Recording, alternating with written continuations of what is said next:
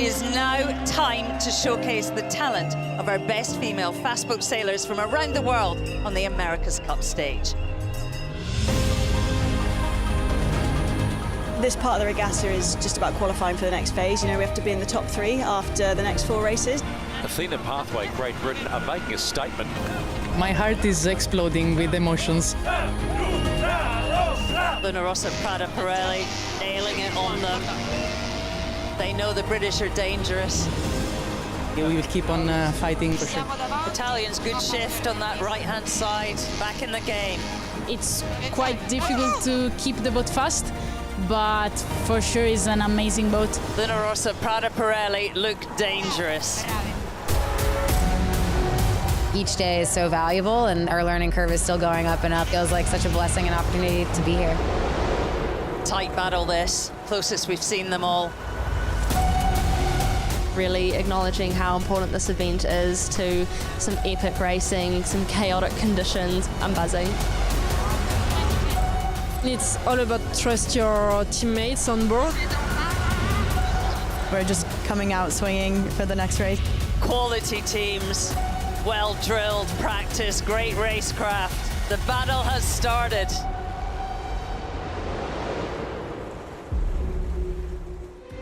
Molt bona tarda. This is Barcelona, where the world's best fast boat sailors are about to take a giant step towards creating history. A week ago, 12 nations began the quest to be crowned inaugural PUIG Women's America's Cup champions. By the end of today, we will be down to 2. This is the prize, 5 kilograms of beautifully crafted silver. But more than that, it's the chance to say you were the very first winner of the PUIG Women's America's Cup. That's all the motivation teams need. The pressure is on. There's no time for mistakes. Our top 6 qualify by finishing in the top 3 of their group, then head to the 4-race semi-finals where points are wiped. It's sudden death. Only 2 go through to the inaugural match race final. As it stands, Group B is sorted, with Sweden, the Netherlands and Spain advancing. In Group A, Great Britain and Italy look safe. The battle is around the remaining spot, at this point between New Zealand and Switzerland. Ahead of us, 6 fleet races, the remaining Group A races, and then the semi-finals. Start well, sail efficiently, stay on the foils, eliminate mistakes, and you give yourself the best chance to head to the final. For the second time today, the fleets will dock out. They tried to get racing underway earlier today, and the wind didn't play ball. So we're back at it again and keen to go racing to complete this whole qualification regatta and find our 2 finalists in the PUIG Women's America's Cup. And as always, Shirley Robertson and Glenn Ashby, there is no shortage of enthusiasm in the dockouts. Yeah, it's been a long day already for these teams. They were up in the dark rigging their boats and out this morning. So yeah, a long wait, but 3 potentially really important races. They have to perform to secure their spot in the next round. It's going to be a huge, huge day, and hopefully Mother Nature plays ball so we can get those 3 final races away so we can get into the semi-finals. Looking forward to it. Yeah, there's a lot of tension, I would suggest, in the Swiss and the New Zealand camp, because they are, one is above the cut line, Switzerland, one's below the cut line, New Zealand. So it's basically game on then. If you make it through, you got to think about it, have a wee break and go again in the semi-final. So it is a mighty day here off the coast of Barcelona. There is, I think, Red Bull Racing. There's who they're up against really for that 3rd spot in the form of Emirates Team New Zealand, as always get the silver fern out there. So there's a long way to go, and there's a lot to look forward to. It could be a bumper afternoon here on the waters of Barcelona. So more importantly, let's get down to business straight away and meet the teams that go out. First up, out of Group A. Undoubtedly the hot favourites. Solid, consistent sailing sees the British team first place overall. They will be looking for a low-risk performance to cement their place in the semis. Sharing driving duties is 3-time Olympic medalist Hannah Mills and the young talent of Tash Bryant. Trimming is Hannah Diamond and Mills's trusted Olympic crew, 2-time Olympic medalist Saskia Clark. The team of Luna Rossa Prada Pirelli are in the top 3 and are in form. Led by the hugely experienced Giulia Conti, she has galvanised her talented young team into a formidable challenger. Offside helm is Margarita Porro, trimmers are Julia Fava and Maria Jubilee. Sitting in a tight third overall after that much-needed race win, Olinki Red Bull Racing need to keep the momentum and deliver some solid results. On driving, it's the experienced 3-time Olympian Natalie Brugère and former junior skiff champion Alexandra Stalner. And keeping it smooth and fast, it's Anja von Almen and the all-round Swiss sailing talent, Lauren Metro. Representing the Defender, this Kiwi outfit is made up of sailors with a lifetime of fast boat experience. Currently in 4th spot, they need a solid day to guarantee a place in the final. Leading the team is Liv Mackay, opposite her the experienced Jo Allais, and on performance it's Molly Meach and multi-hull talent Gemma Jones.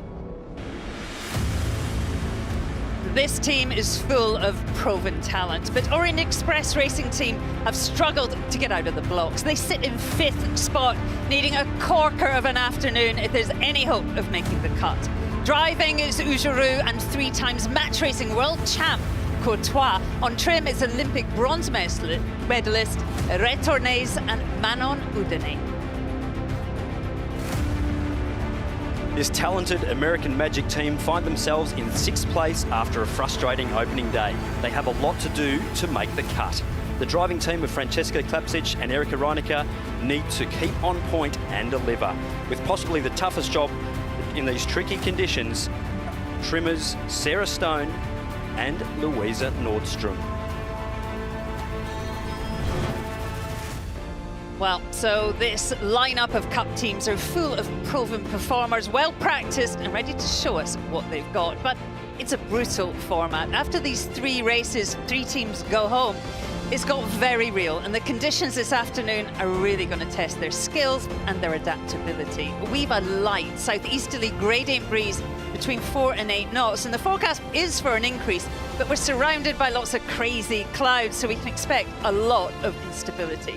To help us watching see what's coming, we have the helping hand of Winsight IQ, showing us a reliable picture of real-time wind. It's really useful. And right now, as you can see, it's a little light and volatile. We may need to be patient, but the forecast is definitely for more to come. And to follow up on that weather forecast, we can now confirm from race management because of that weather. There you go, right there. 21 minutes and 35 seconds to counting. It's been moved to a potential 2:30 local time start this afternoon. So 2:30 is the potential start for race number 6. Still waiting to get that puppy away because I've still got races 7 and 8 to do as well. Let's go into the water with Peter Lester, former America's Cup tactician on Chase Zero, our hydrogen chase boat. Peter, give us some positive news looking forward. Just looking out to sea, I can see Emirates Team New Zealand out beyond the top mark. They're probably a mile and a half away from us. The good sign is they're up and foiling, and the sky has cleared over the top of them, so I can see a bit of blue sky. So that's a positive, that the wind is trying to build from the southeast. We just need it to settle down and a little bit more clearing, and we might be on. It might be on this afternoon. Thanks, Peter. Appreciate that. So there you go. We're in that wait and see moment. But I suppose this is another chance for you're a great believer in process, aren't you, Glenn? So all the teams will now have to go through the process. Okay, another 20 minutes to wait, go through the system, check, and just wait. Absolutely. It's absolutely process-driven. After years and years and years of going to different events, Olympic Games, World Championships, different regattas, you know, we are a sport powered by nature, and Mother Nature just at the moment just taking her time to give us the breeze. All right, we are going to bring you racing, whether it's live or not, and if it starts before, well, we'll just go straight into it. Let's take you back to this group, Group A, Race 1. No fighting behind. Lining up well, New Zealand, Great Britain. Yep. Pretty slow. 7th kill line. Any pressure? There's some late starters here by the look of this start. The Kiwis and the British look like they're going to be on time. Maybe a bit longer. They got stuck in bad air, dirty air on that right-hand side. One coming up. Coming up, yeah. History is made. Welcome to race 1 and the very first PUIG Women's America's Cup. Okay, no one below. Or down in 2.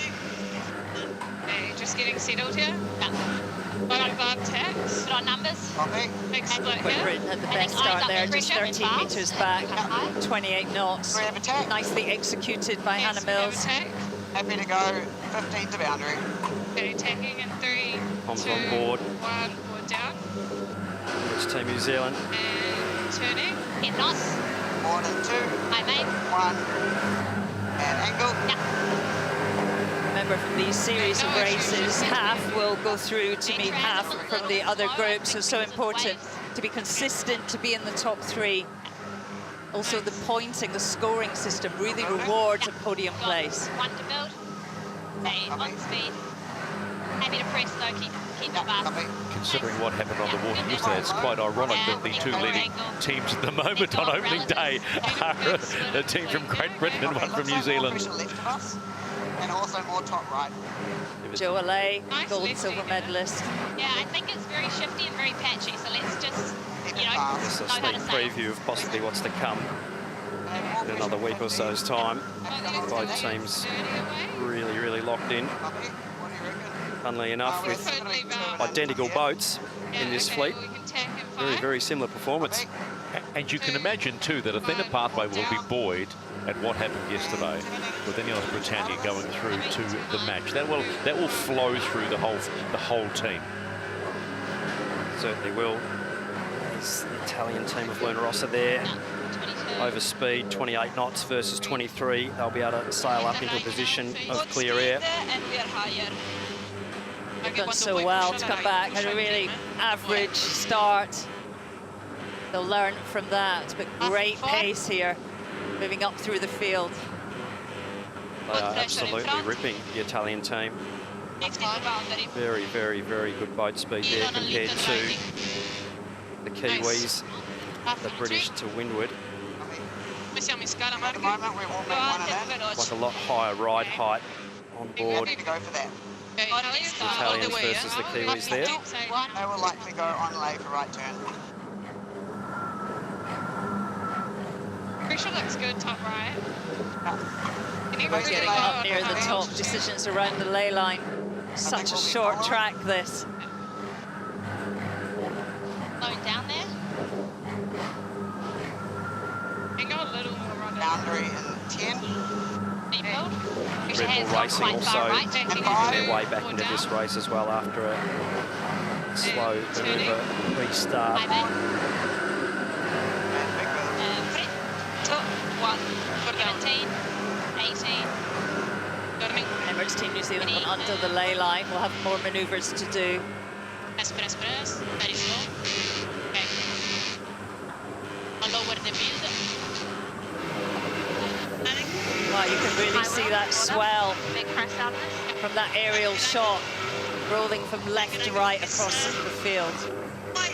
So the boats Now we can lead left, yeah? effectively surfing upwind on those swells. You can see there the swell basically coming from behind the boats and getting onto one of those swells. A big advantage. You can really gain some performance if you can surf those well. The fleet really is starting to pack in at the top gate for the first time. This will be the completion of leg 1 of 4. And as we head into that top gate, leading the fleet will be Athena Pathway. Great Britain taking that final tack. They will be followed through by Luna Rossa, Prada Pirelli.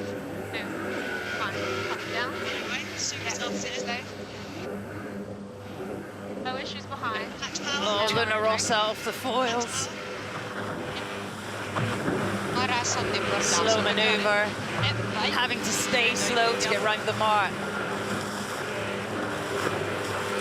They'll need to get down to about 90 degrees true wind angle. The problem is now they're punching straight into that swell, so difficult to take off. They may have to actually tack or jibe to take off down swell. And the question is, can Emirates Team New Zealand now take advantage of that as they and American Magic complete the first leg, followed by the Swiss from Alingi Red Bull Racing, and still quite some way Orient Express L'Oreal Racing. Yeah, throw in 2, then go down. 1, bring away. And angle here. I have the gas of the boat in front. It's like a really big hole of wind up the top end of this course here. Shirley, a lot more pressure where the boats actually started. They've sailed up into some fairly light breeze. You can see the angles there. Everyone just back and forward across the course trying to stay on the foils in this slightly light patch. The boats that get away will sail into the back of that good breeze, which is the British team, and they should extend to a really, really solid lead if they can keep the boat forward. Certainly patchy at the top of the course, and what's running through my mind is, with it being so patchy and the breeze on and off, is minimising manoeuvres. And I think that's what Great Britain have done so well. Beautiful start, and their manoeuvres have been kept to a minimum, and they've really benefited through that, and they have extended out to a pretty comfortable lead. Yeah, Pete's right. I mean, great start and just kept it very simple, good execution. We're seeing at the top of the track, it is only between 6, 7, 8 knots, occasionally really, really patchy. But Athena Pathway extending into more pressure, 10 knots at the bottom of the course. This impressive lead is going to get bigger and bigger. There's a little battle just brewing here, isn't there, between Alingi Red Bull Racing and American Magic for that potential, let's be very careful, potential final podium spot. I've got to say, though, I'm somewhat surprised. You'll excuse us for being somewhat surprised as what's going on with Luna Rossa Prada Pirelli, who went 3 from 3 in practice racing. Coming up and down, 2, 1, board down. Need to build out of this, only 9. This is the race committee. We are moving the windward gate, shortening the course to 1.2 nautical miles and shifting the axis to 210. And Maxi's there. That's your angle for the Americans. That's your angle. Reducing 2. Okay, on this angle for the Americans. So just watch them behind you. They try to bring some traveler up, please. Yep, give me some feel. Rolling down. Really tight battle between those two boats. And as you mentioned before, Shirley, Rich just getting Rich up at the moment, just sailing down into that extra pressure. So that rubber band just getting stretched. It doesn't break and come back and flick you in the eye. Very good shape. Well, picking up the wheel on port side is Tash Bryant. Looks like really nice pressure through here. Athena Pathway, Great Britain, are making a statement to the rest of Group A in this opening race of the PUIG Women's America's Cup. They have got a leg on the fleet, so to speak, and they are just, well, they're just cruising beautifully right now as they complete leg number 2 of 4.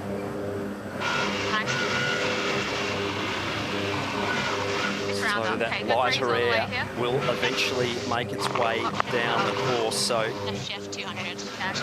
Kiwis need to pull this jibe off nice and cleanly. They're in a decent bit of pressure there, but they should be able to execute that no problem. But they'll be sailing back upwind into that slightly lighter pressure, so they'll be wanting to pick their timing to make sure they manoeuvre in the best pressure they possibly can to keep the boat, and the foils will give themselves the best chance of doing that.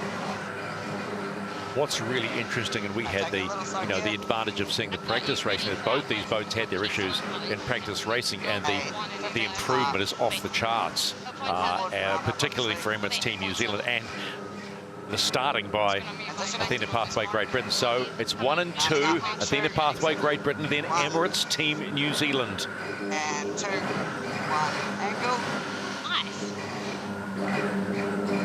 Right, say 50 to boundary, 200. Both the American team and the Swiss having to jibe to get to this bottom gate. So two very important manoeuvres, Shirley, coming up now. It's going to be pretty hot out of it. Yep. Leaving trap high. Yep. This is a great little dance between these two boats. As you can see on the bottom of your screen at this point, it's American Magic in third position and Elite Red Bull Racing in fourth position. Just keep your eye on the bottom of your screen, wherever you are. That'll tell you where your team is on the race course and their position. Bit of a lefty angle. Nice. 198 on the breeze. Copy, big lefty then. Be patient, focus on our boat. Yeah. Let's try to power a bit, Tanya. Yeah, coming. Powering up. Okay. All these teams are associated with cup teams. Some have worked more closely than others, but all of them, as we can see, are pretty well practiced and drilled. What they haven't had a lot of time to practice is racecraft in AC40s on these tiny, tiny courses. But as you said, Stephen, we will see that progress. It will be, we've used this term before, but it will be vertical progression, and you'll see it quite simply in the results. Back with the Athena Pathway, not in a great deal of breeze, but doing really well to keep it flying, really joining the bits of pressure together.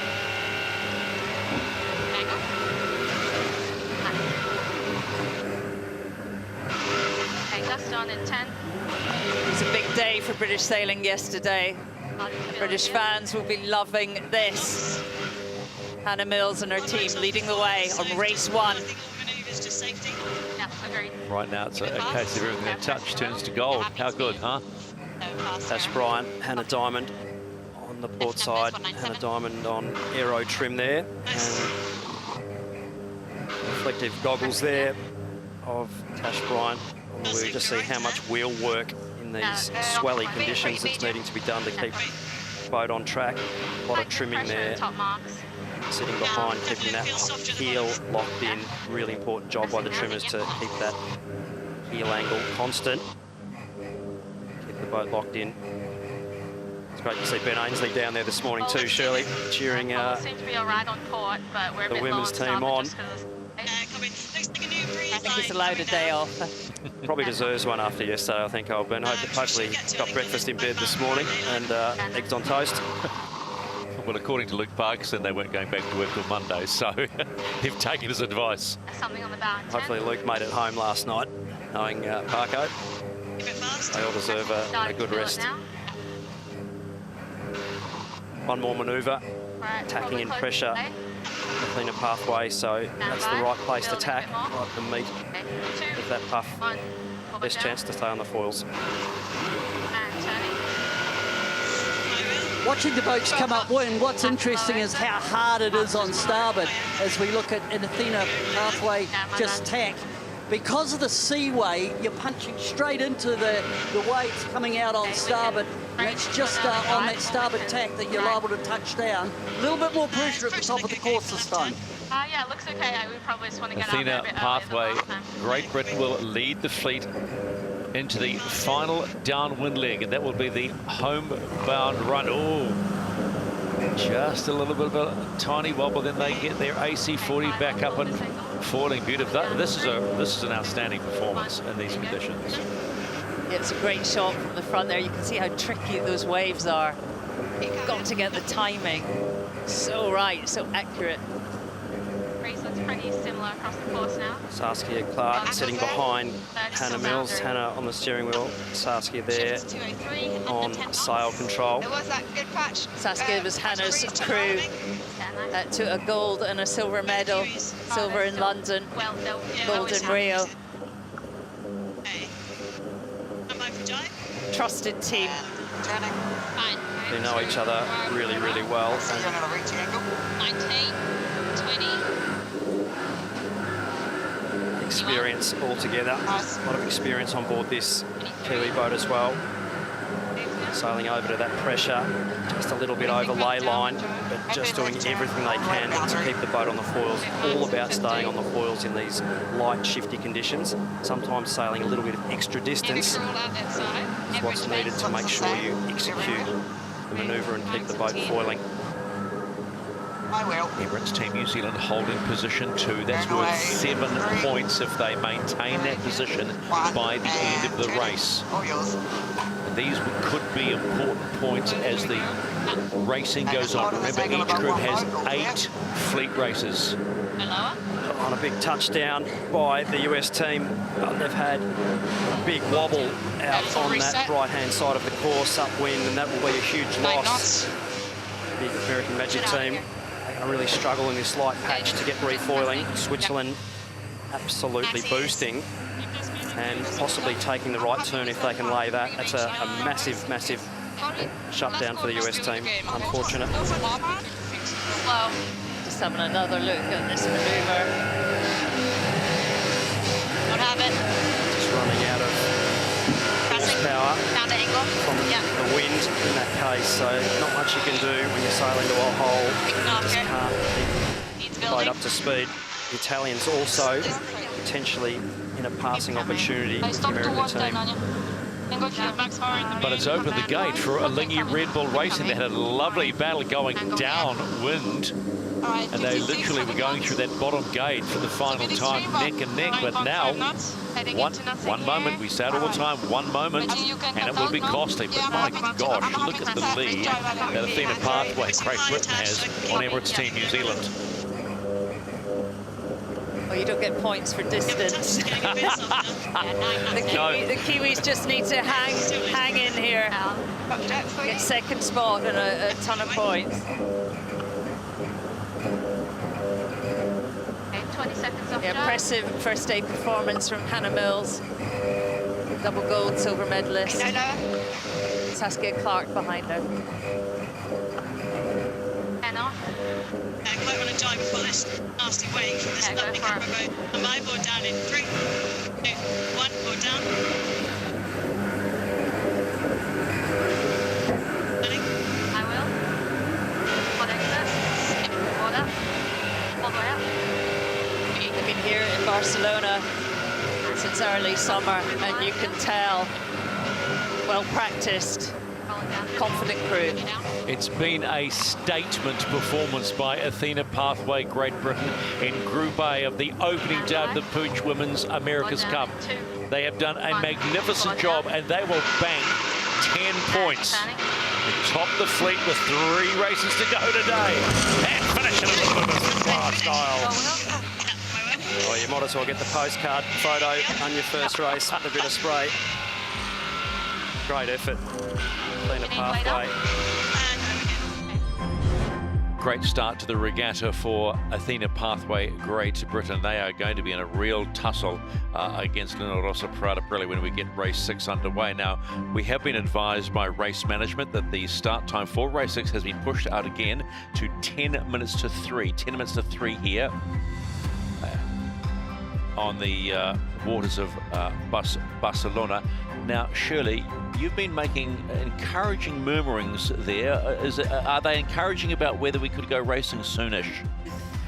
Yeah, I've fully become the weather girl. Well, just look, the French Orient Express racing, out practicing for the next America's Cup.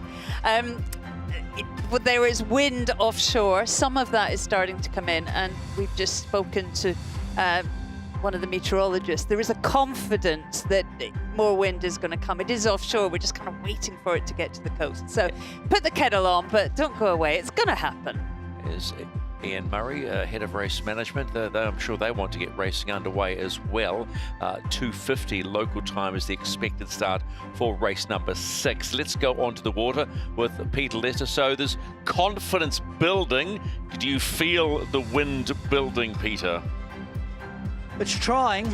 There's a bit of blue sky out to my left, so now we're talking out to the east, and that's a good sign, because out there really up till about half an hour ago it was pretty black, which just makes it hard for the breeze to build. Team New Zealand are out there, about 3 miles up. Right now they're not sailing, but they have been. The French, you've already seen them ripping around, so there's enough breeze for the big boats to sail. We just need it to fill in. In fact, I look up now about 200 or 300 metres. The water does look a little bit calmer. I just hope that's wind and it will fill in. All right, thanks for that, Pete. Appreciate that. All right, so 2:50, the latest start time for race number 6. Let's stay in Group A, go back to day 1. Here's race number 3. This is the race committee. The wind sampling is complete, and this race is live. So we're good to go. Race 3 in Group A, the America's Cup races. Tomorrow it's the invited teams. But right now, we still have 2 races to get in here. And it will be Athena Pathway, Great Britain, who are leading the pack, but just by 2 points from Luna Rossa Prada Pirelli. Let's get ready. This is going to be full on, this race. Really bumpy sea state and some good breeze, so we are going to see some fantastic action. The AC40's right on the edge. Make sure your goggle strap's done up tight for this one. They are going to be seeing some water over the deck at some point of this race, each of the teams. The Kiwi team, the French and the USA really need to start to get some points on the table.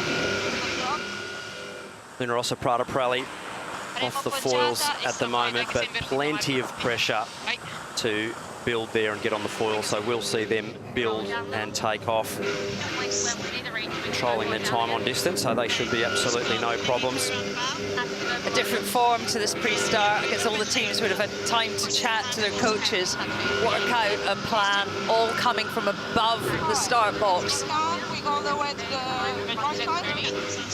There's still plenty of time to kill before this start.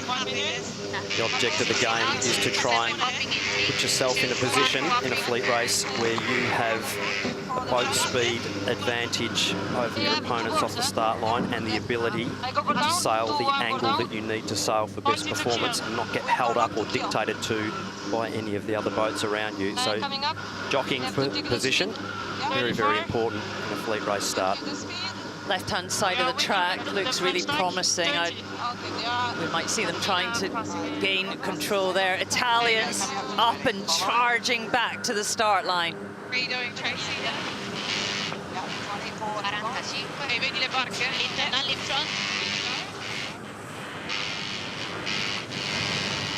Athena Pathway tacking back, final approach. Checking their time and distance. 3, 2, 1, coming up, and 2, 1, button, and turning. 5 boats all locked together.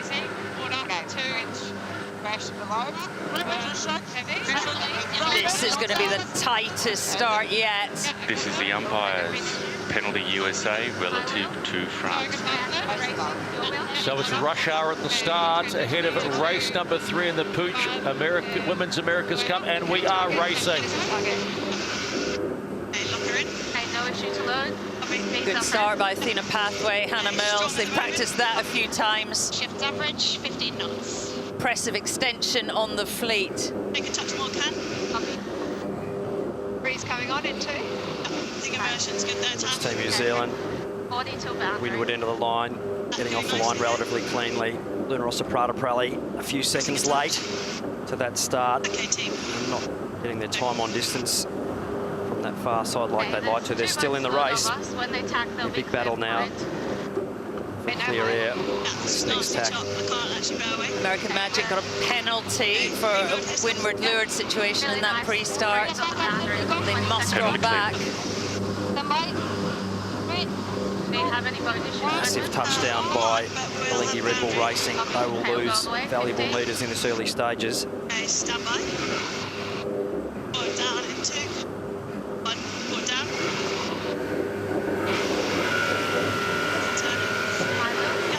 Your wheel, no issue. Make sense. We've seen throughout this racing, whether it's the Senior Cup or the Youth America's Cup, how crucial getting off the start line is. Oh, big crash down for Alinghi Red Bull Racing.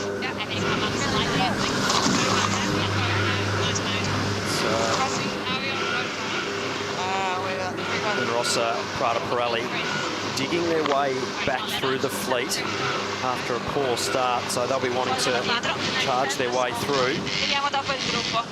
Big dip there by the Swiss around the back of the Italians. And the Italians sort of out of phase with the rest of the fleet. So punching through some dirty air compared to the rest of the fleet. They'll just need to sail a clean race to get back into this. Top 3, really close race in the top half of this first beat.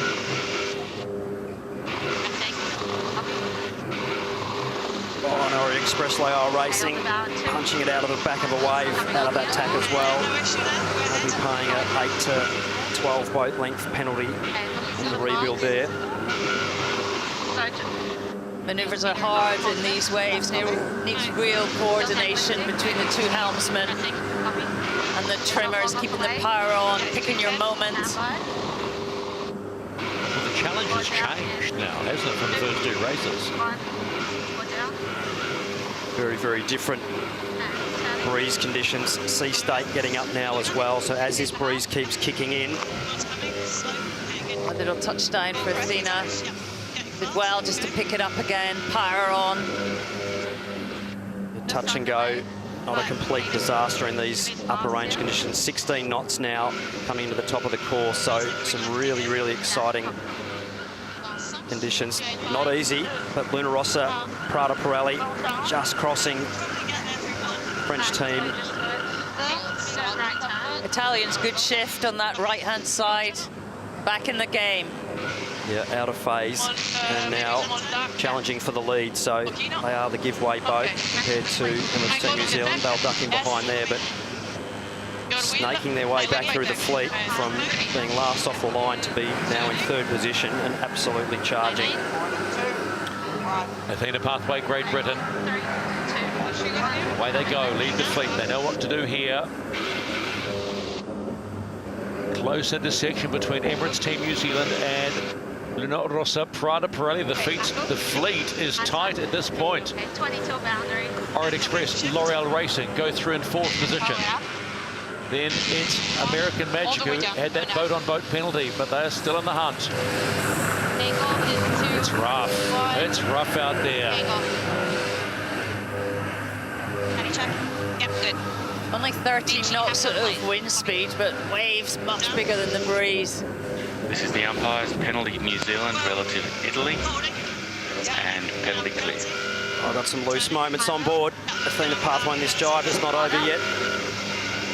Got to get it locked in there. That was a very, very close moment to a big, big foil ventilation as they went into that jibe. So nice job to just hang on to it. Hannah Mills, Saskia Clark handing over This is the to umpire's Tash Bryant. boundary penalty GBR.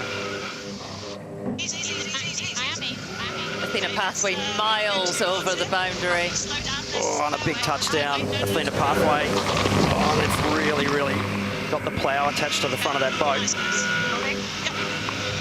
Just can't really get locked in this run.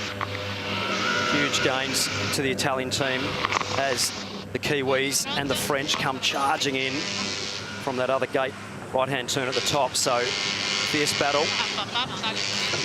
All about sailing well and locking in, doing your job accurately on the boat. This is what we wanted to see. It's such a good battle. Orient Express, L'Oreal Racing, doing a brilliant job. Just off the hip there of Emirates Team New Zealand. Great breeze all the way down the track. It is all about sending it, pulling off those manoeuvres.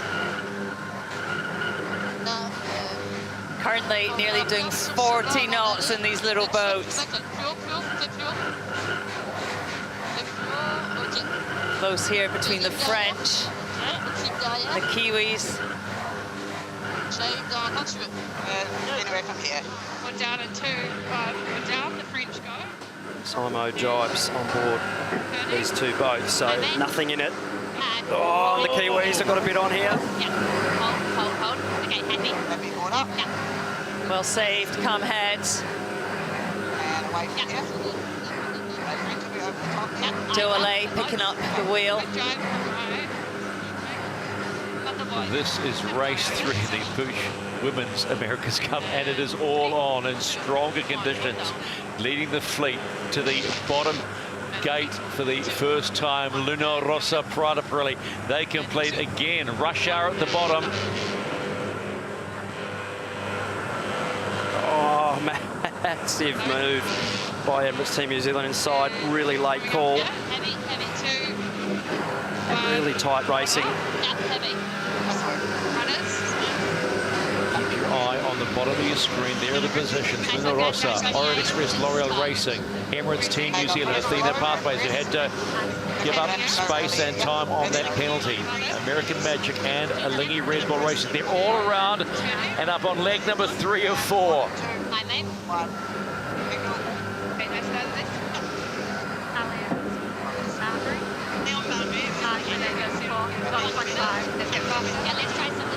Beautiful tack on board Luna Rossa, Prada Pirelli.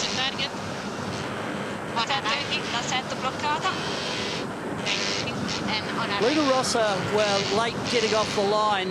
They touched down in that last minute 30 before the start, but they have shown some serious good boat handling and good speed. For Great Britain, they got over on this on the right-hand side on that downwind, and it's really tricky out there. Quite a lot of wind, big waves, but still the patches. And it was that touchdown that we saw the lead change. Really challenging conditions. Some of the most challenging conditions I've seen here in Barcelona. A lot of lured heel on a Athena Pathway. Like they're really struggling to lock it down in the waves. As Pete said, this cross swell, and now we're getting wind chop on top of that coming from the wind direction. So effectively 2 or 3 different wave angles all bouncing off each other, bouncing these little boats around. Not easy to trim or steer. Not easy if you're the auto pilot for the ride height control either, having to deal with all those mixed signals.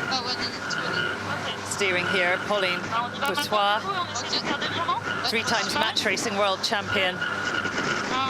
Hoping she can use her skills in the final. The big battle to get there first.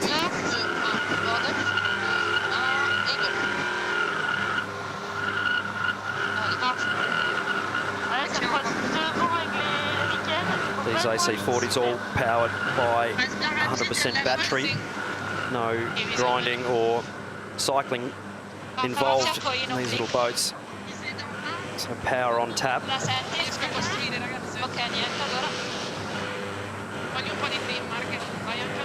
That's how you use that power. It creates the performance of these boats. Accurate steering and trimming, absolutely key to getting the boats to sail at their maximum performance, particularly in this confused sea state.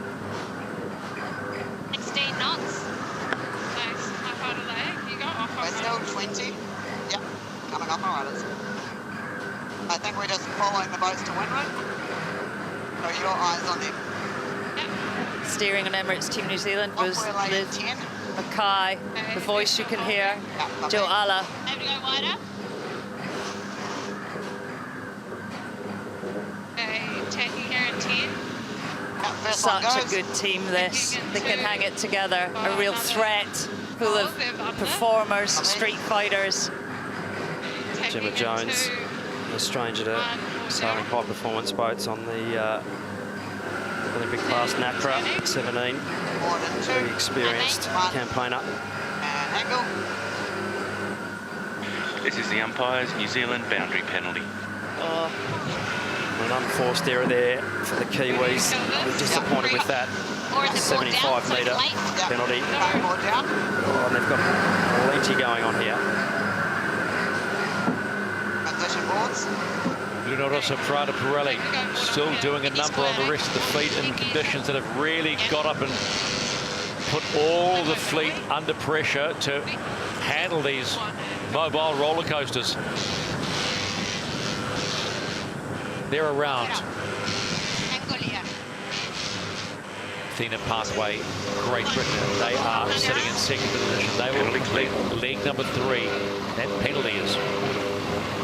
How much is it going to hurt Emirates Team New Zealand? At the moment, they still sit in 3rd position.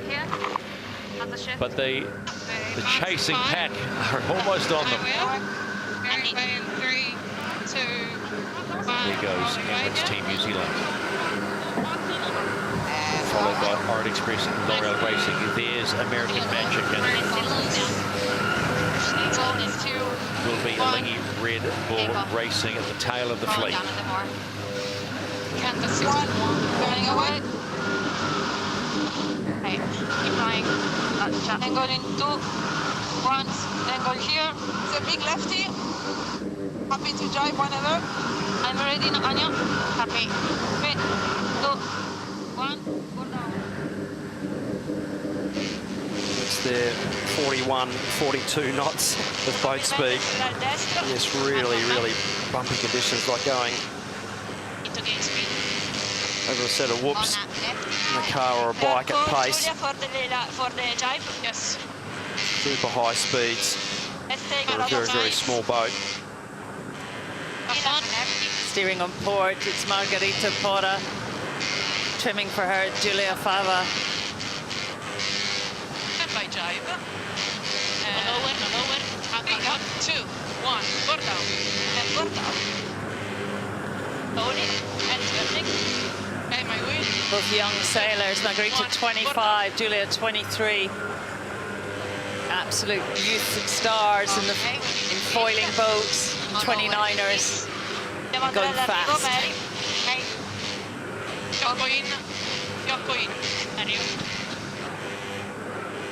These women definitely not scared of the pace and the performance of these boats. Absolutely at ease.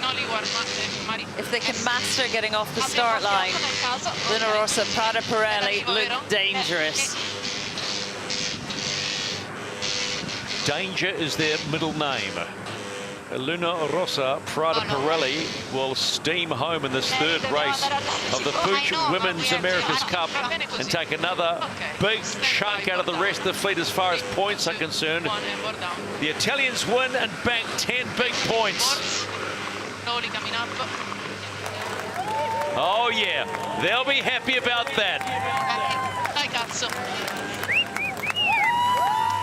Coming home in second position to pick up the 7 points will be Athena Pathway, Great Britain. The whole fleet really given a stern test of their ability today, but they have handled it well.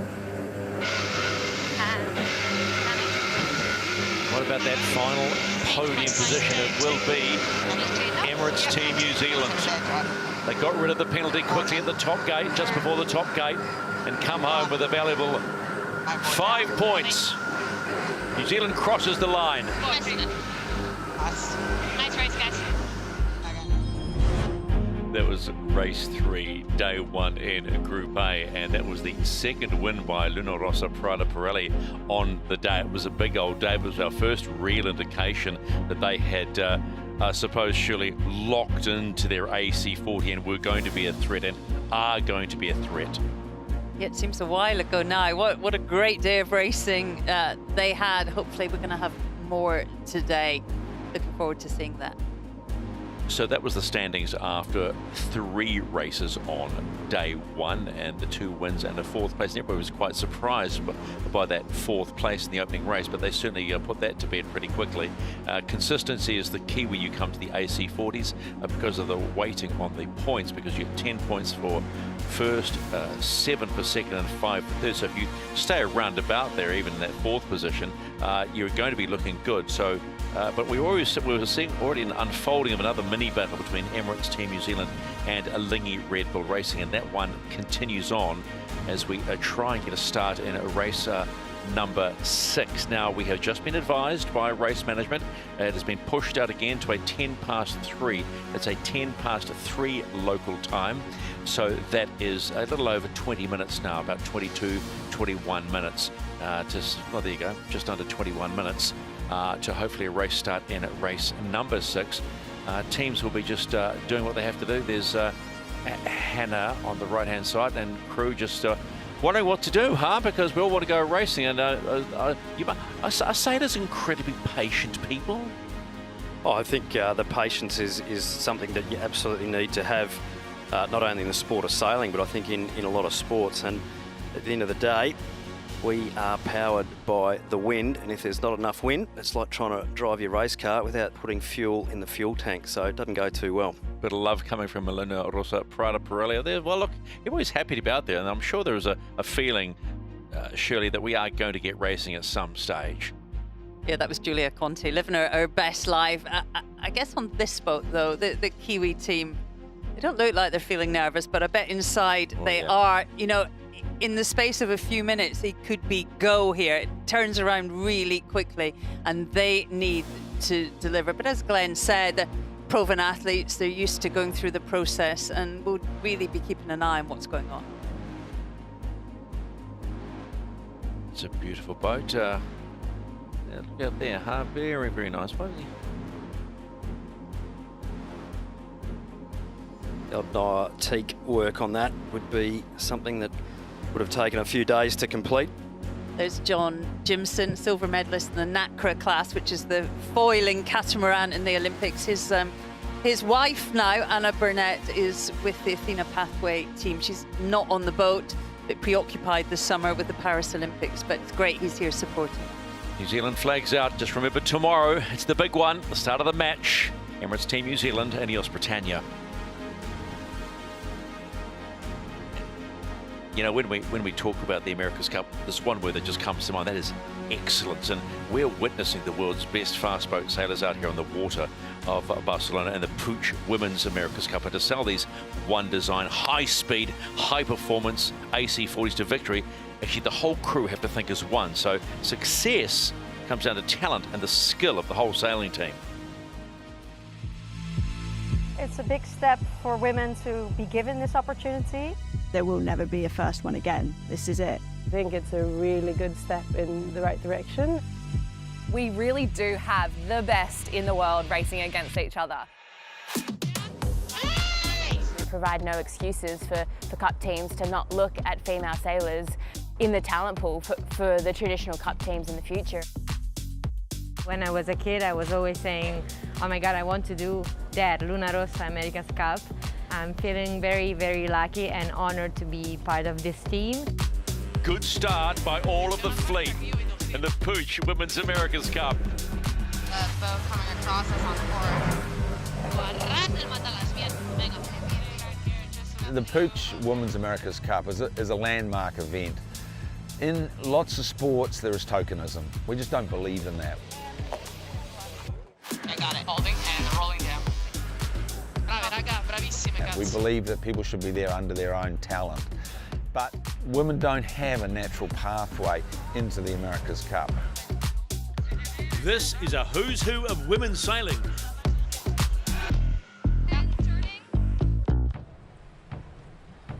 The format of the women's event is we have 6 from the America's Cup teams and we have 6 from the invited teams, and they each race separately in separate pools, and then we take 3 winners from the America's Cup team side, 3 winners from the invited teams, and they come together for a set of fleet racing. And from there, the top 2 winners of the fleet race come together for a final match race, and it's whoever wins that takes all. Because there's going to be teams that push it too far, and they'll end up on their sides. The high speeds that they're capable of makes split-second decisions critical. There's no age limit for competing. We're seeing a lot of talent across all disciplines of sailing. We have a lot from the offshore field, we have a lot from the Olympics, and just fresh back from Paris, we have some Olympic medalists. So it's a great day for sailing, but especially for women in sports. And I really hope that we're going to inspire 5-year-old, 8-year-old girls to follow their dreams, and those little girls can say, hey, see, there's professional sailing. I can go and do that. Keeping speed on to make this dive, boundary dive.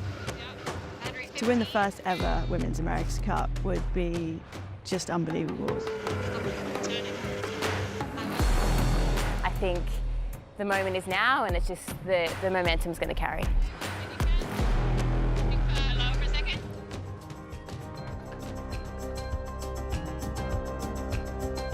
The moment is now. We are closing in on the semi-finals of the PUIG Women's America's Cup, where we still have to complete Group A. We're waiting on a start in race number 6. There's some activity. We believe it's gone to the water with Peter Lester. Peter, I'm hearing activity on the water. Well, that's pretty good activity. The defender.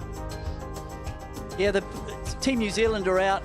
They're beyond us, actually, about, I don't know, 2 miles out to sea. There's a bit more breeze out there, and they're up and foiling, but we just know how powerful the AC75s are. But race manager would actually ask the AC40s to see if they can get up on the foils. Some of them will be getting towed. We're right next to Athena Pathway from Britain. So Hannah Mills is trying to see if they can get enough speed to get the boat moving. And right now they are in a speed build. So fingers crossed. Well, that is the encouraging sign, and Athena Pathway, Great Britain, actually sit at the top of the table right now in Group A. They are on equal points with Luna Rossa Prada Pirelli, but they had a very good race number 5, and Luna Rossa didn't have such a good race 5, so it's really on at the top of the table in Group A. So much to look forward to, and this is an encouraging sign, so cross your wee fingers.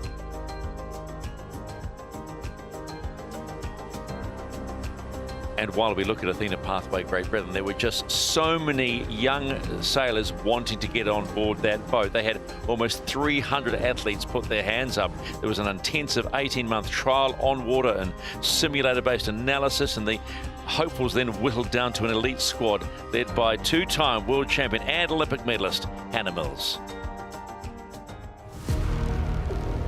It's incredibly exciting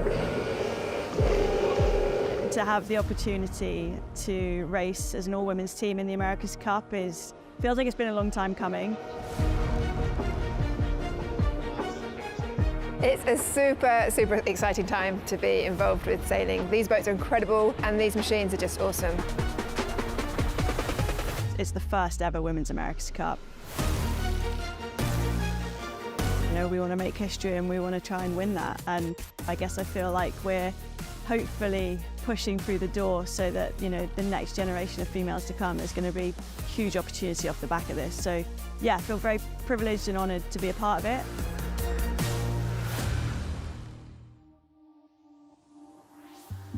We've had a really long journey to get to this point. You know, we launched the Athena Pathway programme. Ben Ainsley and myself launched it kind of back in 2021. It felt like with the announcement of the Women's and Youth America's Cup, it was just a big opportunity in British sailing to try and build a pathway into the top level of our sport. And since then, you know, there's been a lot of work back in the UK on working with WASP and getting the next generation foiling back in the UK, which has been a really cool part of the project. And then obviously with the Women's and Youth Cup, we've had the AC40 simulator out, did a lot of training on that. That's how we did our selection process. And then we had a phase where we were with Ineos Britannia and we were upskilling a lot of our sailors and a lot of our shore team actually as well, to then move into our own base in Badalona here in Barcelona. So our CEO is Hannah Mills. She doesn't need much introduction, and she's the driver on the boat. She's also like a long-time teammate of mine. We did 2 Olympics together. We won a gold and silver medal together in the 470. So we both know each other pretty well.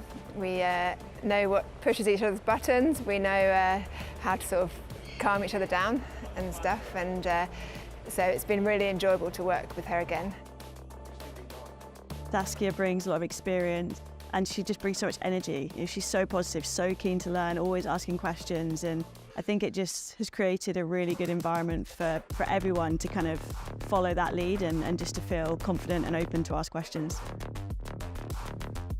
Anna Burnett just brings a ton of foiling experience. She's sailed the NACRI 17 for multiple Olympic cycles now, been to multiple Olympic Games. She just brings, firstly, real intensity. She works incredibly hard, and she just brings some really high-level foiling knowledge. Ellie Aldridge is on our team as a driver, and she's got an interesting background as well. Dinghy sailor originally, and then switched over to be a kite foil racer. She's actually the only one that's done a whole lot of racing at 40 knots. Ellie Aldridge is just brings total laid-back vibes, which on a foiling boat going 45 knots is amazing. Just that calmness she brings to the boat is exactly what you need when you're racing in tight scenarios or when things are a bit windy and things are feeling a bit out of control. It's kind of the perfect level of person that you need on the boat. Freya Black's on our team as a driver, and she's actually an Olympic partnership with Saskia Tidy. It's interesting to watch them both bounce off each other. She's intense, she's punchy. I raced against her actually in 470s before Tokyo. She was one of our training partners, so got a real good insight into how she races, and she's a really, really good racer. So strategically and tactically, she brings a lot to the team. Han Diamond's the trimmer on our boat. She comes to the squad with a whole really varied CV, like Olympic sailing, ocean racing. Saskia Tidy is an incredibly hard worker. She's really positive energy, brings a lot of energy to the team. She's done multiple Olympic Games, a lot of success in the 49er FX class as a crew. So just that sort of sailing, trimming knowledge is really, really high. So yeah, to have that as part of our team has been really, really valuable. The AC40 is amazing to sail. It really rewards accuracy. You know, if you get the heel slightly wrong, it can be a big wipeout. The racing is just amazing. You know, you've got 6 boats going around a race course, bouncing off boundaries, coming together all of the time, and just the communication between the 4 people on board is absolutely critical. There will never be a first one again. This is it. So yeah, it's mega.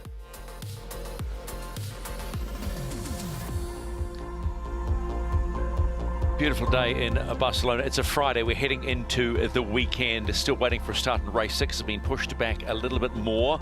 So the sailors have to be patient. We are being patient. And if you're a fan here in the fan zone, that's a lot of patient individuals as well. There's the Union Jack out there.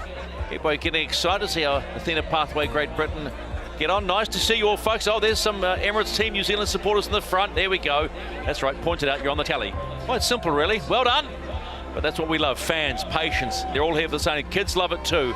And they simply line the waterways here to watch it. My father always said if I was one of those persons, people, young kids doing that in the front of the telly, he would disown me. So that was lucky I never did that. Alrighty, let's move on, shall we? We have pushed it back, so they are also towing them up to see if they can keep them sailing. So there is really encouraging signs, not the fact that they're being towed up, but they are getting better weather conditions. Let's go for some racing. Come on, let's go back to day 1, race 4.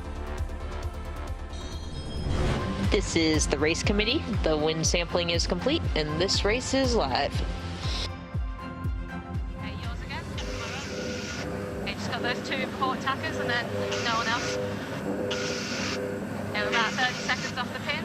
Okay, copy. Well, let's have a quick check-in with the racetrack. Have a look at that ghost boat, which uses the wind field data. It really likes that long run into the left-hand boundary, maximum pace, maximum distance, and then approaching from the right-hand side. Yeah, we can't drive at the moment. Let's go into the water, Peter Lester.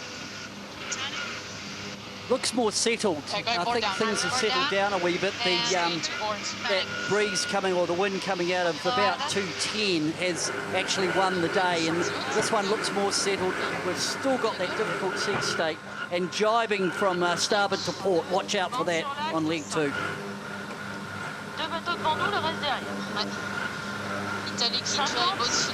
Teams working their way a lot further downwind now before the start in these windy conditions, so the dirty air off all the boats less drastic and less critical in these windy conditions, so boats are a little more efficient now, and that dirty air not quite as disastrous in the pre-start, so plenty of power on offer.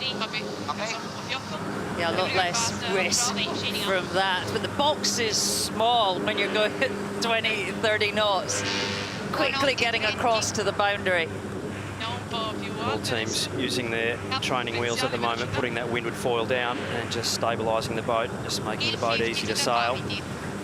All about time and distance now. That'll be the comms on board. When to tack, head back. Yeah, have to get low if we can. Pressing here. Okay, my will. We're good, actually, yours. Hannah Mills starting the charge back to the line. Get deep if we can. Go fast to kill. Not British coming down team much here. potentially Okay, no more boats wanting to lower that now. left-hand end starting off the pin. Yeah, coming down a bit now, but still. Okay, board down. 3, 2, 1, board up. Okay, charge. We go for the roll. Luna Rossa, Prada Pirelli staying high, wanting that right-hand end of the line. Kill 6. Red Bull Racing really late potentially for the start. Very, very late approach. Yeah, copy. Okay, can't get there. Americans possibly late as well. Athena Pathway have the left-hand end all to themselves. It's still pressing for target. Race 4, Group A. 285. PUIG Women's America's Cup. How much, sorry? 285. No, how much, sorry? 5 left. Okay, Americans actually getting a slingshot through the windward end of the line there, so just managed to get around the back of the Kiwis and have to thread the eye of the needle. Best start was the Italians, only 9 metres back and at pace.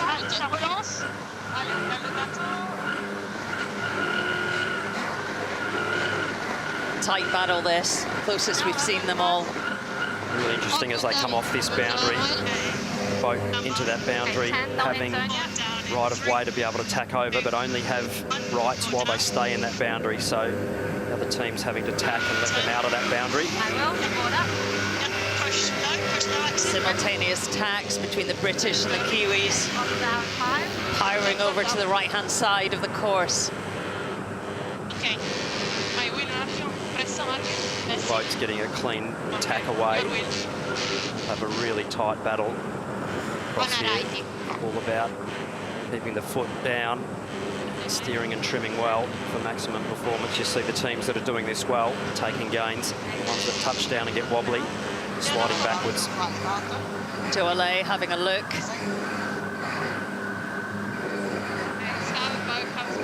She battled Hannah Mills for Olympic glory for nearly a decade. Here they are back on the racetrack, eyeing each other up. USA actually the right-of-way boat here.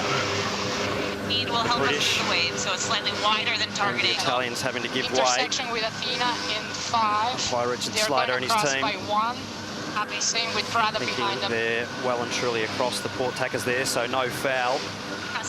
And count as a 60. You're happy with that? Not happy. Okay. Well and truly in this race. American Magic really needs a good race, sitting at the bottom of the table. Good speed. Good mold with New Zealand. Great to see them back in the game here. Might have one in right from here. Ripping tack on board, Luna Rossa Prada Pirelli. They just flicked the boat round beautifully on a nice part of the swell, just turning as the boat was dipping down into the swell and accelerating out the other side. So very, very close race at the top.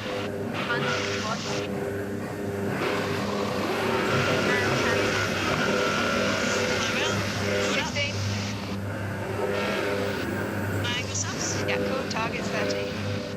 Italians across the front of the Americans. This top sector of the course, you'll see all the boats start converging as they get closer to this top gate.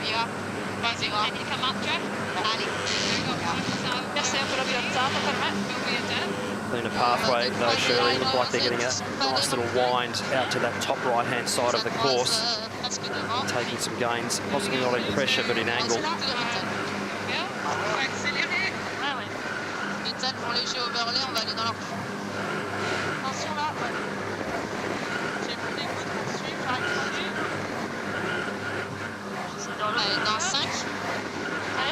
Big loss to Luna Rossa there.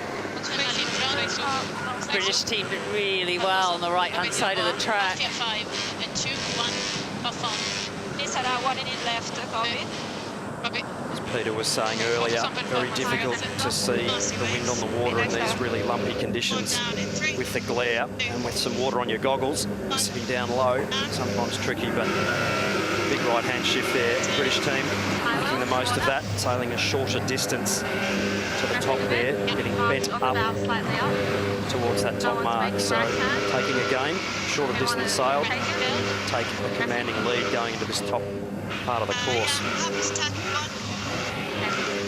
Athena Pathway, Great Britain. They already have one win. It was the opening race of the day, and they did a sterling job on that. Can they repeat it in the last race of the opening day of the PUIG Women's America's Cup? We've been waiting a long time to see them ripping at high speeds and in close quarters, and that is exactly what you are getting. Luna Rossa, Prada Pirelli, American Magic.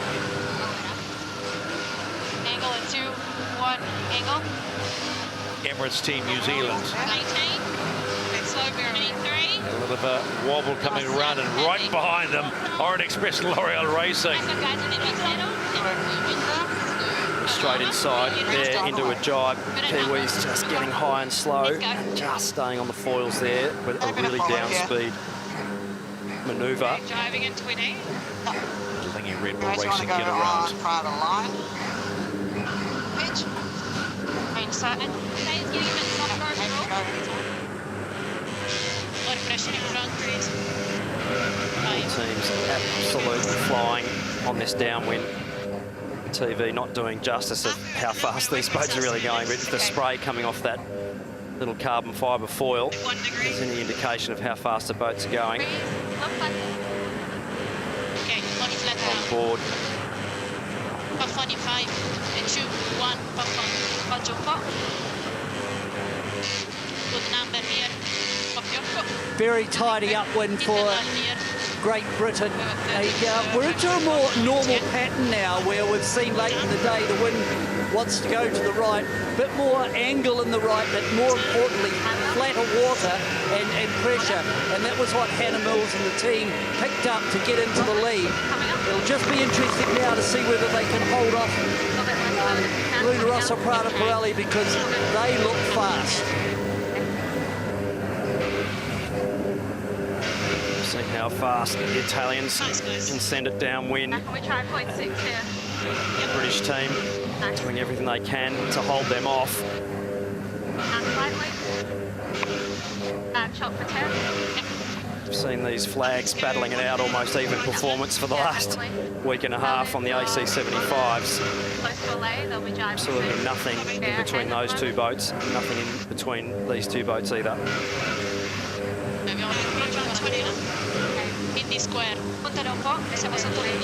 The Italian team now having right of way, surely, over the British, so decision now on the British of how to handle this. They'll probably duck up behind the Italian team.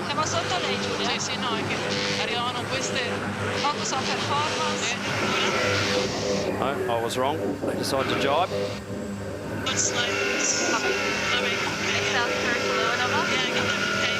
Close to ley line, but possibly another manoeuvre needed by both boats. Italians closer to laying in than the British. Both these teams have worked really closely with their Youth America's Cup teams, and we'll come to this with plenty of information and settings. No surprise that they are rapid. Also, Prada Pirelli displaying how you can get speed out of these one-make AC40s, but right on them is Athena Pathway, Great Britain. Little left shift coming down there, so we couldn't see that on our screens, but British doing a nice job driving on lay. Well and truly in the mix. Luna Rossa, Prada Pirelli just taking a small advantage. Americans are through, so too will the Orient Express L'Oreal Racing, pushing hard against Emirates Team New Zealand. And the Lingy Red Bull Racing appear to have had a fairly solid downwind leg. We're halfway through race 4. Hannah Mills there saying left shift, so that left shift, they did the downwind in now. They are in that on the upwind. Potentially going back right again, up over to that right side. American Magic hanging on. Top 3 places is what it's all about in this series.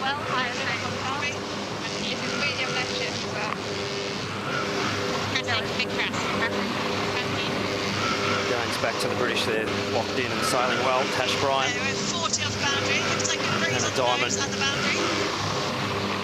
Business well at the moment. Poggia un filo, ok, così va bene. Ancora un filo, pressa un filo. Ok, ma ancora on the deck, che faremo insieme a loro appena buttano giù l'arma.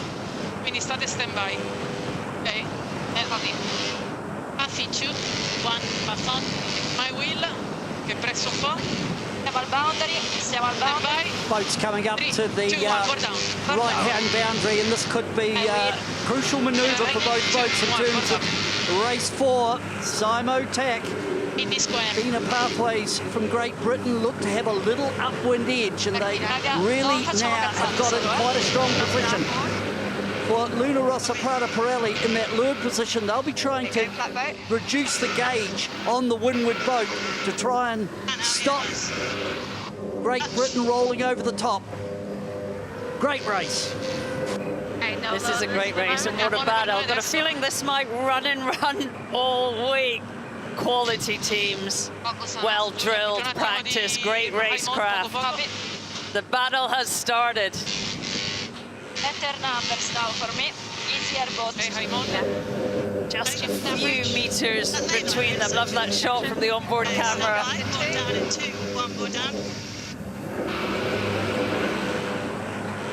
Luna Rossa Prada Pirelli just managed to move forward. Athena Pathway tacking away. Faster than this. Boat's getting to open course now, so having to do at least one more manoeuvre each to get to the top. And the British there just taking a little bit of a shift, tacking away from the Italians. So back to that possible favoured right-hand side. We saw that in the last upwind leg. The British taking a huge gain out there, and we're interested to see how it pans out from now. Oh, American Magic fans will be disappointed. American Magic off the foils. Struggling to get going, even though there's plenty breeze. They were running in position 3. They were running in third position and looking good for valuable points. Just having a look at their onboard, see what happened. Yeah, just a little vent and a little touch down there, but not reacting quick enough to ease the sails and actually bear the boat away. So holding the boat high, washing all your speed off, then basically having no lift from that little foil. So needed to ease the sails quickly, bear away to keep the speed on. Well, the battle for first place is well and truly on. Coming back on port, Luna Rossa Prada Pirelli, neck and neck with the British team.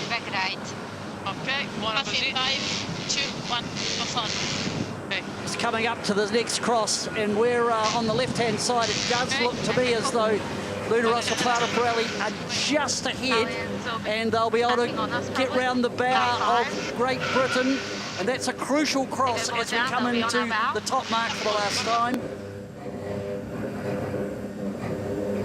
Luna Rossa Prada Pirelli nailing it on them. They know the British are dangerous. So Luna Rossa Prada Pirelli in defensive mode as they complete the third leg of 4. They're heading home. They make it 3 in a row today. Or will Athena Pathway Great Britain have something to say about that? It only takes one wobble. Really nothing in that beat, so both boats splitting and coming back, and it was really just a slight gain to the Italians, but been able to tack in front of the British, give them a little bit of dirty air just for a short period, and then execute a really high-speed slingshot bear away, and have turned that into a 100-metre lead. These manoeuvres crucial on this battle. Real battle for this third position between Orient Express L'Oreal Racing and Emirates Team New Zealand, 3rd and 4th, as you see it at the moment. Big battle for 1st and 2nd, and we've got a big battle for 3rd and 4th currently at the moment. So both these teams needing to push hard on this downwind for those valuable points at the finish. Currently the Kiwis in 3rd place overall. Remember, after this series, it is full reset. Just have to make the top 3. They have to keep pushing. The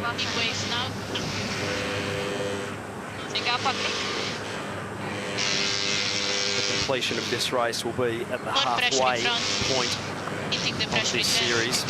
Top 3 boats going through to the final, going to the top 3 of the Group B invited teams, so important to make that top 3 cut. Talon is extending on this downwind. Shirley sailing the boat beautifully. Impressive racecraft from Luna Rossa, Prada Pirelli, and also really calm comms. You get the feeling that they've been working with Jimmy and Bruni on that, very considered.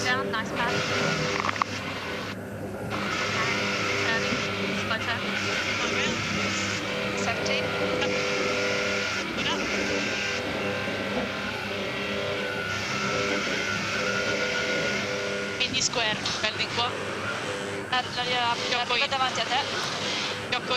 Beautiful sail control from board Luna Rossa Prada Pirelli, really nice. Nicely locked in on roll, which is so important on these AC40s. It's important on the 75s as well, as it is on most boats, but controlling the leeway, very, very critical on a foiling boat.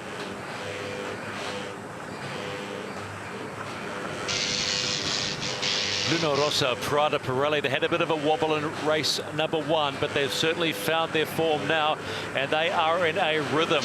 They will hit the line here in race 4, and that will be 3 race wins in a row for Luna Rossa, Prada Pirelli on the opening day of the PUIG Women's America's Cup. You can bet they're happy about that. Followed in by Athena Pathway, Great Britain. These 2 teams signalling they could be the teams to beat. Yep, happiness all around. Britannia fans, or should I say British fans, and also Italian fans as well. Oh, it's been a big 24 hours, hasn't it? Big 24 hours for both those supporters. Now, how about this one? Big cross coming up here, very, very close. The French pushing hard, just a jibe in front to try and take this valuable set of points. Oh, they're loose here. The French have just got it under control. Can they hold on, the French? Orient Express, L'Oreal Racing, they need some points. And they will get it. Valuable points for Orient Express and L'Oreal Racing. 3rd position, followed home by Emirates Team New Zealand.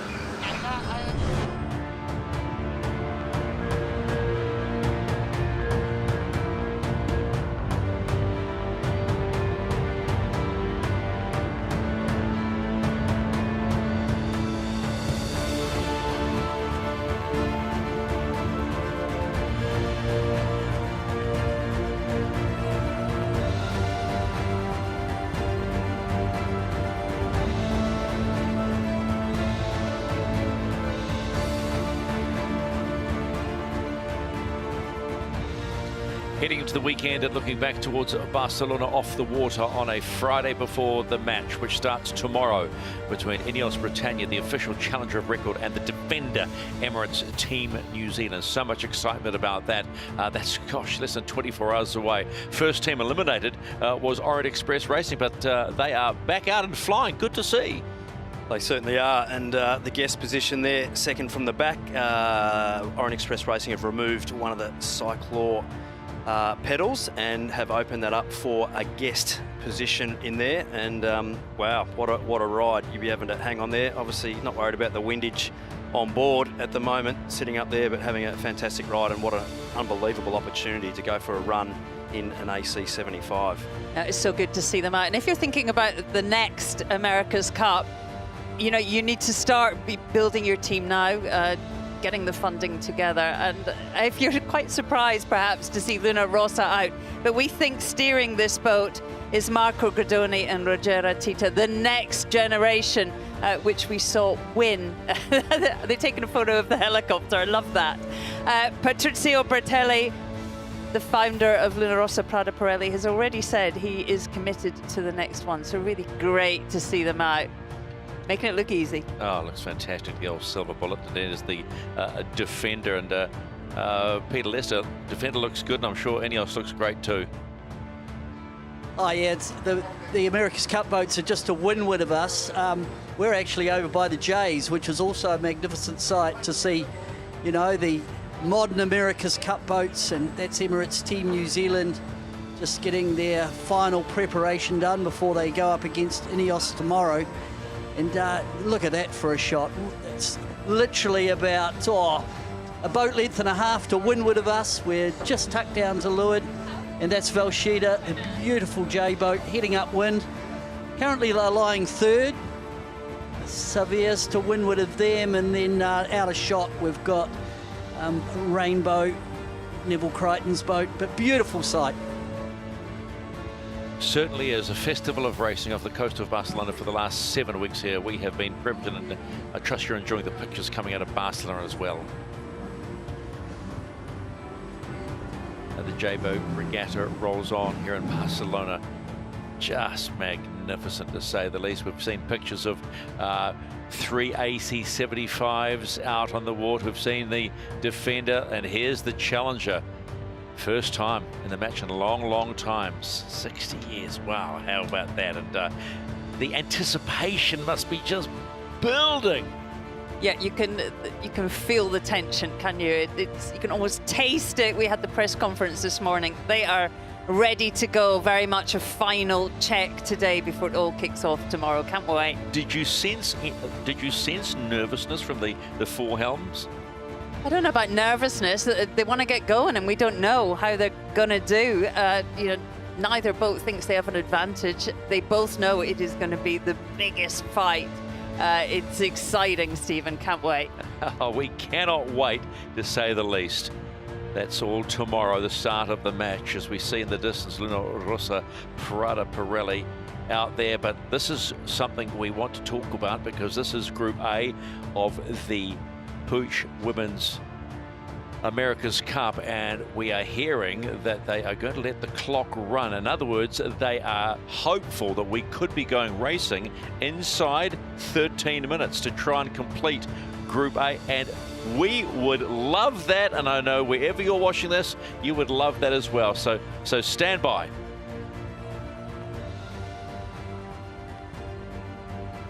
Now, it's no secret, the America's Cup is the oldest and greatest obsession in the world. And for the first time, we've actually turned the page on a new chapter with what you're watching, the PUIG Women's America's Cup.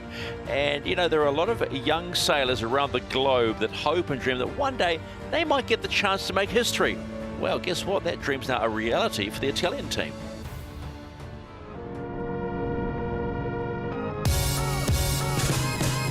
Participating at the first Women's America's Cup, it's an honor. When I was a kid, I was always saying, oh my God, I want to do that, Luna Rossa America's Cup. When I stop and think about it, it's just like, wow, it's the first time and I'm here. So I'm feeling very, very lucky and honored to be part of this team. It's a dream coming true, but still didn't realize it. Actually, I think I will realize it on the first day of racing, probably. But yeah, I'm very happy and proud. For sure, being a NACRA sailor, it was very easy for me to just go on the AC40 and be on a fast boat, because I always do that. And also racing on a fast boat is not a simple thing. You have to be used to it. Sailing NACRA 17 is really helpful for my knowledge in the AC40, and also for the speed, the sensations and stuff like that. You feel the boat on the, I don't know how to say it, on the ass instead of the hands. I mean, a little bit less, but yeah, simulator and NACRA 17 have been important parts of my preparation. My opposite helm is Giulia Conti. She is an icon for Italy, a female icon. She has a very good view of the sailing course, so she just gives a look and already knows what to do. But it's also hard to understand her mind and try to stay on pace. It's not easy just to do your job for half of the time.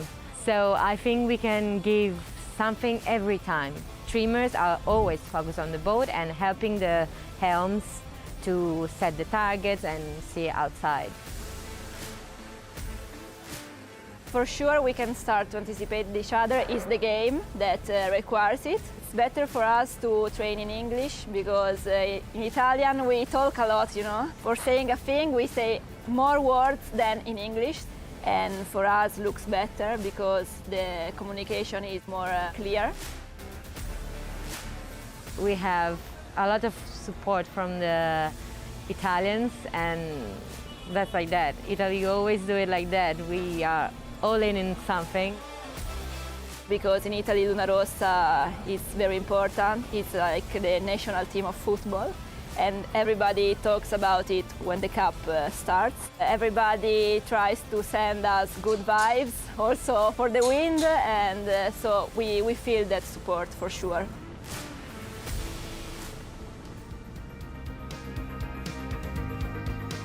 Luna Rossa Prada Pirelli sitting in second position in Group A on equal points with Athena Pathway.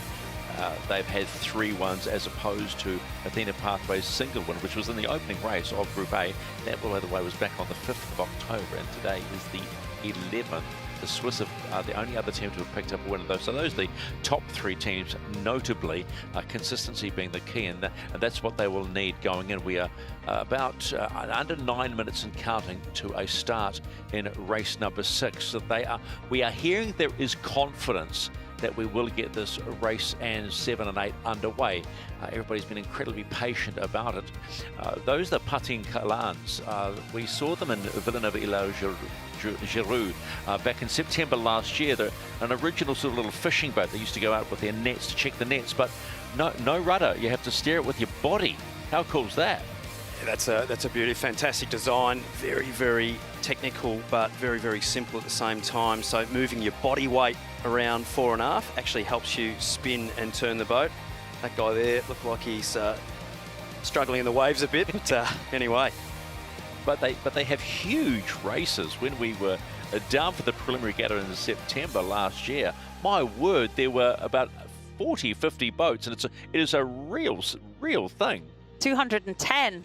It was amazing. It is the local boat all the way up and down the coast here, and as you could see from the shots, it is so difficult to do. I'm not sure we would have done any better, Glenn. No, well, they call the middle of the boat the piano, and basically that's where all the strings come in. You can rake the rig forwards and backwards. You can shift your body weight around. It's all about balance. A little bit similar to windsurfing, where you've got to balance the centre of effort of the sail plan over the centre of lateral resistance of the hulls and your body weight shifting back and forward. It's a super tricky boat, but a lot of guys and girls, old and young, all get the boats around the track really well. And no rudders. Imagine crossing at port starboard at pace without being able to steer the boat, just shifting your body. It'd be pretty exciting. The way that just flowed out of your gob, have you actually done a bit of that? Because I'm impressed. Have you actually done it? I haven't been on Team Catalan, but having boosted around the fleet in Chase Zero in the foiling hydrogen boat there a few months ago, it was absolutely incredible to see the skill level of all those sailings. So hats off to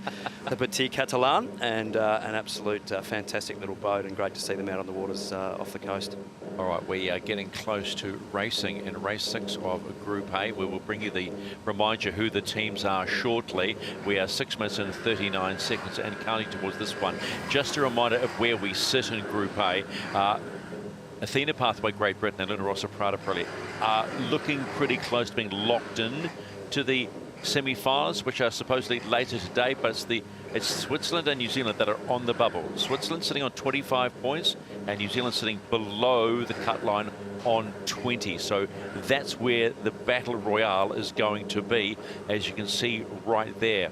Orient Express L'Oreal Racing and New Yacht Club's American Magic would certainly have to do a lot. Alrighty, let's just remind you who's racing this afternoon. Let's kick off with the British boat. Undoubtedly the hot favourites. They have been so solid and consistent. They'll be looking for a low-risk performance in this race to cement their spot in the semis. Well, sharing driving duties, it's 3-time Olympic medalist Hannah Mills and the young talent of Tash Bryant. Trimming is Hannah Diamond and Mills's trusted Olympic crew, 2-time Olympic medalist Saskia Clark. The team of Luna Rossa Prada Pirelli, they're in form and doing a really nice job here, led by Giulia Conti. She has a lot of experience and has galvanised her talented young team into a formidable challenger. Offside helm for her, Margarita Porro, and trimmers Julia Faber and Maria Jubilee. They're currently sitting in a tight third overall, and after that much needed race win earlier in the week, Alingi Red Bull Racing need to keep the momentum and to deliver some solid results. On driving, it's the experienced 3-time Olympian Natalie Brugère and former junior skiff champ Alexandra Stalder, and keeping it smooth and fast, doing a great job. Anja von Almen, an all-round Swiss sailing talent, Laurent Metro. Representing the defender, Emirates Team New Zealand, currently in 4th spot. They need a solid day today to get into that final series and have a chance of winning the Women's America's Cup. Leading the team is Liv McKay. Opposite her, Joe Ali, and on performance is Molly Meach and multi-hull talent Gemma Jones. This team really is full of proven talent, but Orient Express Racing team have really struggled to get out of the blocks. They currently sit in 5th spot and need a corker of an afternoon if there's any hope of making the cut. Driving, it's Ujaru and 3-time match racing world champ Courtois, and on trim it's Olympic bronze medalist Ritornez and Manon Audenet. And the talented team of American Magic, they're in 6th position at the moment. They'll be looking forward to having a couple of solid races to try and make it through to the cut. Driving the boat, Francesca Klapsic and Erika Reinecker. They absolutely need to have a good day today. And on trim, Sarah Stone and Louisa Nordstrom. That's confirmation then of your teams in Group A fighting for a chance of history to be the first team to win the PUIG Women's America's Cup. Athena Pathway, they're in a good spot. They're in a very good spot. They currently lead Group A. But remember, once we get this group done, there's 3 more races today, and that's the semi-finals, and it's sudden death.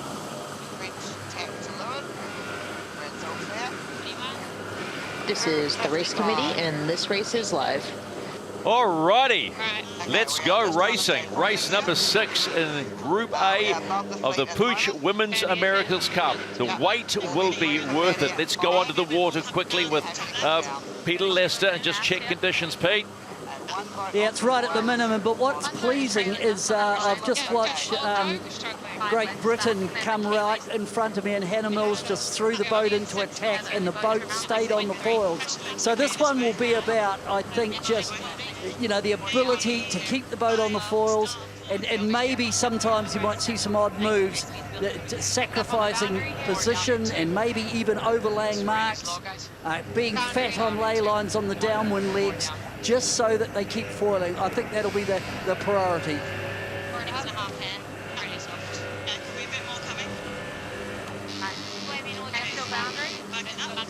Well, Peter's right. This racetrack is full of potholes. It's going to be so tricky. I mean, currently, just looking at the Ghost boat, it likes the left-hand side, but I think the sailors just need to be heads out the boat, adaptable, staying on the foils, looking for pressure. It's going to be challenging.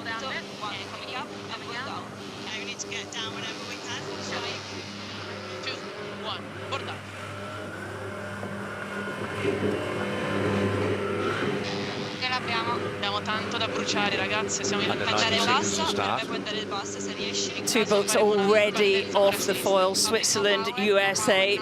Quite an ask to get back up unassisted here.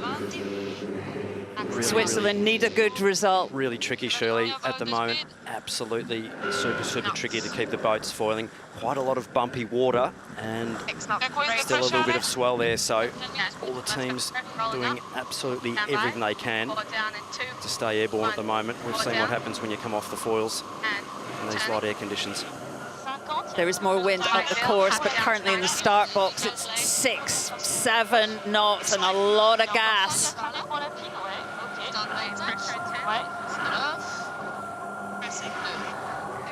Calm comms on board the French team. They need to tack back, execute it well.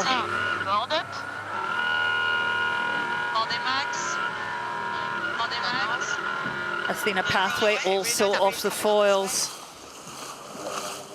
Only 20 seconds to go to this start here. This is the race committee. We are stopping this race. Please stop your boat and stand by for further instructions. Well, right decision, but good on race management for trying. It looked like it could be possible. Very keen to complete the series here for this group.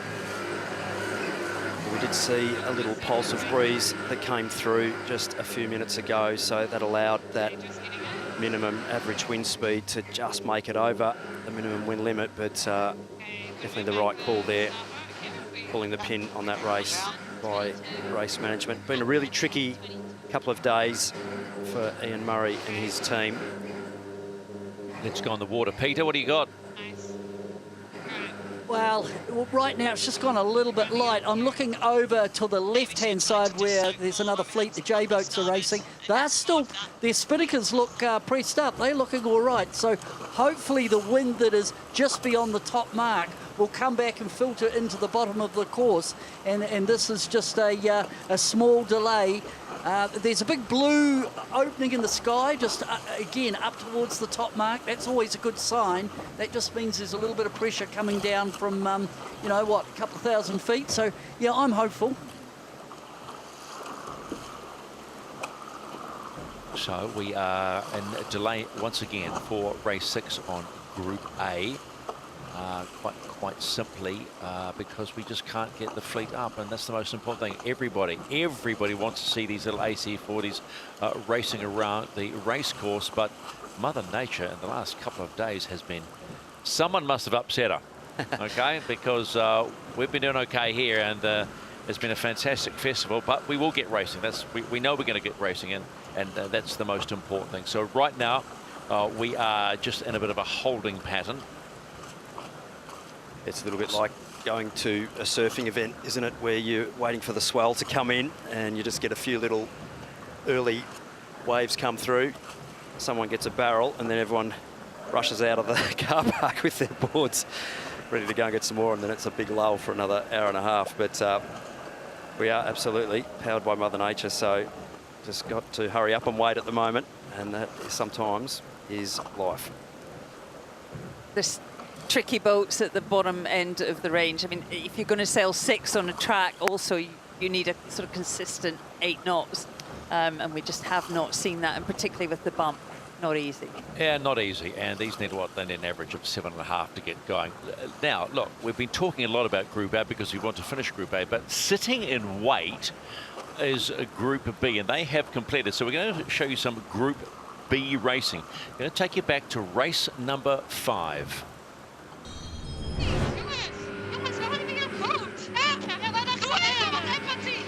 Wow, listen to the pressure on the start already. Plenty of fever. 35 seconds remaining on the clock. A lot at stake. Yeah. Shirley struggling to get. This is the umpires' penalty Netherlands relative to Canada. You can hear the pressure, you can feel the pressure. So important to get a crucial start. We've seen that. Sweden a little early, coming down the line, losing some pace. Tight and fast start as we go racing. Race 5, Group B, PUIG Women's America's Cup. It's on. What a start by the German team. This is the umpire's team. second penalty Netherlands relative to Canada. 29 targets. The Dutch team are going to have to compose themselves here and wash that penalty off. If they don't do it within a minute, the umpires will give them another penalty. They really need to wash that off quickly. Sail team Germany, beautiful start, lovely locked in sailing. 5 to zone, 15 to boundary. They really need a good race. In the zone. They fired off that start line. 1 foot down. This is the umpires, Netherlands. You still have 60 metres to go for your 2 penalties. You can go. Up here. When Sail Team Germany exit that boundary, they will be the giveaway boat. Canada attacking early, so all clear.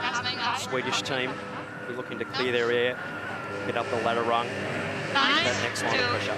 Huge pressure. Look at it coming down on the right-hand side of the track. This is the umpires, Netherlands. You have a 3rd penalty, not taking your penalties within 1 minute. Oh, terrible Netherlands error. penalties clear. It's a big deficit for Yayo, Team Dutch Sail to make up. Just need to keep sailing the boat well, and potentially in these puffy, shifty conditions, teams in front could make some boat handling errors. They just need to keep it chilled, keep sailing the boat. Okay, 20 seconden tot bound. It's 1 end in. My call for board down. Big gust in 5. Should I press down on them so they contact? Great no, battle. It's okay. Just North Pacific Racing. Copy. We have to press 20 to go. Mid tanky here. Start to catch the angle. Copy. The voice of Maru Pressure on the Shield. left. Happy to add a Calm and composed.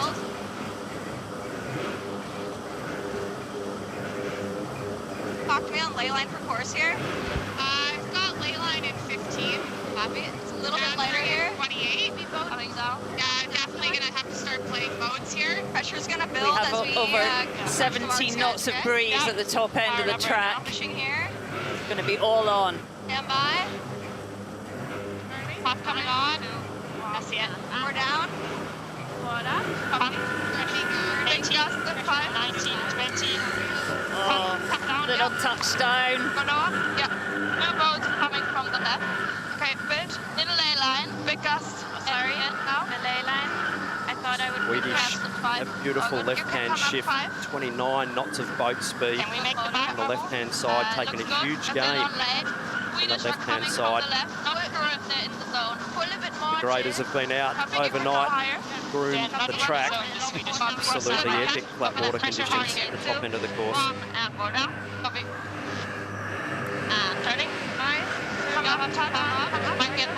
So top gate for the first time, leg 1 of 4, race 5, Group B in the PUIG Women's America's Cup, and it's the Swedish challenge card by Artemis Furtry, followed by AC Team Germany, who need points. They're sitting at the bottom of the table and they are struggling to get around. Concord Pacific Racing also. They need points. A big haul here would certainly help them going forward, and do Team Australia come through. Yayo Team Dutch Sail. On a day when they needed to minimise mistakes, they've been caught out in race 5, but still a long way to go. Stand by in 2, 1, we're down. All about sailing the pressure well in these conditions. It's a high-speed game of dot to dot. Just lining up, you see Swedish here just getting carted down in Germany. A massive boat handling error. Big spin out by the German team. They'll be disappointed after being right at the front of the fleet. Yes, it's all clear for now. Full reboot for them. Yeah, come to windward. Not sure what happened there. They did a full 360. Probably a loss of the rudder there. I'm sure we'll get some footage at some point, but you just see the lead boats there. Absolutely speed there. Canada also in the water, not flying. Huge holes in this racetrack. Can we confirm the plan? Sorry, I was listening. One in right. Copy. Good pressure. Swedes are absolutely flying down the course there. You just see how fast the AC40s are. Those flatter water conditions. In 3, 2, 1, we're down. We're down. This is the race committee. We are moving the windward gate, shortening to 1 nautical mile. Yeah, good angle, rolling down. be a two-board round-up. Copy, copy. Sweden have stolen a nice march here, good boat handling, and what's really obvious out here, beautiful offshore conditions, wind is up and down, is actually figuring out the frequency of the gusts. I've just taken a bit of a mental note of that, and it looks to me, although it's about 45 seconds between the gusts, and Sweden have picked that beautifully to lead at the bottom mark gate. Swedish challenge powered by Artemis are powering away ahead of this fleet, and remember they came into today just below the cut line. Stay like this after the halfway mark into the finish, they will power straight up above, but the team that they were just below was this team, and Team Australia. So how this unfolds over the next two legs will be interesting. And look at this Yacht Team Dutch Sail, who came into it on top of the table, have recovered from the triple penalty and are sitting in position 3. Talked about those little mistakes, the teams in front, and that's exactly what has happened. A couple of boat handling errors in the leading boats around that top mark, and that has allowed Team Australia, Yacht Team Dutch Sail, to be in the top 3 positions. German team finally getting going at the top end of the course. Sail Team Barcelona are ripping down as well after missing that start, being off the foil, so 6th to 4th.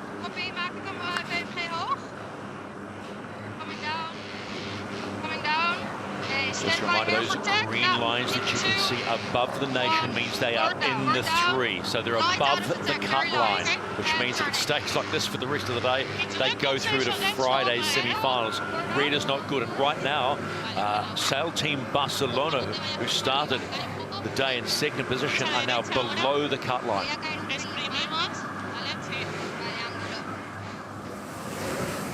Oh, the Canadians. Full capsize for Canada. Absolutely. Okay, you're on rotation here. Super close to rolling that boat on its side. Okay, coming to windward. Doing a good job to get the foils down. That was as close to a capsize as we've seen Everything okay? in the series. Let's have a look at it again.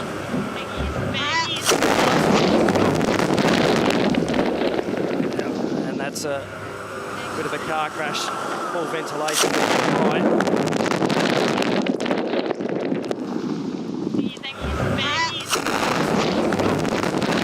Brace, brace, brace. That's exactly what they did, but they've managed to save the yacht from a capsize. Full of water. Absolutely as close as you get there to rolling the AC-40 over, both boards down, allowing that lower centre of mass. This is the umpires, Netherlands. You have a penalty, lose 75 metres distance relative to Germany. They were doing 31 knots to going backwards 4 knots. Okay, you reach mark mode. No cork popper. Helmet half board. Okay. Happy with half board here. Swedish though, doing a lovely job, just linking the pressure together and sailing smoothly.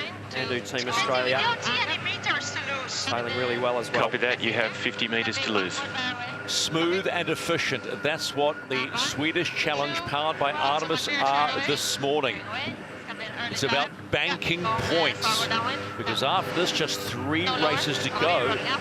The Dutch have picked up another penalty with boat relativity to Germany, so they're copping it at the moment. And when you talk about leading and wanting to minimise mistakes, they will have to really reset their heads going into race number 6. And Team Australia about to complete the 3rd of 4 legs. Penalty clear for Yacht Team Dutch Sail. Now just need to settle down and get home. See how spotty the breeze is from these fantastic aerial shots. One more manoeuvre for Yacht Team Dutch Sail to get through this top gate. Turning. Course. All board now, Tech. It's hill lights. It's hill lights. Okay, board coming out for the very end. Yacht Team Dutch Sail complete leg number 3. Turning in 3, 2, If this stays the same way and they finish in position 3, they will still lead the group, but only by a solitary point. It is so packed in Group B. Sail Team Barcelona coming through. They're just, and I mean just, below the cut line as it stands.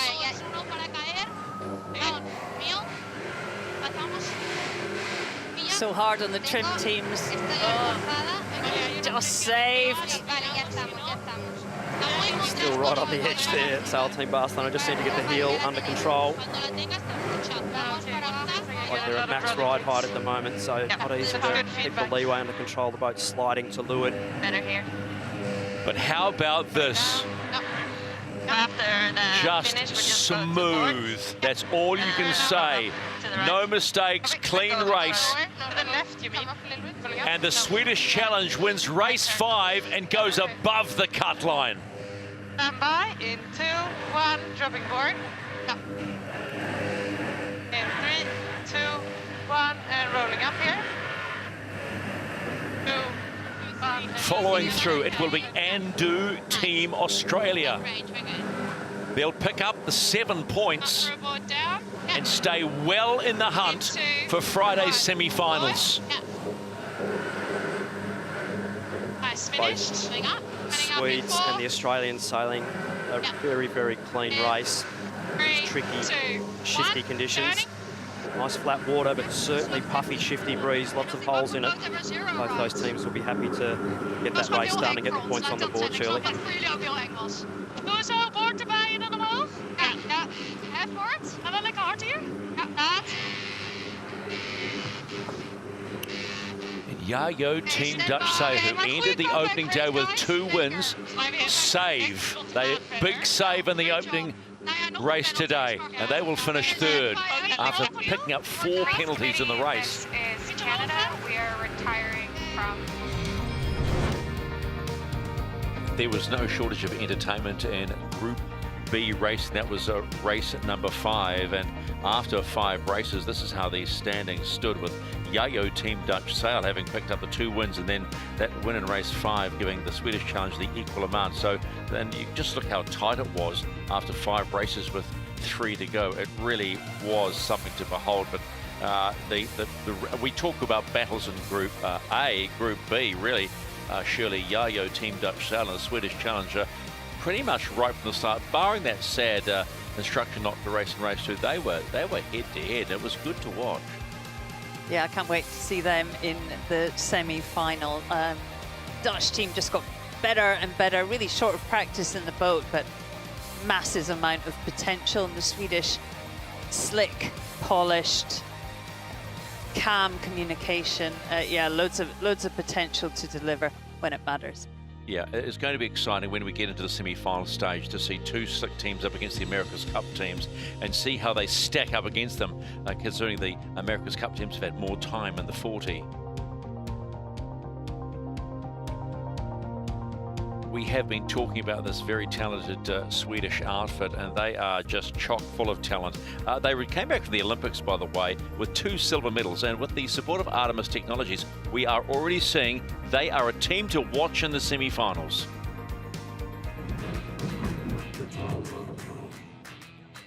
So it's really cool to be a part of the first Women's America's Cup ever. I think it's a really good step in the right direction, and getting us women into the professional side of sailing and actually showing what we can do.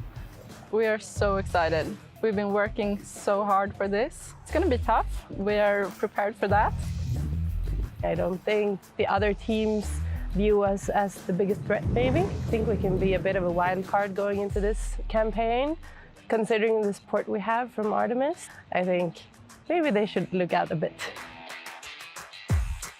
Yeah, I mean, we're here, which is basically, on the back of the Artemis Racing America's Cup Challenges in 2013 and 2017. And then leading on from that, Artemis Technologies was born, where they retained a lot of their key designers and really worked towards decarbonising the maritime industry. And, where we fall into place is Artemis Technologies was keen to kind of harbour the next generation and the next bit of talent to come out of Sweden and give back to the sport in Sweden. And so we're in a very fortunate position here to be here in Barcelona with an AC40, the full power of Artemis Technologies behind us, supporting us in a technical role. So I have Vilma in front of me. She's my starboard helm. She just won the silver at the Olympics in the 49er FX. Yeah, so in Paris we had a challenging week, but we managed to catch a silver medal and we're very proud and happy about that. And Lovisa also brought in a bronze medal, so coming in here with 2 medals for the team, it's bringing some good energy, I think, to the squad that's been here all summer and yeah, just pushing us forward. We've been growing up together, sailing against each other, competing against each other, but it's really cool that we're now in the same boat. So I come from the NACRA 17, so the other girls have been in the FX, so we are used to sailing with one more person at least. It puts a lot of pressure on the communication and the trust within the boat, because for the first time I can't see half the course and probably most of the other boats, and the same thing for the other side. Yeah, you need to be on the same page, so you need to be good at painting the picture for the other side, and that you are able to trust the other one when it's the right time to switch. It's a bit new in the beginning, but once we get into it, it's actually getting simpler and simpler. But don't tell the other teams. We are having high expectations on ourselves, and we're ready to race.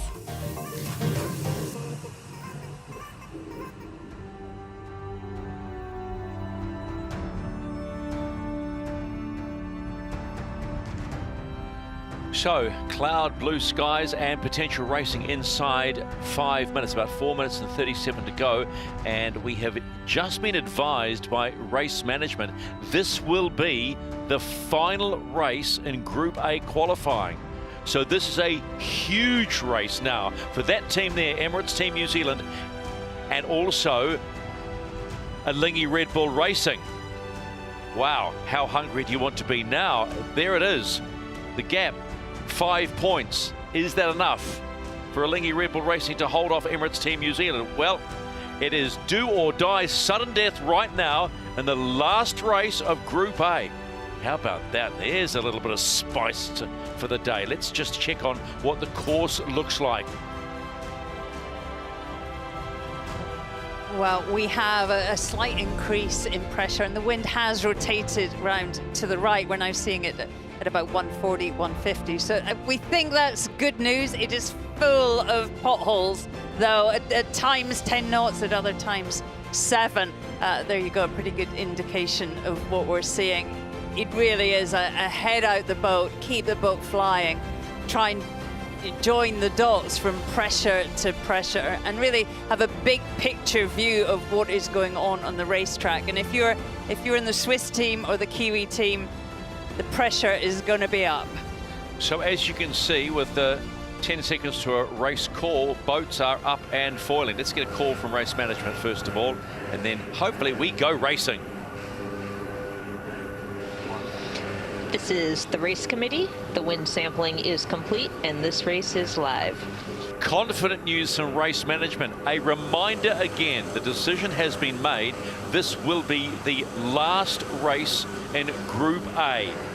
And the battle to keep your eye on will be Alingi Red Bull Racing, Emirates Team New Zealand for the final spot for the semi-finals. It is a tiny track. It is so small. If they stay foiling, this will be over in a flash. And this boat needs to stay foiling if they're going to keep that 3rd spot. Lots of pressure on these women. Board up. Max power ready. Holding 90. Keep pumping, yep. Okay, So this is what sport is all about. This is what competition is all about. How do you handle the pressure? How do you keep your boat up and going, sailing efficiently, cleanly, minimizing mistakes? That's going to be top of mind, particularly for the likes of Emirates Team New Zealand at Alingi Red Bull Racing. Peter, wow, how about this one? Well, I think this race is mechanical. You just got to stay on the foils, and some of the tactics might look a bit odd, but the priority is to keep on the foils, looking up towards the top mark, which is not that very far away. More wind at the top mark than the bottom, so if they can get off the line on the foils and probably just be patient and not have to tack too many times, you know, if you could do that first beat in 1 or 2 tacks, I think you're going to be looking pretty good at the first mark. French already off the foils, just above the start line. 1:10 to go.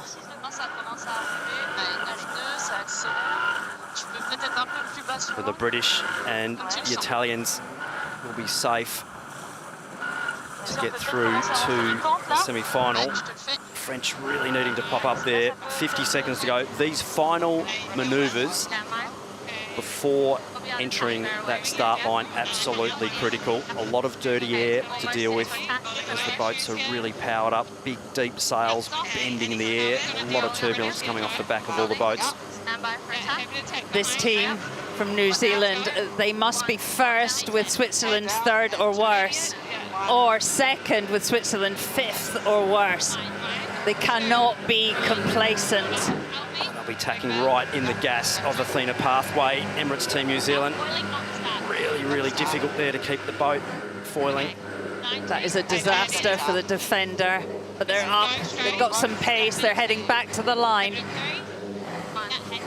They're running out of time, Emirates Team New Zealand, to get under that line before the race start. Penalty could be incoming. The Swiss have gone over as well. It's race number 6, and it's now or never. This is the umpires. New Zealand, Switzerland, restart penalty. New Zealand, Switzerland, restart penalty. For both teams, so the two teams that are vying for that third spot, penalty at the start.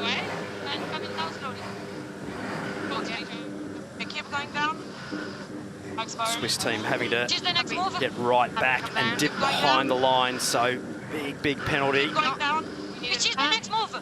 These two boats will be at the back of the fleet. It's not restarting, we have to tack, cut the line. They were 11 metres over the start line. A massive mistake. Come up, round up. 1. Okay, again, 3, 2, 1. Want to take the speed? Can hear the frustration on the New Zealand boat. Okay, have to tack, or down. 8 knots. Turning. I They need to be coming out almost at 90 degrees true end angle. Emirates Team New Zealand to try and keep the AC40 foiling. Big, deep, powerful sails. Just doing a really nice job there to dig their way out, but Athena Pathway and Luna Rossa Prada Pirelli, position number 1 and 2 on the scoreboard. Anna Mills, Saskia Clark doing a great job. I think Red Bull Racing now have actually restarted.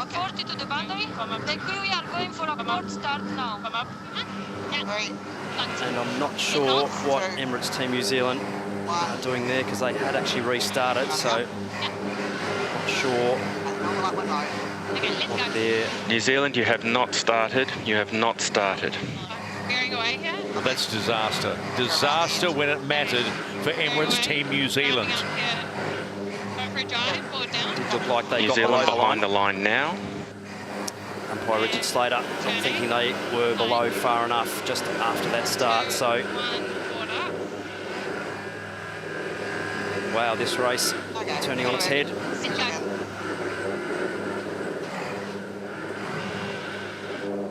Leading this race, Athena Pathway.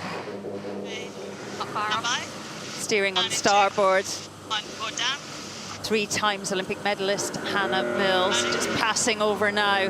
Tash Bryant. Big first. Yep. Okay, this angle. And come down a bit more. Be there. Nice. Square at the moment. Copy. So Great Britain approaching the top mark, coming in on port. Looks like they're on lay line to me. So it's a perfect lay line to Athena Pathway at the first mark. This will be the battle that we can expect to see in the semi-finals too. Because these are the 2 leading contenders in Group A, and they will be going into the semi-finals full of beans. This is how it finished the last race, 1 and 2. Athena Pathways certainly doing the job here in tricky conditions. It's taken us a while to get here, but we got here. A good performance too at this point too by American Magic. You can see Luna Rossa Prada Pirelli about to complete the first leg along with American Magic. But the shock of it all is that the chance has been basically thrown away by Emirates Team New Zealand at the start. Their chances now of being in that third position they've almost evaporated.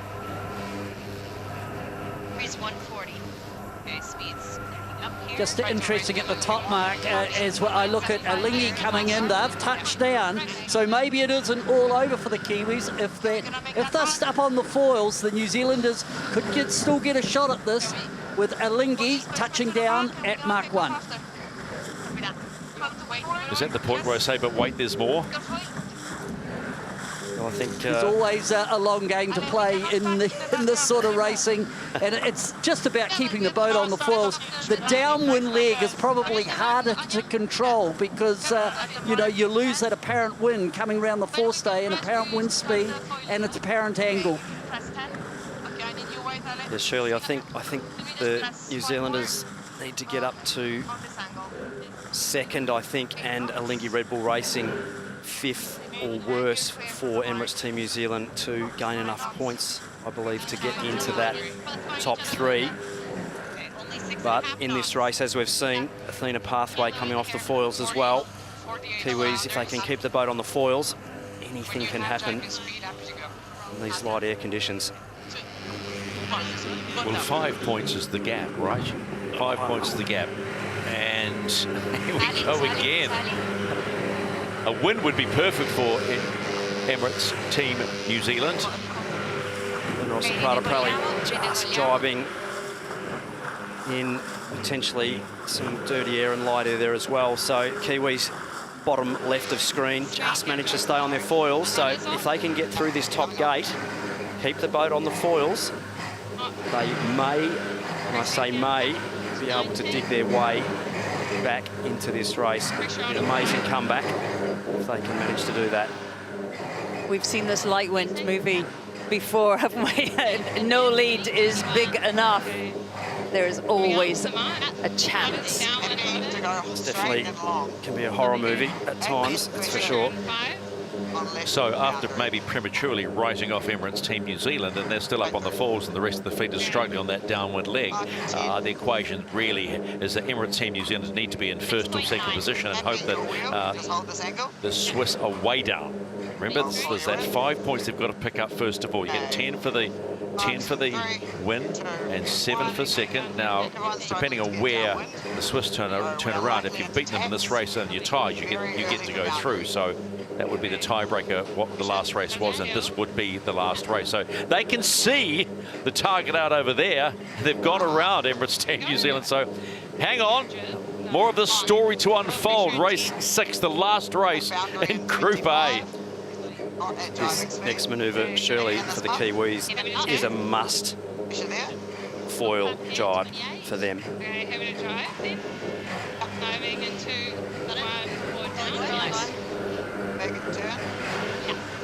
Turning, 1 minute and 30 to the next boundary.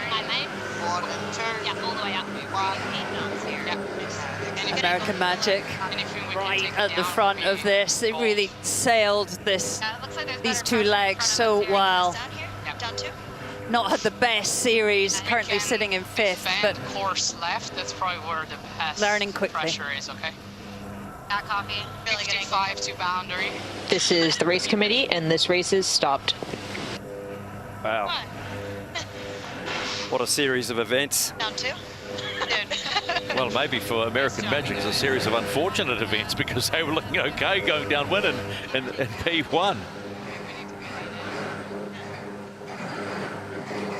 Well, the breeze obviously dropped, and that's why the race was called. We saw the relief there from the Kiwi boat, but I don't know. You know, they're still below the cut. They still need another race. They need things to happen. They're pretty upset on that boat. They don't look happy at all. Yeah, that was a pretty brutal beginning to that race for the Kiwi team, and that pre-start just tacking right in the dirty air of Athena Pathway, an easy position to put yourself in to try and get the boat back up to speed, and a little bit to windward of that start and then not being able to restart early enough. So Oh, thanks God. So they've just heard then, that was the Lingy Red Bull Racing hearing that the race had been called off.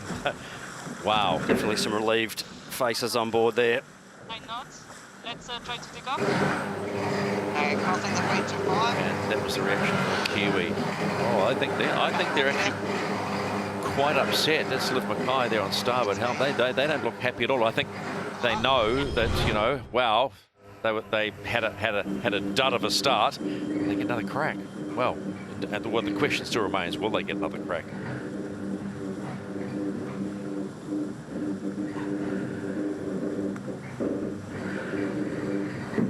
Well, let's have a look again at the pre-start. It wasn't easy, was it? All the gas, light winds. Kiwis over the line, trying to stay up on the foils, obviously early because they're the wrong side of the line, and they do dip back, so they have cleared themselves. However, wait for this. They then come, well, maybe we'll see it in a second, but they then come back again. And okay. And sail the wrong side of the line. So a terrible, unforced error from the Kiwi team, and you can understand why they were so frustrated, so upset with themselves. That's one we didn't see on our screen, so apologies to those viewers who might have been as confused as we were here in the commentary booth with that as we cut to a different shot. But that was the reason why Emirates Team New Zealand had to then come back about a third of the way up that beat to restart. So very, very tricky in these light air conditions. Switzerland restart penalty. I mean, you can't slow down. You know, the thing that you have to do is stay up to stay foiling. It's so difficult to slow down if you get your timing slightly wrong. And Lingy Red Bull Racing also on course side, or OCS, early and having to come back and restart as well. So crazy times.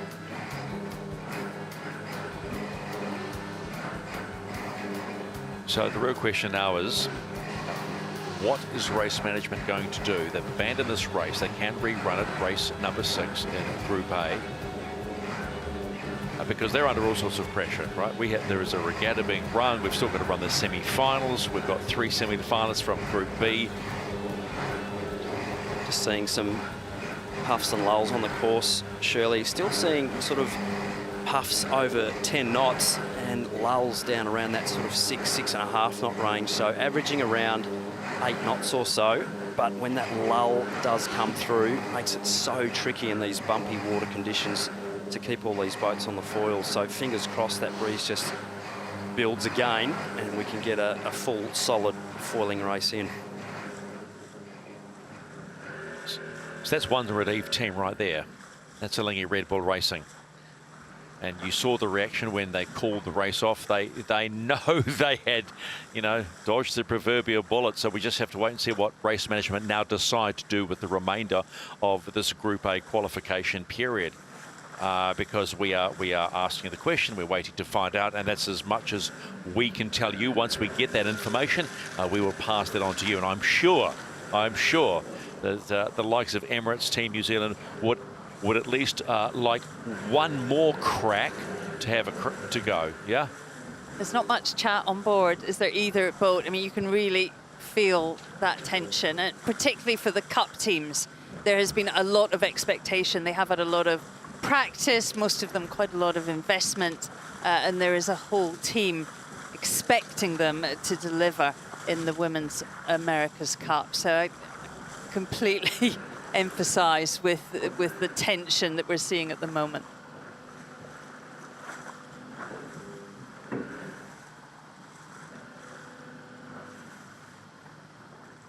So what we have been seeing is what the America's Cup is all about. High stakes, high adrenaline, high tension. But this foiling revolution has taken it to a new realm, and it's spawned a new generation of sailors who, as we can see, fly rather than sail. But Lingy's assembled a top squad that represents the future of Swiss sailing.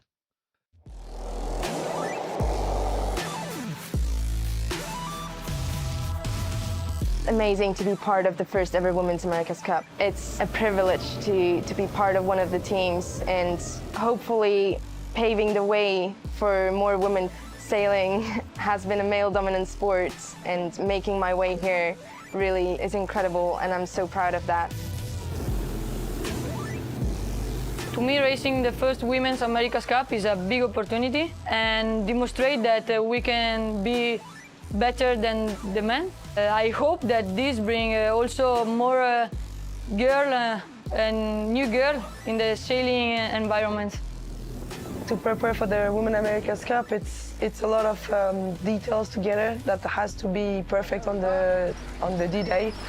So right now we for sure working on the technical part has been done, and now we need to work on details to be the best we can be, the four of us on the boat. The training now is super great in Barcelona because we're spending a lot of time here, so we stay in the environment of the Cup, and also we can be with all the team members, and it creates great relationship, which is important for the racing.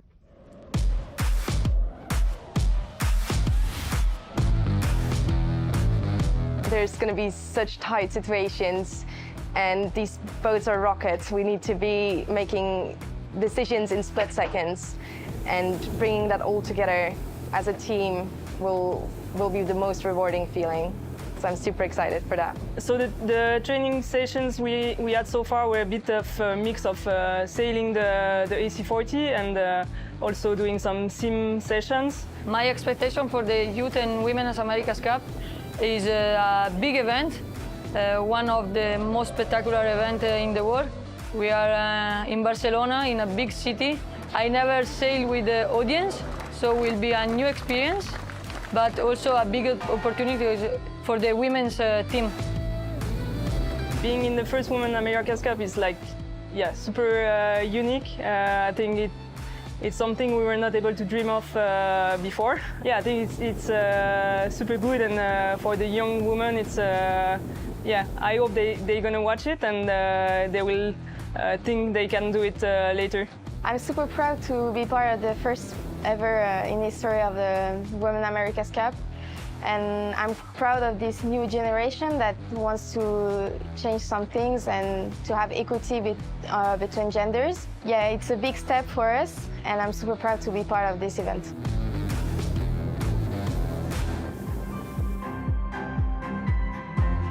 So Alingi Red Bull Racing will get another chance to go again. Intended start for race time for race 6 is 4:30 local, not too far away.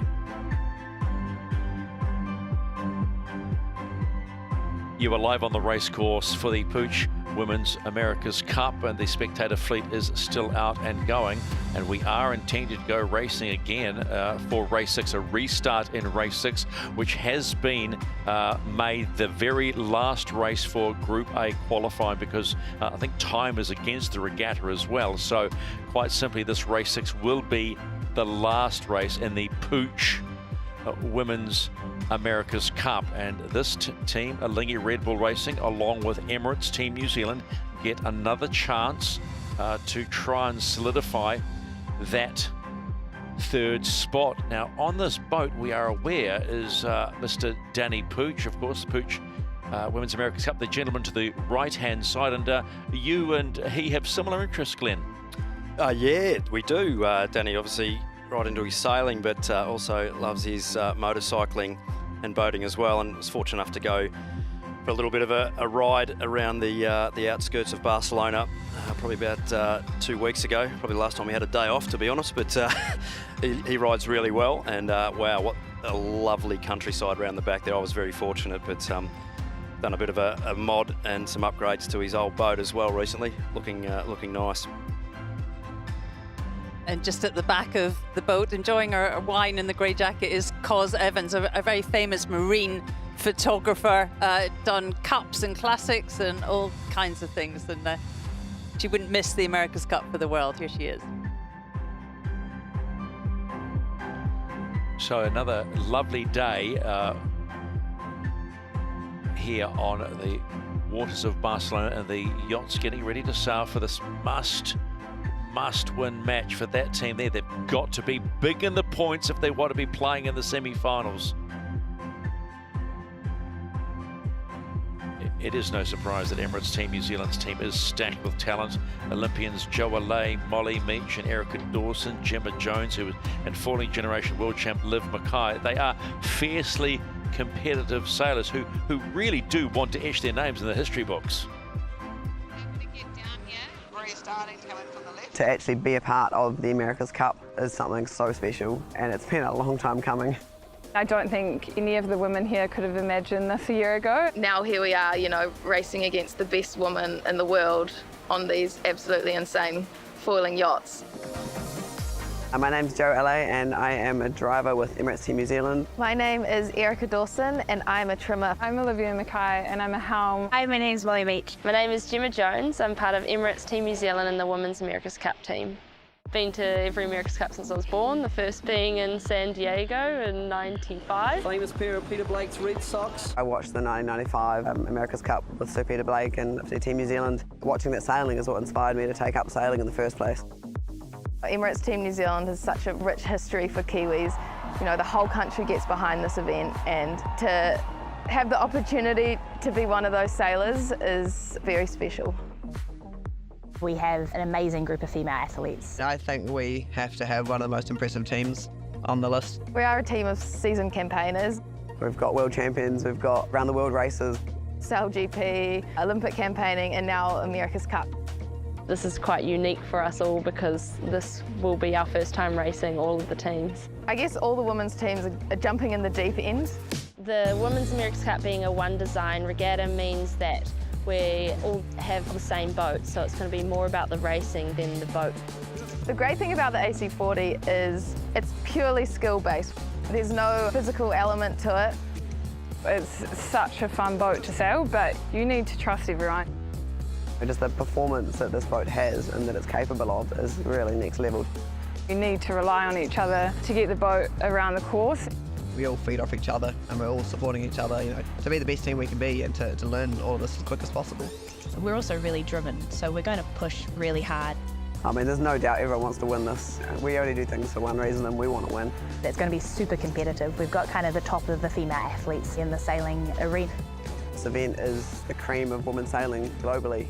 This is definitely the start of a pathway for more female athletes. To have the women's AC be completely women and all the responsibility on us is hugely liberating. I think we're also really excited to see what this could lead to for the future generations.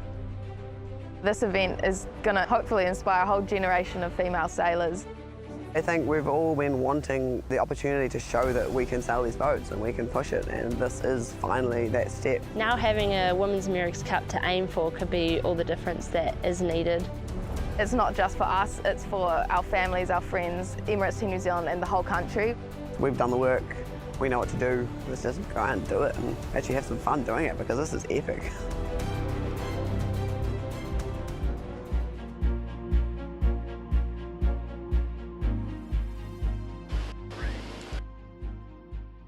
This is the race committee. The wind sampling is complete and this race is live. So we go again in race 8, Group A, PUIG Women's America's Cup, the final qualifying race. The final qualifying race. So just to let you know where the teams stand, GBR 36 leading, Italy 36. Switzerland 25 points, 5 points clear of Emirates Team New Zealand in that third spot. The equation really is quite simple for Emirates Team New Zealand. Try and win it, because that 5 points differential is really hurting them. The Kiwis really need to finish either first or second and hope that the Swiss are back down the leaderboard. All boats desperately trying to stay on the foils at the moment. Round up after them, Ali. They're losing speed up. At the banner. And as soon as you can, you go lower. New Zealand over on the left-hand boundary, building pace, making sure they get through this manoeuvre. Must stay on the foils, must have a good start. Joe Allais, Gemma Jones behind her. What do you see out the course? Looks like good pressure left. Okay, we don't want 30 to the start. Alingi Red Bull Racing currently above the cut line. They're attacking now. Can you go up Just need to keep it clean. Go full speed. Yeah, 28 is fine. Take some margin, eh? I come back a bit after the Italian. Avoid the better coming up. Really important, this final tack back to the start line. Come back. 3, 2, 1, go down. And 2, 1, board up. Here we have it. Nice tack on board Alingi Red Bull Racing. So 50 seconds to the start. They'll be coming in wheels up. A couple of boats off their foils. Kiwis, I think, are off their foils just right on the edge, but they are facing the wrong way, so they have to get foiling and then tack the boat to actually restart. So the Swiss can stay on their foils. It will be possibly in good shape off this start. Pressure manoeuvre here, surely, for Emirates Team New Zealand.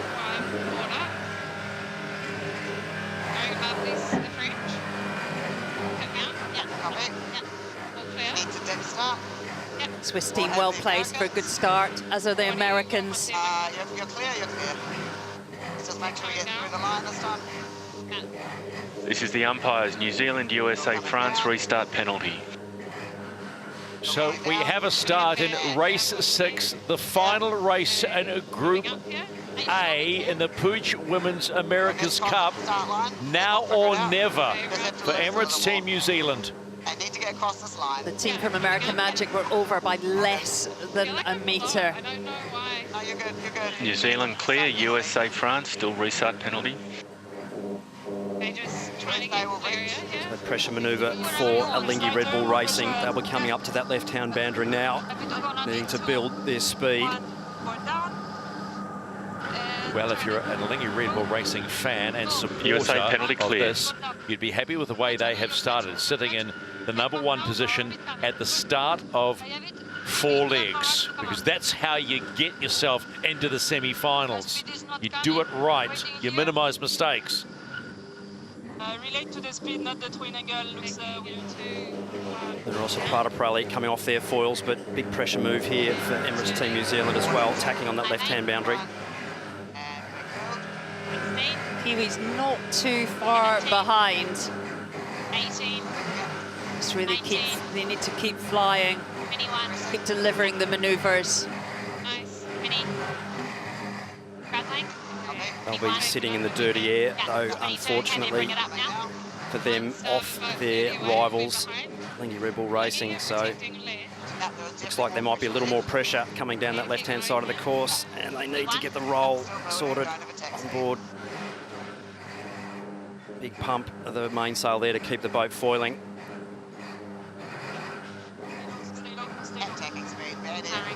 I got it now. 32 boundary. Really nice pressure. Press, not. It's an absolute must stay foiling race in these light bumpy conditions. Good breeze, top left-hand corner of this track. We see the Swiss and Athena Pathway from Great Britain heading in that direction. I think in 3, 2.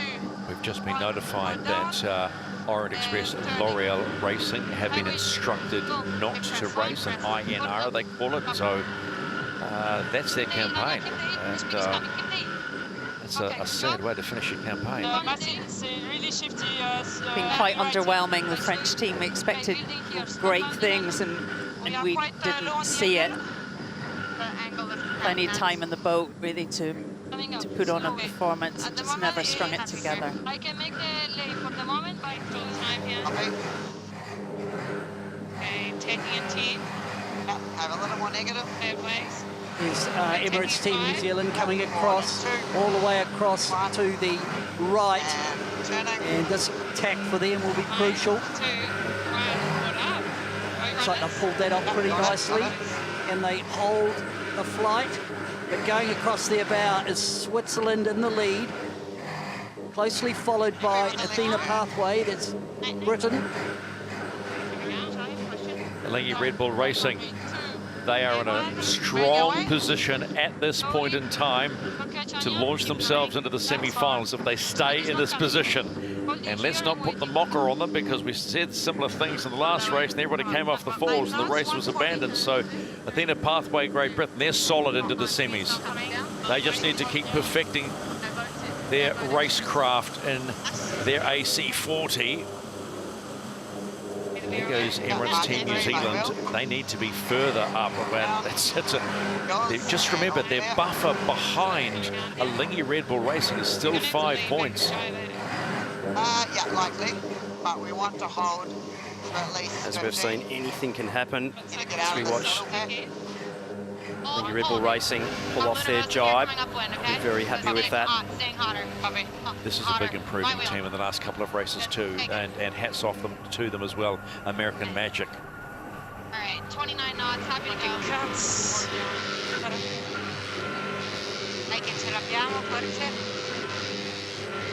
Yeah, I'm surprised to see Luna Rossa struggling here at the back of the pack in these conditions. And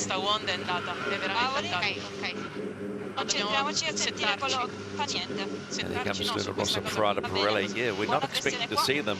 Just remember that their regatta has been fourth, first, fourth. So there was a consistent middle. It was a pretty handy one too, because it was worth 30 points.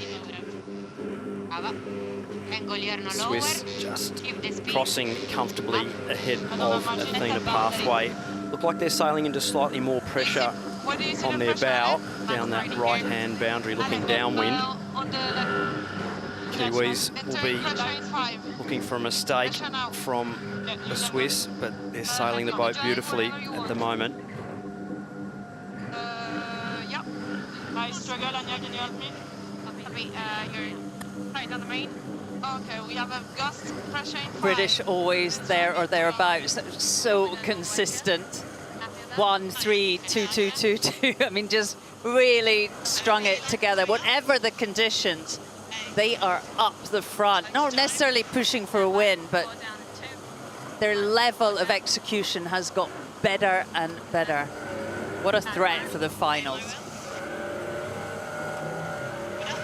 So just remind you, this is the last race in Group A. We would normally have 8 full races, but because of the schedule, the race management have decided to make this the last one so we can keep the regatta rolling. Still remember, semi-finals to come. That's Athena Pathway, Great Britain. Lovely jibe over here on the left-hand side. They've got a cross coming up here with the Swiss. Both boats closing speed just on 30 knots. And it looks like it's the Swiss just squeezing round the bow of Athena Pathway. So Athena Pathway, Great Britain now sitting in the top spot at this moment. This will be the halfway mark. They will just inch their way around that gate and then head up for leg number 3 of 4. Gently they do it, away they go, and off they go. Trying to lock in win number 2 for the regatta. The Swiss should get that final drive in, and the Emirates Team New Zealand have gone way across to. I'm not sure where the Swiss are going there. They're actually coming up into attack, so big manoeuvre there, and they've lost the rudder. The Swiss, they're off the foils. Emirates Team New Zealand punching through their gas, probably going straight. They won't want to do another manoeuvre. And the Swiss team open the door for Emirates Team New Zealand. They need to get refoiling, otherwise there could be a lead change for this final 3 positions. So how big is the gap in the door? British really struggling on that boundary. Height is good. There'll be a little glimmer of hope now within the crew of Emirates Team New Zealand, as Alinghi Red Bull Racing, who at one stage were leading this race, are well off the falls and the rest of the fleet's closing. Who wrote this script? You see Luna Rossa, Prada Pirelli ripping around the mark, as do American Magic as well, working hard to keep their boats foiling. And a duck there from Luna Rossa, Prada Pirelli with the Americans there. Emirates Team New Zealand needing to stay foiling as well. Just watch the rudder here of Alinghi Red Bull Racing as they go through the tack. Just really, This really is the high. umpire's And Italy just lose distance penalty relative to USA. big loss of flow on that rudder. So you just see the back of the boat spinning out to windward there. And that would actually end up blowing up the flow on the elevator as well. So boat handling error there by the Swiss team, just too aggressive in that turn. Penalty clear. It is so tight, this. New Zealand in second. If they stay there, Swiss need to be in fifth for New Zealand to make the cut. So not quite there yet, but so close. Pressure really now on the Swiss team to finish So further up the leaderboard. Yes, sorry, mate. I get a little excited, easily excited, but the green line above the flag says you are in. Now, on our live points update, we are seeing that Emirates Team New Zealand and Alinghi Red Bull Racing are level on 27 points. It goes back to the last race. Well, this is the last race. So, right now, as it stands, Emirates Team New Zealand are sailing into the semi-finals, but that's where I'm going to stop because we've seen too much already today.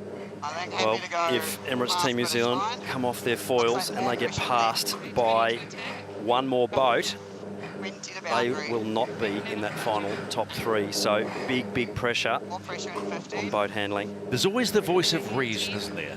Hey, Glenn Ashby, the voice of reason. Just telling it how it is. They just need to keep executing and sailing the boat well. That's all they need to do. Swiss team just need to dig their way back into the race as well. So anything can happen in these tricky conditions, as we've seen. It's a short course, and they're about to finish leg number 3, and then there would be one more down. So now Alinghi Red Bull Racing become the hunter.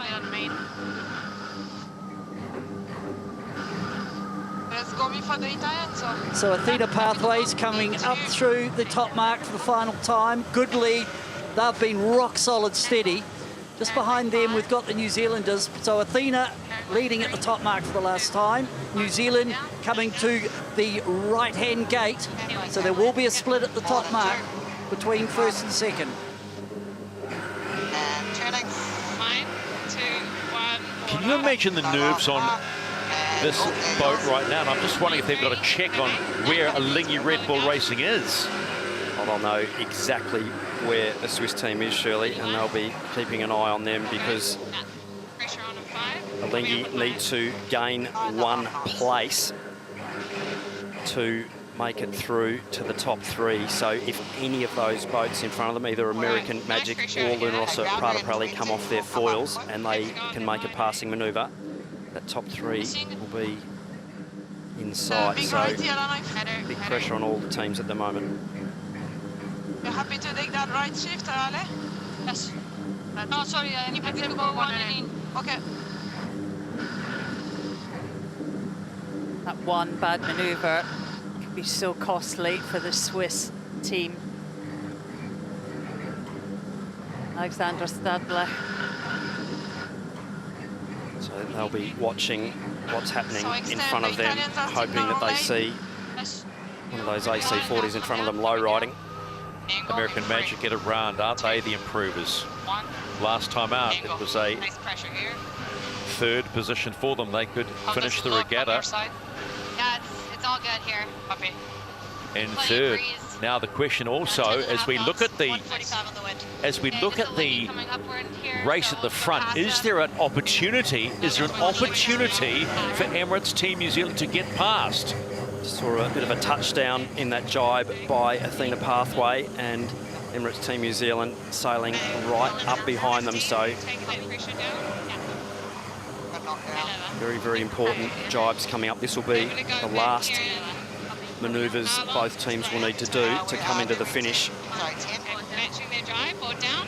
Board down. Turning.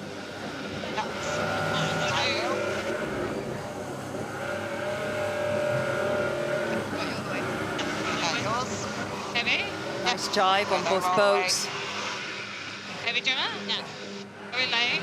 We're not laying, so we'll be driving in. So we're almost at the finish of the final qualification race. Race 6 in Group A, and it will be a win to Athena Pathway, Great Britain. Win number 2 for them. They're off to the semi-finals. And maybe, just maybe, with a second place finish, Emirates Team New Zealand are off to the semis. But we have to wait and see where Alingi Red Bull Racing finishes. Right now, Alingi Red Bull Racing sitting in 5th position. They don't have a green line above their flag, which means right now, for this moment, Emirates Team New Zealand are into the semi-finals. Okay. It's not done. I'm not calling it yet, Shirley. And turnings. My wheel. Go. 1, put up.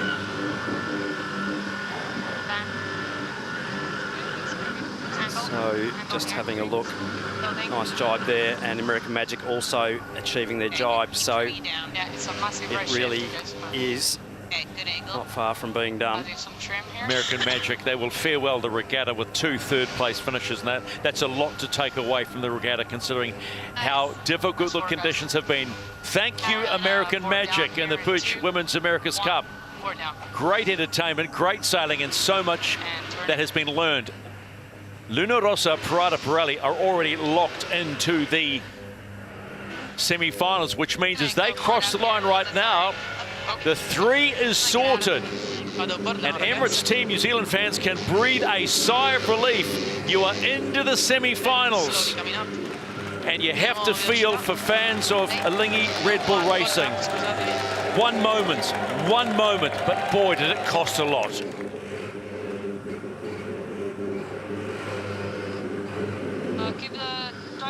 And they will finish the race in 5th position. The tiebreaker, because Emirates Team New Zealand finished ahead of them in this race, they go through.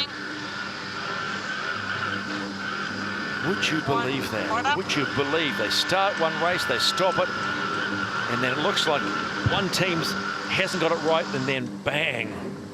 You've got to feel for them. Got to feel for them.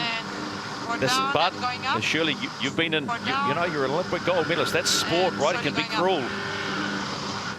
It's so tough. I mean, actually, they had a pretty good series. They were always there or thereabouts. Tough day for Alingi Red Bull race. Tough day, yep.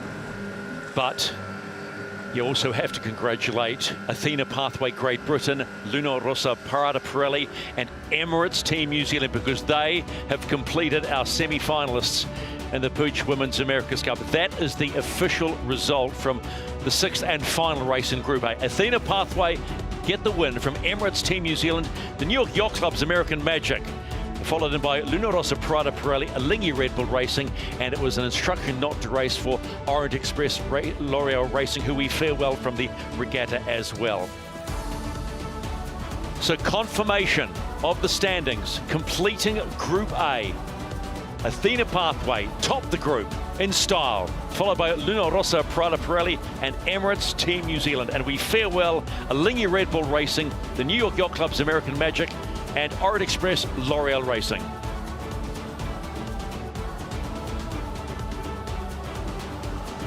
Let's go on board Athena Pathway, Great Britain. Hannah, congratulations. You are well into the semi-finals. Nice race, that last one too. Yeah, that was a really tricky race. A lot of waiting around, but good to get one off. Yeah, Hannah, I mean, it has been a lot of waiting around, and the toughest of conditions, really, where the key is to stay foiling. You know, how hard was that, and how much of a relief is it to get the job done? Yeah, it's just so on edge, you know, every manoeuvre feels risky, and just timing it with the other boats and the gas from the other boats and in pressure, yeah, it's just a lot lot to think about, and nerves are definitely on edge. Hannah, I just got a quick question for Saskia sitting behind you there, trimming in those bumpy conditions. Absolutely fantastic job. How hard is it, Saskia, to keep the boat foiling comfortably in these light air conditions? Really difficult, Glenn. I mean, exactly what Han said. You need some pressure, you need the right spot of the wave, and if you can get sort of break free from the fleet a bit and do it on your own terms, that makes life a lot easier. Well, congratulations. Great effort. Looking forward to seeing you guys in the final soon. Well done. Cheers, guys. Thanks, guys. Let's move across to Emirates Team New Zealand and Joe. Joe, congratulations, boy. Heart and mouth to one race start, and then all the drama with the restart, and then suddenly you come home second. And congratulations, you made the semi-finals. Yeah, we're trying to do the math there at the finish and battling a bit with it. Had a bit of a tough day, as you saw, a few mistakes. But yeah, so stoked to make it. Go the team, held it together in the end there, a few touch and go moments, but yeah, learning every race. Liv, I mean, nice work. The slate is clean again. Just give us a bit of a feeling of how hard it has been to make the cut, how stressful. Yeah, I mean, it's definitely been dynamic out here for sure. I mean, you got to take comfort in that everyone's going through it, and you can only control what you can control. So, yeah, I feel like everyone's embraced, like the whole team's embraced it as much as we can, and tried to switch on and get into it. So it's definitely been challenging, but loving it nonetheless. Liv, obviously a massive emotional roller coaster for you and the team, but you've made it through to the final series. What's your overwhelming thought going through your mind right at the moment? That we potentially have another 4 races to do.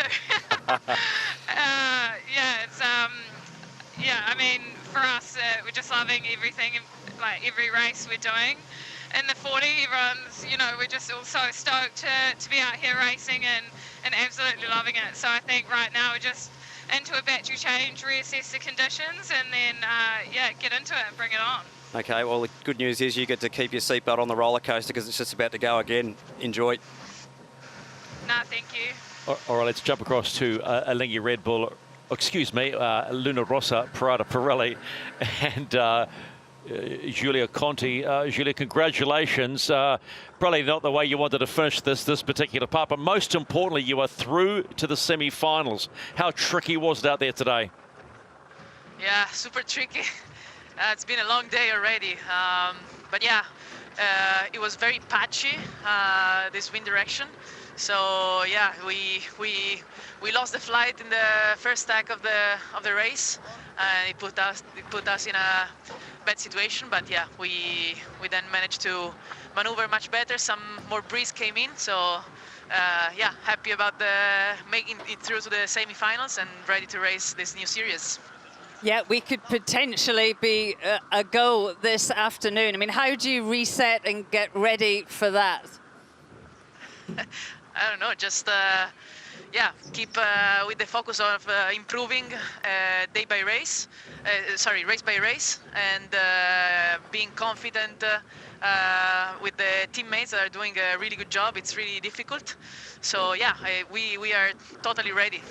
Giulia, one final request from us. Would you like to say a shout out to your Italian fans, just to know that they're out there and you're with them as well?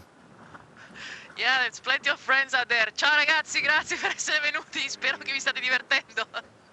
All right, appreciate your time. Good luck in the semi-finals. Thank you. Oh, well, let's have another look at this race. It was all about staying on the foils in the pre-start. This is the umpires, New Zealand, USA, France, and the restart Swiss penalty. nailed it. Great start, heading in the right direction. Looked so strong. By leg 2, they were still in first place, being chased hard by Athena Pathway. Looking good to seal their place in the semi-finals. This was really where it all unfolded. They were caught in a light spot, tried to go for the tack, lost all their pace, fell off the foils, and the Kiwis flew right by. Great job by them, sailing through the gas. And sailing into second position at the finish, which was enough for them to end in third place.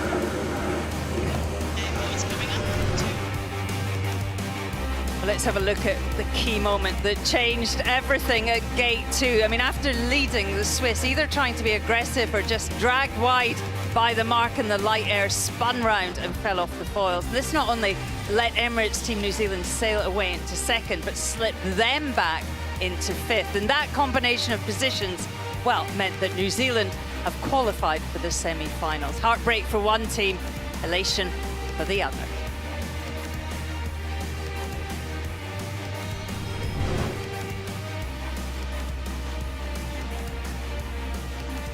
Just checking in on some of the stats there and the average speeds of those top two boats, Athena Pathway and Emirates Team New Zealand, really nothing to split them at all. A slight advantage to Athena Pathway, obviously at the end there, winning the race, but you see the distance sailed almost identical within 2 metres around the course. So both boats finishing within just a couple of seconds of each other.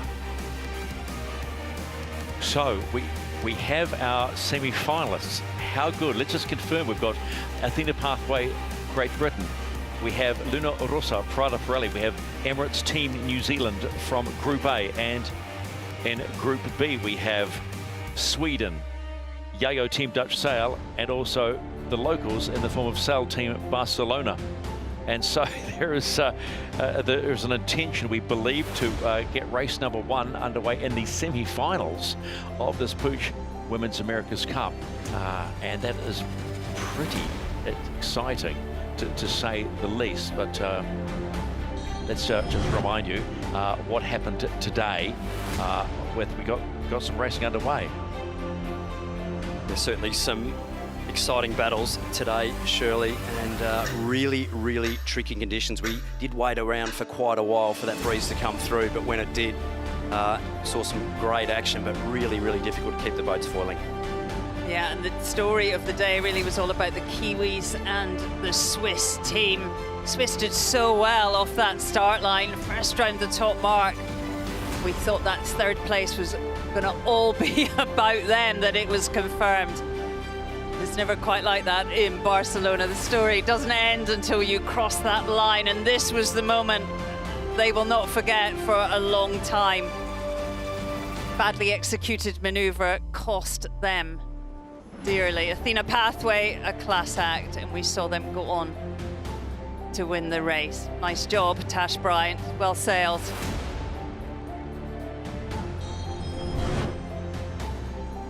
So we see some of the best moments of the race that mattered today. It took us a while to get there, team, but we got there, to say the least, and our semi-finalists have been confirmed for the inaugural PUIG Women's America's Cup. And now we start thinking, okay, Group B versus Group A, and you've got Sweden and Yacht Team Dutch Sail, and you look at the big guns in Group A, and you've got the Italians and you've got the British. I mean, I'm really looking forward to these semi-finals. I think they're going to be absolute crackers, don't you? They absolutely will be, and there'll be a bit of a frenzy going on at the moment with battery changes and boat swaps and all sorts of things going on behind the scenes which we can't see. But the fact that the back of those jibs are flapping around when they're free to float around is a good sign. That means we have got some decent breeze, so hopefully that will hang in and we will see some great racing coming up later on this afternoon. So, who is going to be the inaugural winner of the PUIG Women's America's Cup? This is the big moment today. This is the one you feel for Alinghi Red Bull Racing. It cost them everything. It cost them a chance to be a contender in the PUIG Women's America's Cup, and it opened the door. But by the same token, Emirates Team New Zealand did what they had to do, given a second chance after the abandonment of the race 6 the first time around. They came home in second position, then went sailed right past. Oh, that must feel so tough. But one of these 6 teams is going to win this, the PUIG Women's America's Cup. To have their name etched into that for the very first time will be a momentous occasion for whatever team it is, but it is going to be something special, to say the least. Now, what about tomorrow? This is what we're thinking about. The Louis Vuitton 37th America's Cup, the official challenger of record. Ineos Britannia up against the defender Emirates Team New Zealand. Port entry race 1 for Emirates Team New Zealand. Port entry for Ineos Britannia in race number 2. The hair just went up on the back of my neck. That's how exciting it is. History could be made by either of those teams in the first to 7 showdown. And it'll be done in this beautiful city of Barcelona, which has provided us with conditions you wouldn't dream of. But what it has provided is plenty of history and plenty of more history in the making. So make sure that you're a part of it, because tomorrow the Louis Vuitton 37th America's Cup gets underway and the race to history for either team is underway. The PUIG Women's America's Cup is not done with yet, but half the fleet have gone home and half the fleet have stayed, and the semi-finals are not too far away. Congratulations to all those teams that came and have now gone, because you provide us with magnificent entertainment. But that entertainment continues tomorrow, live from Barcelona. Make sure you don't miss it.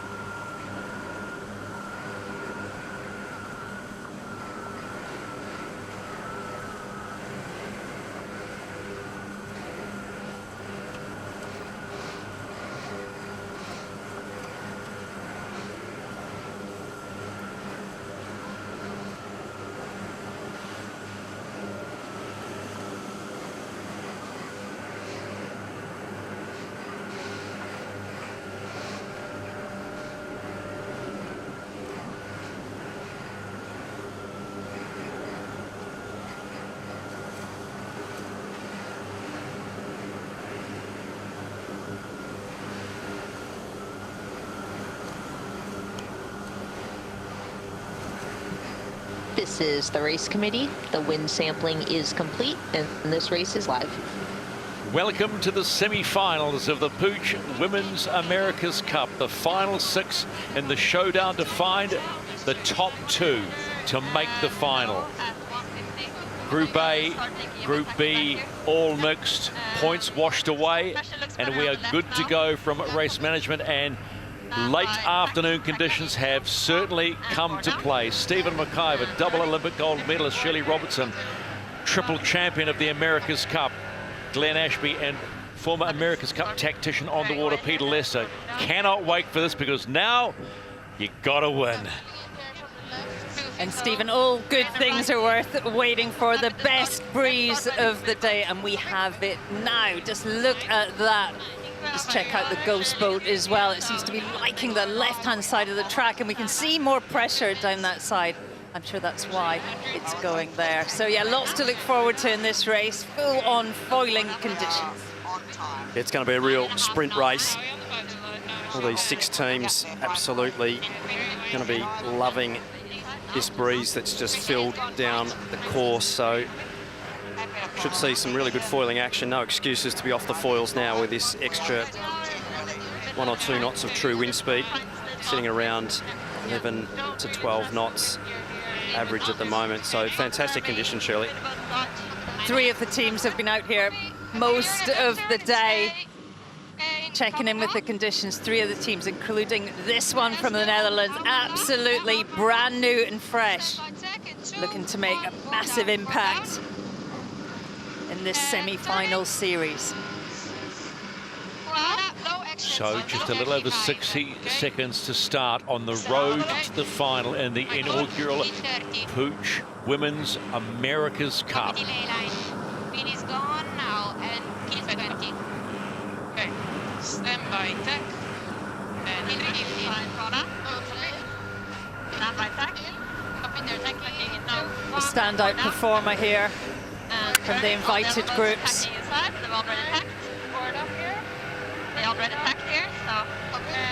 All the teams executing their final tacks into the start line. 25 seconds to go to the start. Killing a little bit of time. The idea is to be fully wound up to speed, even over speed if you can be, and try and take an advantage over the rest of your opponents and get off the line cleanly. Here we go, lining up, semi-final 1 in the PUIG Women's America's Cup. We are just about good to go, and it is green light. This is the umpires. Get behind OCS penalty Netherlands. One error from the Dutch there, need to get back. But what a tight start for the other teams. There's 3 best teams from each group showing what they've got. Sail Team Barcelona, local team, really getting off the line really, really well, as did Swedish Challenge, powered by Artemis Technologies. Athena Pathway also getting nice and clear, sailing into more pressure on that left-hand side of the course.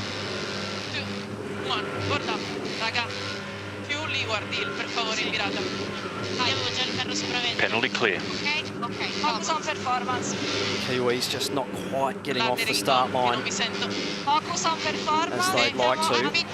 They'll be trying to sail in clear air.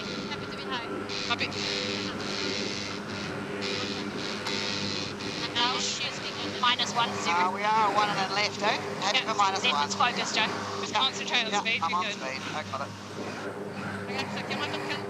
Joe Alley, gold silver medalist. Behind her, Gemma Jones. Big left shift coming down that left-hand side of the course. You see the local team from Barcelona representing Spain doing a beautiful job. Ok, ci sono le spine qua.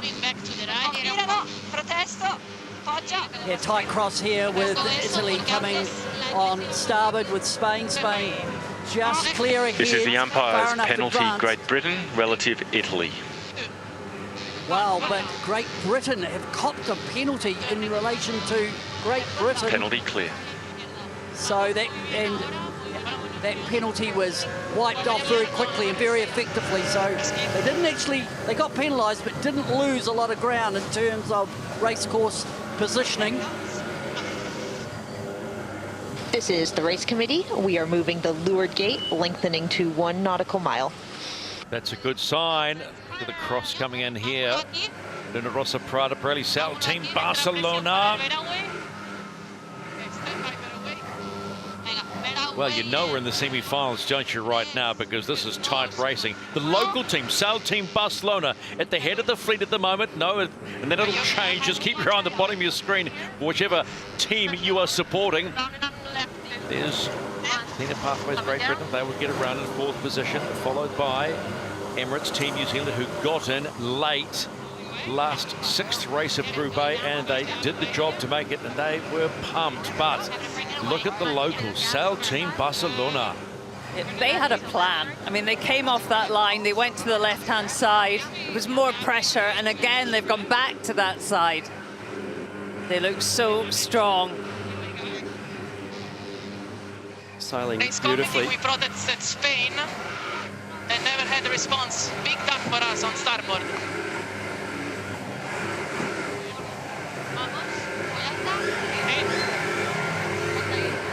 This is the umpires. That was green.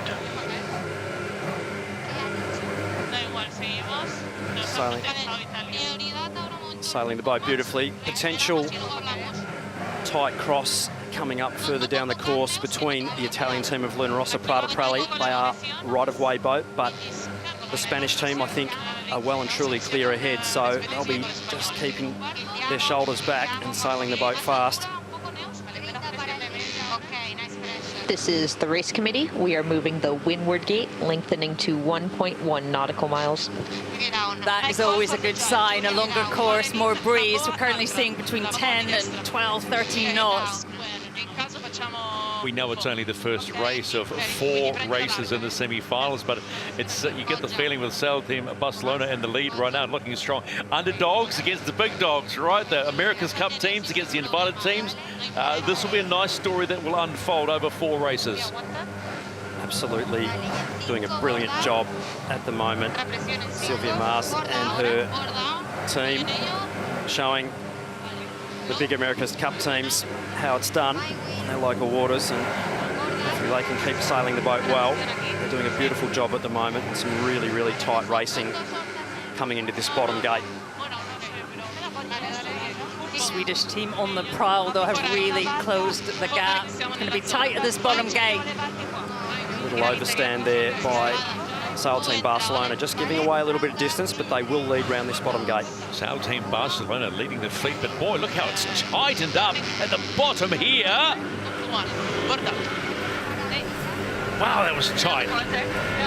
Both boats, Luna Rossa and Sweden, doing the job and staying up on the force, because boy, there was a moment there. Yeah, the Swedish both got out of it. Absolutely, Stephen. The Swedish having to give room to Luna Rossa Prada Pirelli to get round that mark, which they did. And now some tight crosses at the bottom, remaining 3 places. This is no holds barred. Feels like a little bit Athena Pathway, Great Britain go around. Emirates Team New Zealand go around, and Yacht Team Dutch sail. So tight racing, semi-final number 1, PUIG Women's America's Cup. Oh, and the Swedish team have come off their foils in their tack, so they've had a big touchdown. Just exiting that, but looking at a replay here of that bottom mark.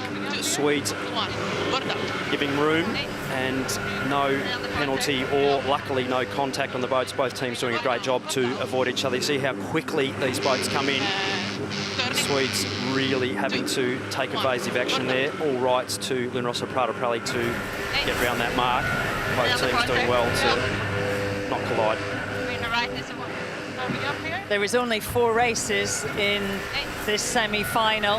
You have to finish in the top 2. There is no prizes after that. It is going to require some punchy sailing, some elbows out, some real execution. Don't mind elbows out, Shirley. I think it's great because you see how skillful all these sailors are in these AC40s, as we've seen for all of the PUIG Women's America's Cup, particularly in conditions like this. Come up a little bit, nothing out more. Target 26, hit the boundary. Copy. Yeah, nice long boundary hop for Spain, all the way across to the left, now coming all the way across to the right hand. There's good pressure over here on the right, and tactically they've got Italy tucked right behind them. And of course the top two, it's first and second is the cut-off to go through to the final, but it's the Spanish who are just stringing together an absolute beautiful race at the critical time. Aguanta ahí. Empieza a tener menos power en la mayor. Vale, viene bien todo. Vale, y board down no llegaremos. Board down no pasa nada. 1, 2, 1. Vale. High wind, board down.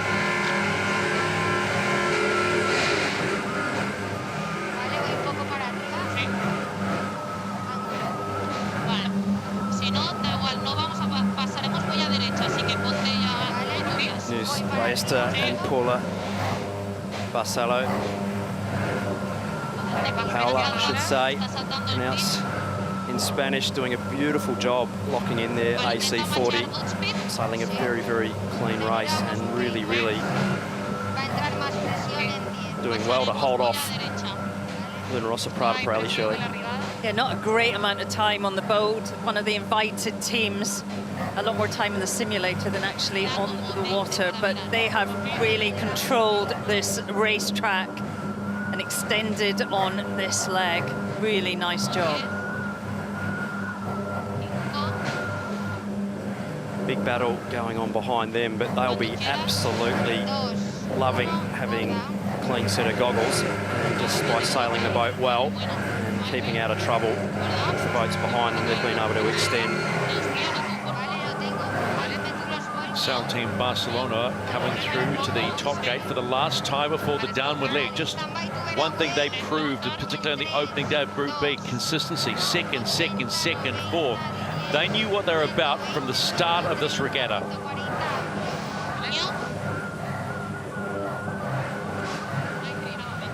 Luna Rossa Prada Pirelli, we know all about them. They know how to win them and win them well. And they are one of the teams to just follow because they are a massive threat. But remember, new ball game. Athena Pathways Great Britain get themselves up a mini hole after that off and on penalty. Yacht Team Dutch Sail have had a good upward leg. Now battling with Emirates Team New Zealand, and the touchdown has really hurt the Swedish challenge powered by Artemis Racing. Okay, I'm matching them. You're okay.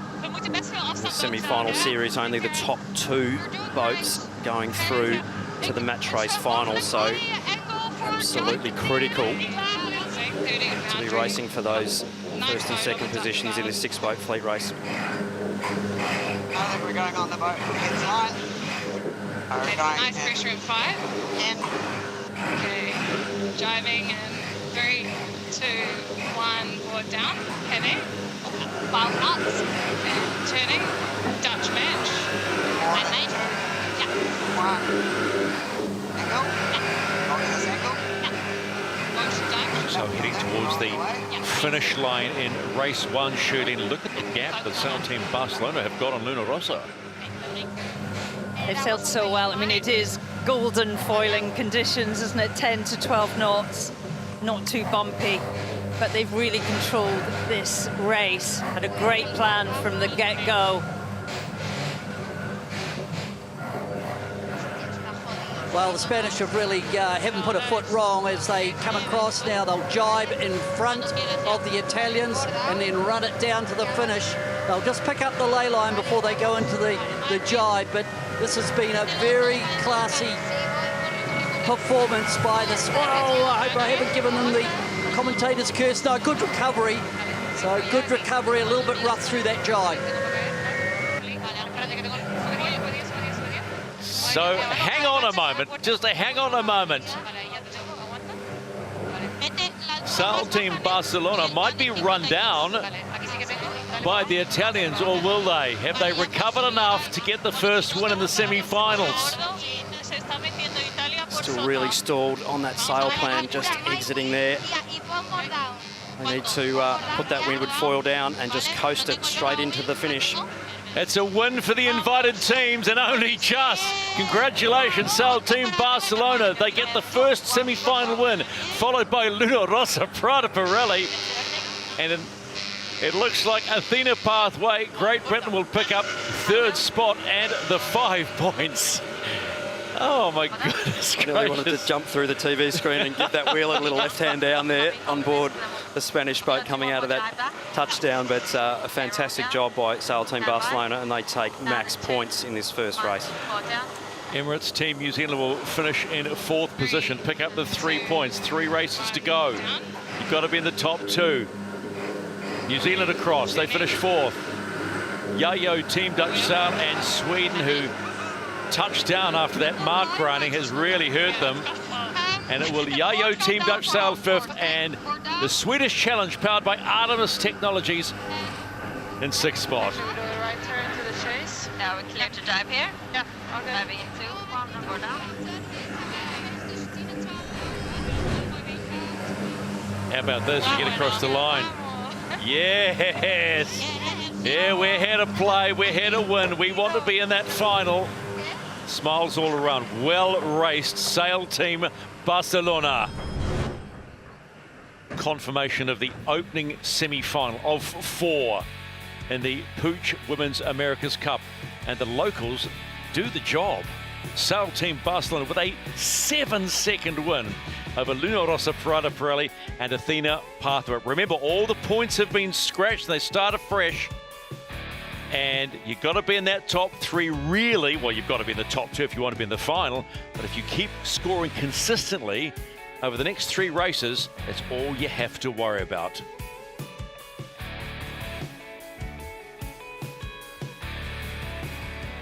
Time to head on to the Sail Team Barcelona boat. Sylvia Mas, congratulations. That is the way you start a semi-final. Yeah, thank you. We're happy. Here is being a bit tricky, to be honest, with the wind is light and a bit wavy, but now it's picking up. So yeah, the girls did an amazing job, good maneuvers, and happy. Serucha. Massive congratulations, Sylvia, and the rest of your team. What a race. I mean, it very much looked like you had a plan. How confident are you in these Barcelona conditions? Well, we've had very little time on the boat, but I think Sylvia is a really good local, so she has quite a good knowledge of the sailing area here. But we've been also feeling pretty confident with these conditions, and we just want to race more. All right, congratulations. There's 3 more to go. Agree? Thank you. Thank you. It was a close start, wasn't it? Starting in a left rebound. Super close start there, and to see all these 6 boats just getting off the line in pretty good shape was really, really nice to see. Fantastic conditions and a really tight battle up this first work, Shirley. Yeah, the Spanish boat had a real plan from the get-go, hugging that left-hand side of the track. Really controlled that all the way. By gate 2, Spanish team still ahead. 3 boats going round that 1 mark. It was all on at 30 knots. All the teams surviving very well. Luna Rossa just managing to extend out. Got a little bit fruity near the finish for the Spanish team, but it doesn't matter how ugly it was. They got the win. Nice job, Sail Team Barcelona. Yeah, we're going to have another look at that bottom gate. It was full on, wasn't it? Luna Rossa, Sweden, Sail Team Barcelona, all wanting that left-hand turn at the start of lap 2. I mean, split-second decision-making at 30 knots. Not only avoiding a crash, but also keeping the speeds high and the turn smooth. I mean, such intense racing at the corners. No one giving an inch. Yeah, we can just enjoy it here again. It was so close between Luna Rossa and the Swedish team, but they did so well manoeuvring their boat, getting the high lane.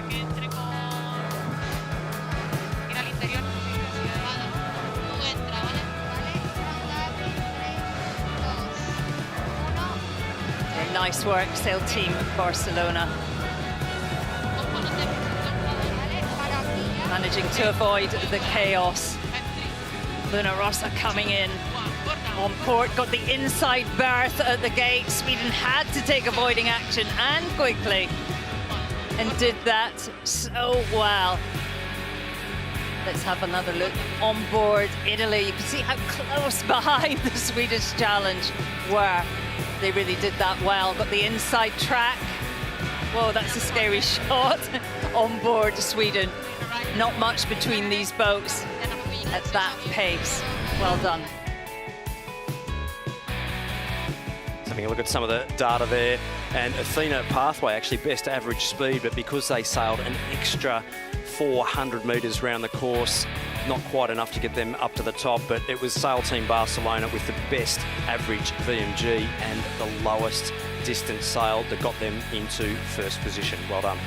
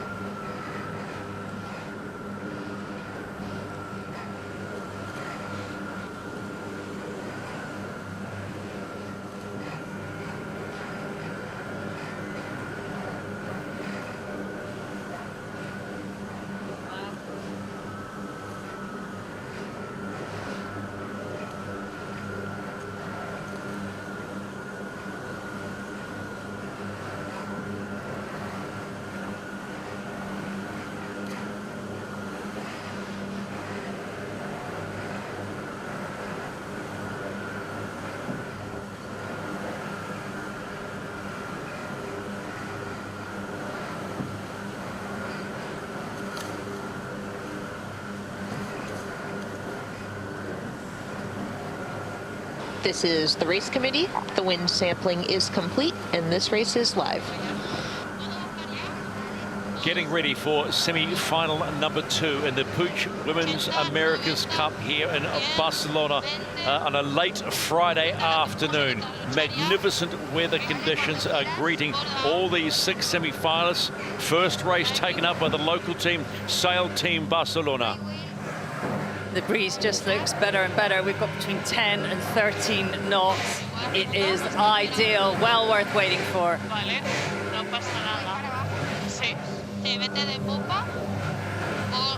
News baluster.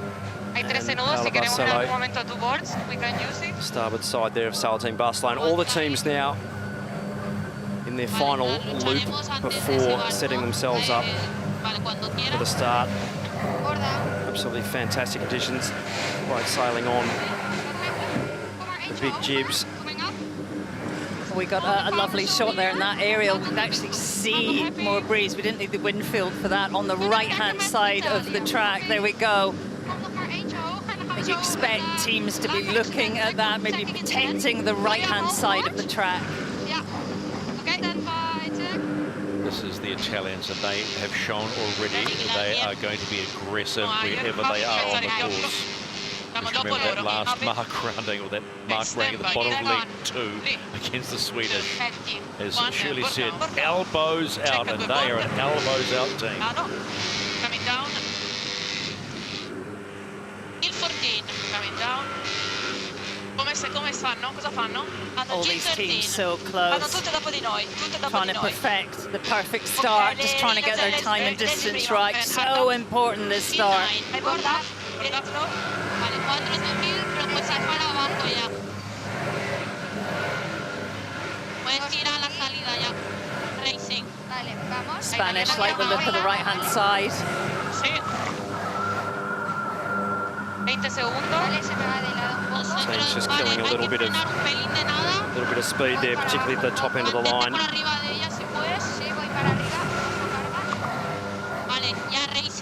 Athena Pathway struggling to get in, looking for a space.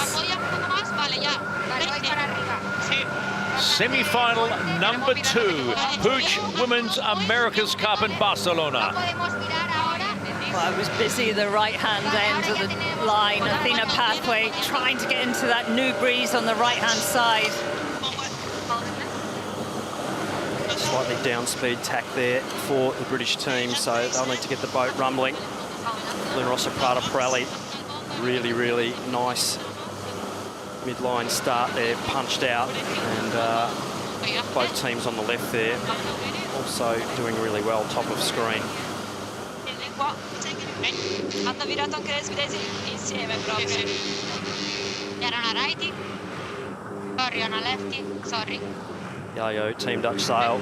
Shirley, I think, have got a little left-hand shift up the top there. You can see the angle difference between Luna Rossa Prada Pirelli and the two boats top of screen. So a little bit more pressure on that left side potentially at the moment. Sail Team Barcelona now tacking onto starboard. They'll have right of way through this middle of the course. The Swedes and the Italians having to keep clear of these starboard tackers.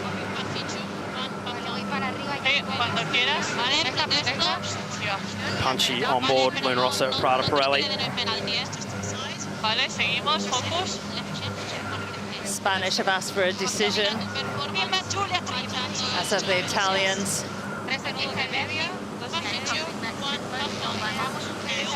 I'm feeling the umpires might be quite busy over these next 2 or 3 races. Certainly winning their money this afternoon. The 6 best teams, it's close racing. Now the Dutch team having to This is the avoid umpires. Penalty Italy relative Spain. So Luna Rossa Prada Pirelli, we said they were a bit punchy. Penalty clear. Going for the cross, and you have to wash off too much distance there to clear that penalty relative to the advantage line of Spain. To see how close this cross was. Those electronic boundaries there. Umpires calling that too close. Coming up. Protesta Sweden, protesta. And potentially the infringement possibly being for actually that incident there. There was protest buttons getting fired off all over the course. But the race continues. The starboard attackers now having right away. So Sail Team Barcelona having to dip surely behind the Italians. Athena Pathway, they've sailed this leg so well and are leading that group in from the left-hand side. GBR and Spain. Stand by. Put down 2. 1, put down. Planning. This is going to be a real tight. You want competitive racing? You've got it right now. Semi-final number 2 in the PUIG Women's America's Cup. Piccadilly Circus at the top gate. For the first time, almost the entire fleet bunched up and completing little heat number 1. Sail Team Barcelona off the foils. This is going to be a real nasty one for them. Off the foils and now in gas, so they will slide to the back of the fleet. Real shame for the locals. This is the umpires, New Zealand penalty relative Spain. Wow, that will be a big penalty, surely, because they will have to get back behind Spain, I think, on that this boat is on the boat. umpires, New Zealand, you are to lose VMG relative Spain. Turning, and go back up to the main. Athena Pathway charging down, as are Luna Rossa Prada Pirelli, so boats pushing hard. New Zealand, your penalty is a lose distance penalty. Not much in it between the British and the Italians. Just going to have a look at Penalty this clear. again.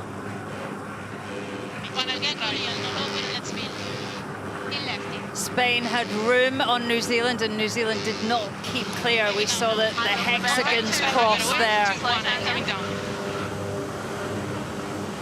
Anyways, just needed to preempt that just a little earlier, just to see the onboard shot.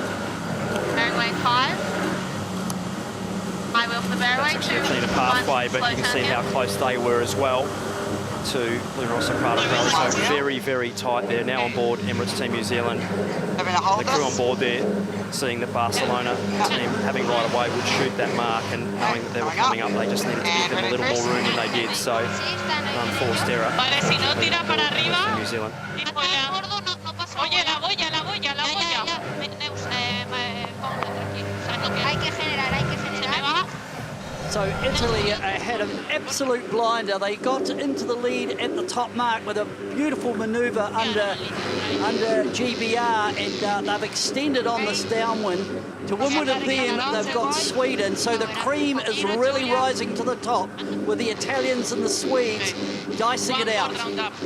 Just keep your eye too on the bars over the top of your nation's flag, because Spain, Sail Team Barcelona might be at the back of the fleet, but they are still alive if the positions stay this way. Right now, though, Luna Rossa Prada Pirelli doing what we have seen them do all regatta in Group A, leading the fleet down for the second upward leg. Now look at the Swedish challenge here, powered by Artemis coming in. They've just had a strong downward leg. They'll go around the outside of Athena Pathway, Great Britain. Nice little battle ensuing here. Swedish did well there, kept the pace. Now sitting in clear air. Yacht Team Dutch sail. One and coming up. He says rolling here, airspeeds. Just punching through waves and heading upwind on leg number 3 of 4. You'll see that costly penalty has hurt Emirates Team New Zealand, and as you can see coming into view on the right hand side of your screen, Sail Team Barcelona, winners of race number 1. Okay, transitioning. Rounding up in 2, 1, and turning. 2, 1, angle. Happy to tap. New Zealand round the bottom mark as they've had their difficulties in this one. They just need to consolidate, chip away as they head upwind for the second time. That penalty at the top mark, pretty costly to the New Zealanders. Out in the lead, it is Italy. 2, 1. As we look at Spain, our race 1 winner going round the bottom mark gate for the first time. Si alguien ve algo de roles, lo podemos pillar, ¿eh? Vale, presión boundary izquierda, veo desde aquí. Luna Rossa have sailed beautifully, haven't they? They've managed to extend, even though they're so tight at that bottom gate. They really look to be doing a nice job on this upwind Really nice, Shirley, absolutely doing a beautiful job. Similar to what Sail Team Barcelona did in that last race, just keeping it nice and smooth, just getting off that start line. The boats that have got off the start line well, unsurprisingly, have been the ones that have been leading in this field, so the start's just so important. We were impressed with this team's boat handling from the very beginning. A lot smoother than some of the other teams. A nice calmness on board. And certainly they're demonstrating it in this second race of the semi-finals. This is the race committee. We are moving the finish line, shortening the final leg to 1 nautical mile. Okay, my call for the touch. Julia, Prendila generosa, Marche. no worries. Have fun. Still on a little lefty. Okay, step by step. And 3, 2, 1. We're down. Julia Conte steering into the tack. Margarita Poros, only 25, picking up on the port side. Lower, let's build here. Nicely done. Okay, right turn. Don't click count, Julie. Coming into that top gate, just a reminder, as we know that in this semi-final series, only 2 will go through to contest the inaugural PUIG Women's America's Cup. At the moment, Luna Rossa Prada Pirelli and Athena Pathway Great Britain are the 2 with the green. Green means good, green means go to the final, but we've still got racing to go here on the semi-finals. Luna Rossa Prada Pirelli, like their Uni Credit Youth America's Cup team, like their AC75 team, just know how to execute and get it done. Hey, your wheel. I will. They're around the top gate for the last time and heading home to lead this fleet in the semi-finals after 2 races. Not completed yet, though, and we've been called out already today. Athena Pathway, Great Britain, heading to the right marker as you see it. They go around. They'll be followed in by the Swedish challenge, powered by Artemis Technologies. They've found some form, got themselves back into this after a disappointing first race and coming home last after falling off the falls at the bottom of leg number 2 in race 1. But just thinking, will you be able to trim the main on the attack? I hope so. We have no other choice. Then either will take over. Yeah. Next through will be Yacht Team Dutch Sail.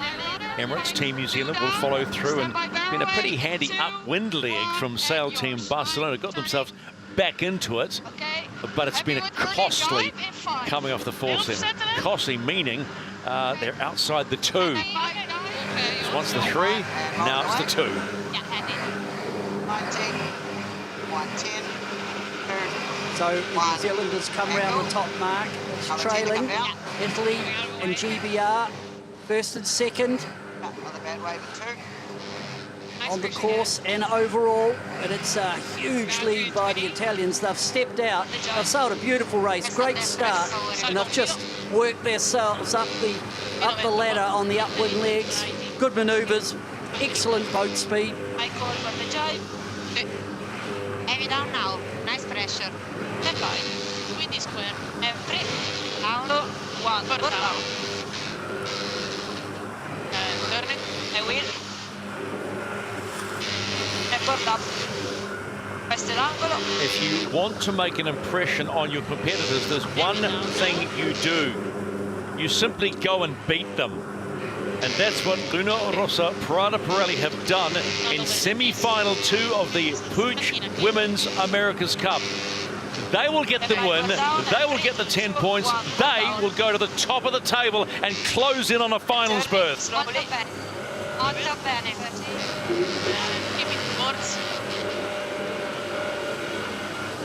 Close in behind will be Athena Pathway, Great Britain, and the points they score there will keep them above the cut line and is still good to go. Green at this point for Athena Pathway, Great Britain. And a much better result for the Swedish challenge, powered by Artemis, finishing in 3rd position. So Chase, I need a new track joystick, if that's possible to change.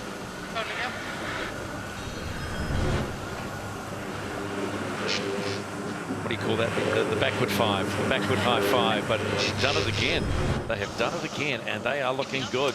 In comes Yacht Team Dutch Sail. The second of the invited teams comes through. Yes. Wel leuk hè, zo dicht bij elkaar. Wat denken jullie van, we kunnen ook wel een keer gewoon, als er zoveel boten onder ons liggen, een tag barroway doen, toch? Als we dan even shit blijven. And Emirates Team New Zealand got caught with that penalty at the top gate. Boat penalty on Sail Team Barcelona, but they also got caught out themselves and coming off the falls. That was really costly for the local team who had performed so well. But it might have been a different story if they hadn't come off the falls, but you cannot afford, team, to make a mistake. And now only a number of races to go. You're really on the edge now, right on the edge.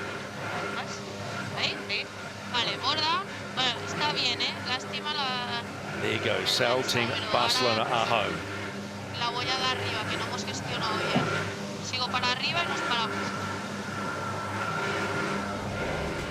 Confirmation semi-final number 2, PUIG Women's America's Cup, and the 10 points goes to Luna Rossa Prada Pirelli, followed by Athena Pathway, Great Britain, and then followed in by the Artemis Swedish Challenge.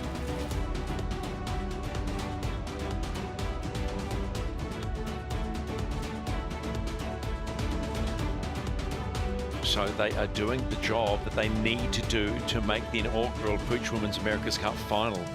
And that, of course, is Luna Rossa Prada Pirelli. Fine performance. We'll have a chat with Julia and the crew in just a moment once we make contact with them, because when you think about this, surely got to reset now, another race. I mean, it is to say, it's fast and furious. Yeah, it is. And in the qualifying series, it was all about chipping away and getting a consistent score. In here, that is not really good enough. You have to finish this series in first and second, and we're now halfway through with two very fast and quick races to come. So absolutely right, need a reset, need to come out punching. Okay, let's go on board Luna Rossa Prada Pirelli, and Julia will be expecting us to have a chat again. Congratulations, big win, a little step closer towards the final. What were you happy about with that race, apart from the win, obviously? Well, the win is a big role for happiness, for sure. Yeah, no, we just focused on having a good start, a good slingshot, and keep the speed of the line. And we managed to do that and be on the right shift right at the beginning, and trying to keep the boat as fast as possible. These races are so tight and the race course is so short. And yeah, full credit to the other teams for keeping the race so close. So very stoked about this race. Yeah, and so you should be. Well done, Julia. It was a class performance. We very much enjoyed it. The tempo has gone up, hasn't it? You know, 6 of the best teams all together, as you say, on a tiny course. What is that like, and what do you think the key is? Yeah, you have to think 3 steps forward, not just 1.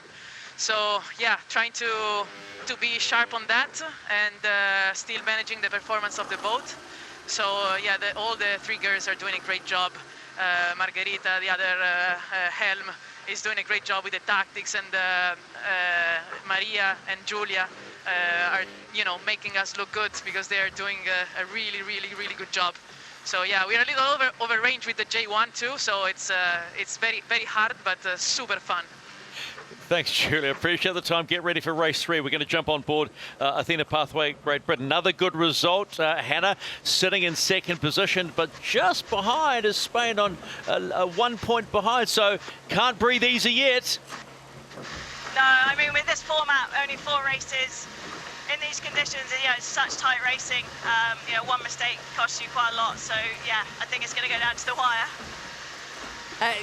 Yeah, well done, Hannah. A nice, solid result. I mean, as you say, only 2 races left. I mean, what's your plan? How are you approaching this? Yes, good question, Shelley. It feels like we haven't had much time to think, although we have been sat around all day. But yeah, I think just, you know, we're just trying to sail clean in this next race, stay in the mix, and then see what we have to do for the last one. Oh, just a quick question for Tash. Hannah, just you're obviously on port, Tash. That sun glare, the sun getting lower on the horizon now, how hard is it to see the wind on the water with the spray on your goggles? Yeah, it's real tricky actually. I need a bit of a visor. Had some tape earlier that I took off, but I think might be goggles off every now and then and just brave the spray. Yeah, no, keep your eyes shut when you need to, but no, good luck for the next one. You're doing well. Cheers. So that is Athena Pathway, Great Britain. Now, thanks for them for giving us instant access on the water. And that is race number 2, semi-final number 2 done.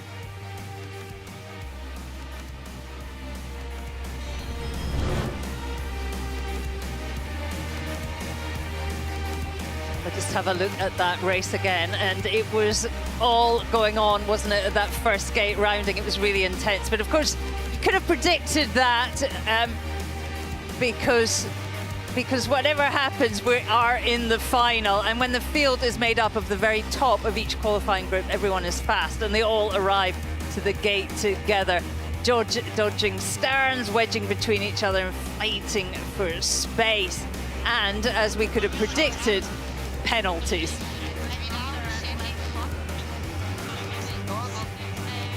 Here's another view of this, so close, approaching that mark at nearly 30 knots. Kiwi's just not giving enough room to the Spanish and paying the penalty.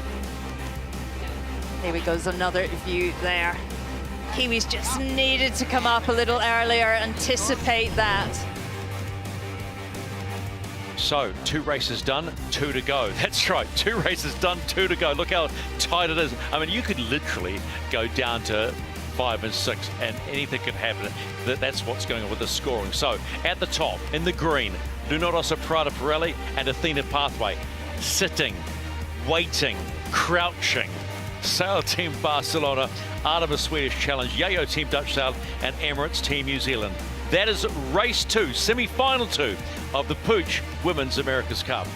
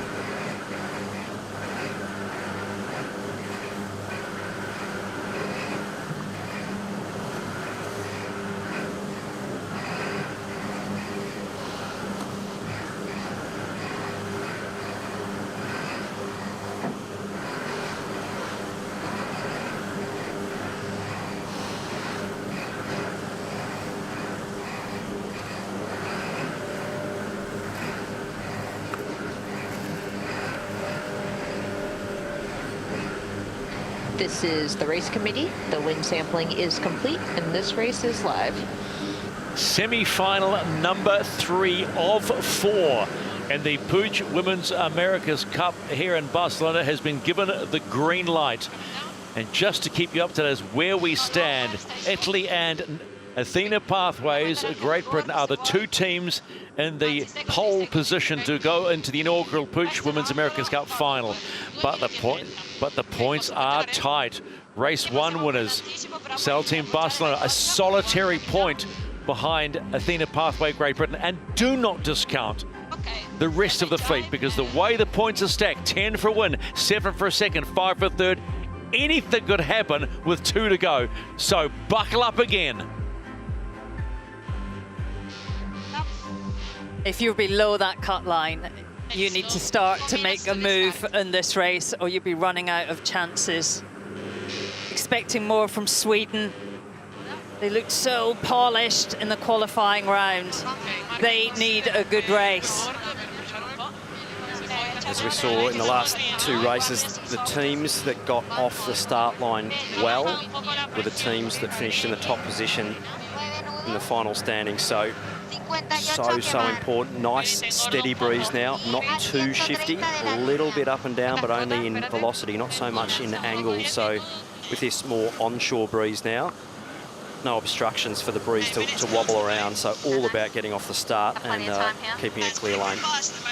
The wonderful thing here is about the pressure by having back-to-back races, literally with hardly a time for it to breathe. We're really seeing how talented these sailors are. Just get going and try to give it that win. Yeah, no time for a debrief or much of a reset.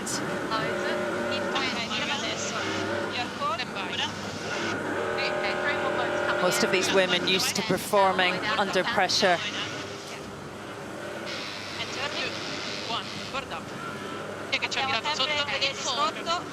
Athena Pathway on the way back. I think they're happy to start at the port end.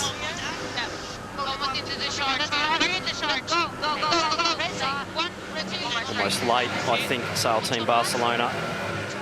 pretty slow there, having to build in the gas of the Italians and the Swedes, so I wouldn't be surprised if they're late to the line. British looking for that left-hand pin and start. Not challenged at all, the British. Go where they like, lovely timing.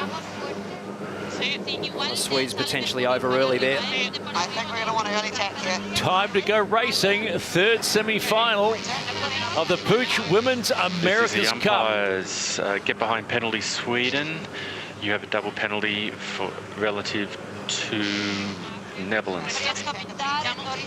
An error from the Swedish.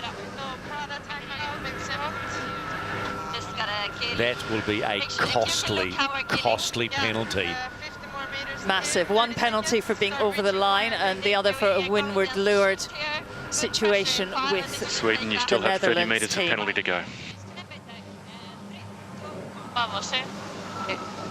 Richard Slater being very kind and actually giving the information. You see the Swedes there, windward boat failing to keep clear of Yacht Team Dutch Sail and actually getting a double penalty, so that will make their race very, very difficult from here for the Swedes.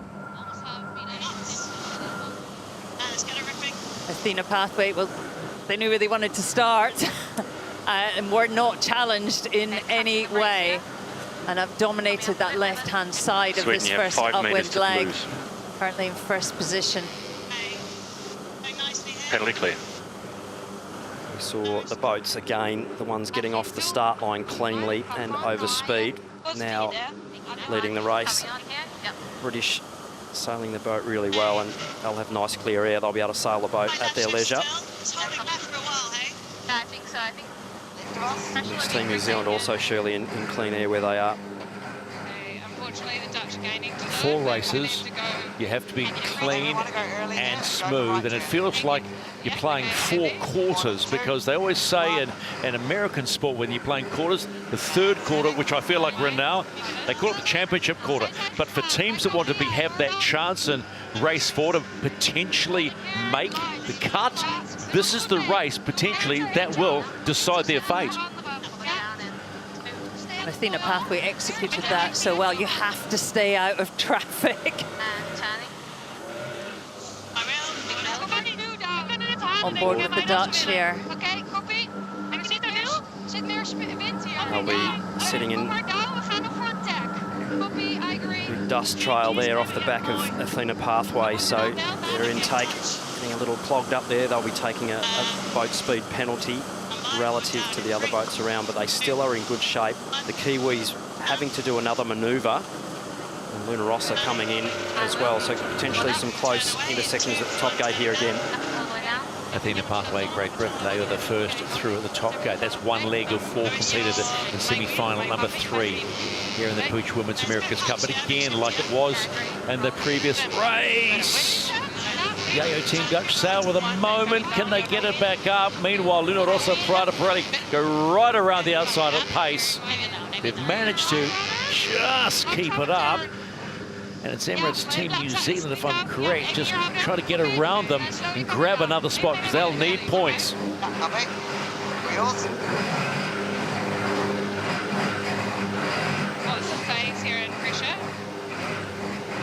Four boats, 5 boats heading down the left-hand boundary as Athena Pathway roll into their jibe. It's lightened off a wee bit at the top of the course. And you can just see the teams having to be a wee bit more careful on their jibes. Probably the wind is down just a couple of knots, but it makes such a big difference.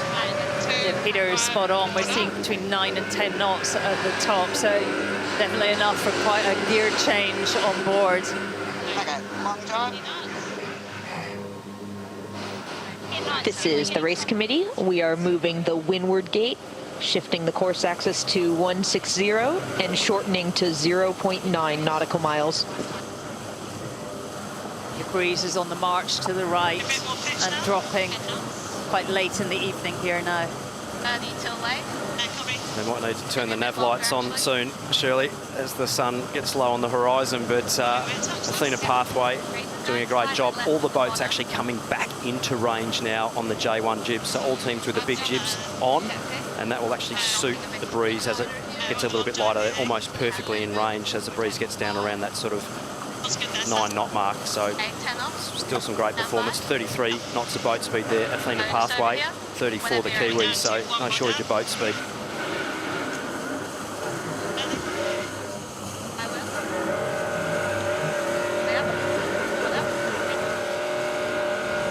Slick boat handling on Athena Pathway.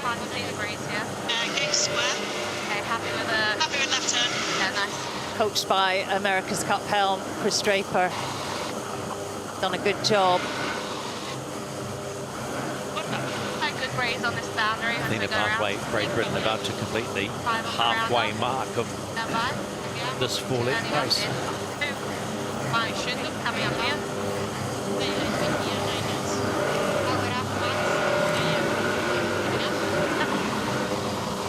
And they head back up on leg number 3. Doing it well, Athena Pathway, Great Britain. Their biggest rival, Luna Rossa Prada Pirelli, sitting in P2. They take the left-hand mark. They're on their way up, halfway done. Emirates Team New Zealand, they're also through. 2, 1, angle. Okay, stay fast here, looks soft. Copy. And it's just a tight run into the bottom mark at the end of leg 2 for Sail Team Barcelona, Yacht Team Dutch Sail, and the Swedish Challenge powered by Artemis. And board down. And turning. No exit. Reset. No exit. Yacht Team Dutch Sail there, sailing straight back into quite a bit of dirty air. Okay, still pressing for a bit of speed. Tricky for them to get a good run from there. Copy. Coming into nice breeze here. Pressing a touch. Athena Pathway have made a good jump here. When they came around the bottom mark, the wind did a big right hand, so they headed it, but they were very, very patient. And they came right across to the right-hand side, and now they've jumped onto that lifting board, and this will be the long board, and they'll come up to the top mark gate. It'll be a short board across on port. This will be a good gain for the leading boat.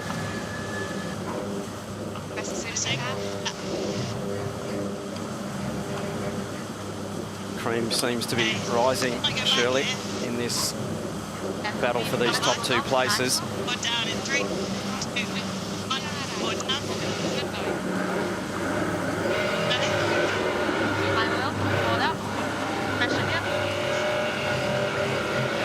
Well executed attack there on board Athena Pathway. Not going all the way to that left-hand boundary, so quite left-hand breeze. Taking that shift to sail a shorter distance towards that top mark, so having the option to sail where they want to, try and get the shortest distance the most efficient possible to that top gate. Tash Bright tacking.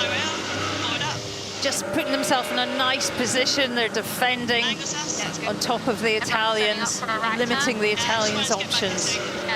Nicely positioned.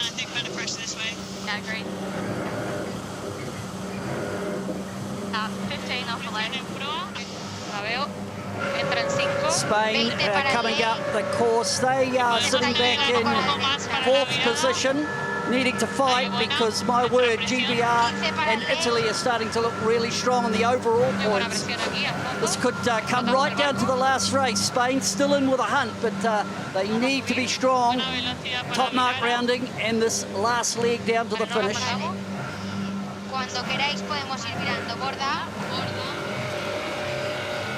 Yes, race number 3 is going to tell us who's in the hunt for the final race. Because this team here, Athena Pathway Great Britain and Luna Rossa Prada Pirelli, are still on target. They have the green line above their flags as Great Britain take the top mark for the final time of this race and head home. They want to bank another 10 points. That will be massive, massive going to the last race. Luna Rossa, Prada Pirelli. They come in, they're chasing. 20 off boundary, all the way. Rolling down here. Getting pretty high there on the foils, Luna Rossa, Prada Pirelli, but also with a little software kick in to save the rudder popping out. Emirates Team New Zealand, they've completed 3 legs. They're on their way home. Sail Team Barcelona taking the opposing mark. Sail Team Barcelona, by way of that first win, if they can stay where they are, they could be chasing for a spot in the final. The Swedes are around, the Dutch are around. Slowly bearing away. So all the fleet on the way home. Great shot of the foil there, 0.7 of a square metre of area, keeping that whole 2-ton AC40 airborne. No pressure to jibe it, so want to keep on going if we have the pressure your side. Good pressure here. Hard to port target. Let me know.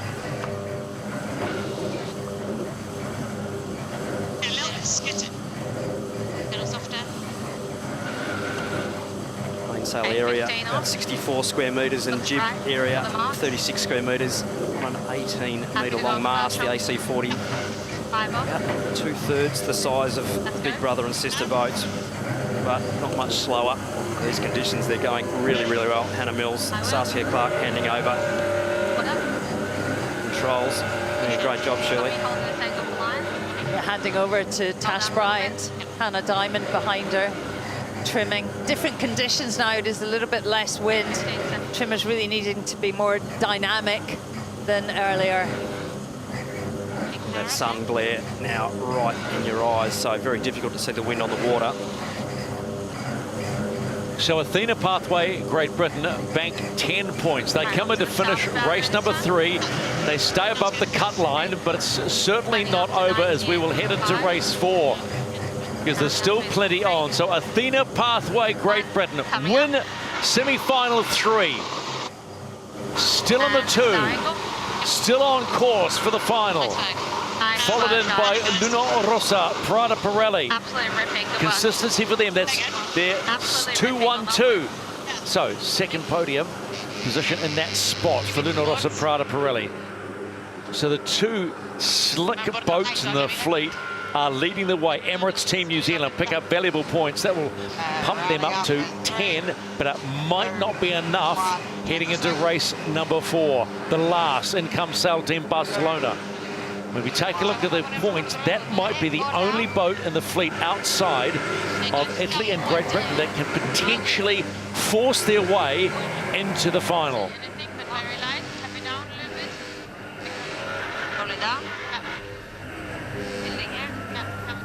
The Swedish Challenge powered by Artemis. I think we wanted to see more from them considering their outstanding, outrageous form in their group racing. They will come home 5th. And then will be followed home by Yacht Team Dutch Sail. So, as we see the Dutch come across the line, it still goes down to the 4th and final race. Do not go anywhere. All yachts, please stop sailing immediately. Confirmation then of the 3rd race in the semi-finals of the PUIG Women's America's Cup. And the 2 leading boats through Group A, Athena Pathway and Luna Rossa, Prada Pirelli, are in the green zone. Emirates Team New Zealand came home 3rd, Sail Team Barcelona 4th. Now when you look at these standings, you'll see it is just one team that can force their way in.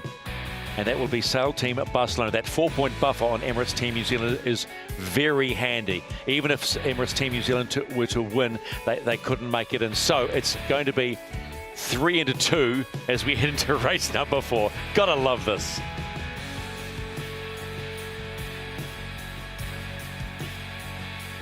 Okay, let's go on to Athena Pathways, Great Britain. It's becoming quite a habit here having a chat to you, Hannah, but that was nice for someone who said to us in the last race, well, I don't know really what the plan is. Not a bad plan executed.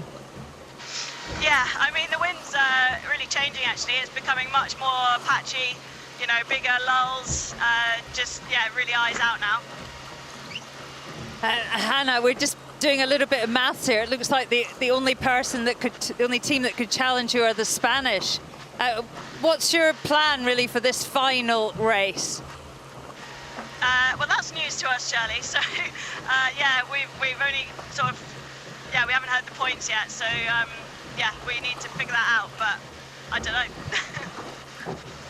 Okay, well, we're not going to tell you the points, Han, because that would spoil the fun. So, congratulations on that one, and we'll see you in race 4. Copy. All right. Let's go on board the Sail Team Barcelona boat, have a quick chat to Sylvia. So, Sylvia, I'm assuming you might just about be in position for this chat. Here's the equation. You're just a little bit behind the Great Britain team, so you've got a chance, but you're going to have to score big. Yeah. Well, we're looking forward to this last race, which is going to be all or nothing, so we're just very full on to send it. What's the plan, Sylvia? Are you going to go for a port start? We won't tell anyone, but if you did something like that, it'd be good for us to talk about it. Good luck. Good luck. The plan is going to be to win the race, so we'll see port start, but we'll win it. Yeah. Go well. Enjoy this last race before the sun goes down. You're doing a great job. Thank you.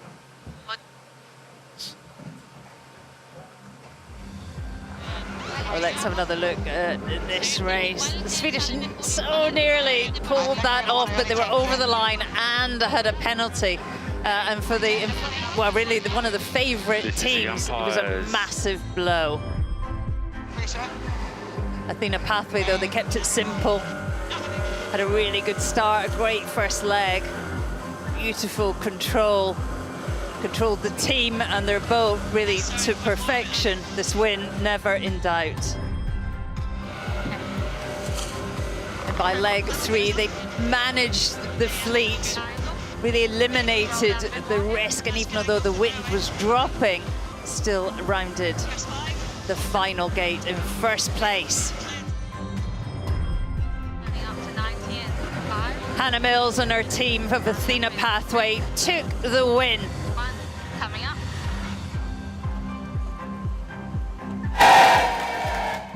And yes, you can imagine where that is. That's inside the Britannia fans' hut, you might say. That's probably a bit more than hut, I'm sure, but they'd be pretty happy with that. Yeah, we're going to have another look at the Swedish start and that penalty between them and the Dutch. I mean, at the start, Sweden found themselves squeezed between the line and going over early, and Team Yacht Dutch sail positioned just below them. They were hoping they'd be able to stay clear of both, and they so nearly did if the gun had been 0.7 seconds later. They started the race with a penalty from both. Over the line at the start, not keeping clear of the boat below them.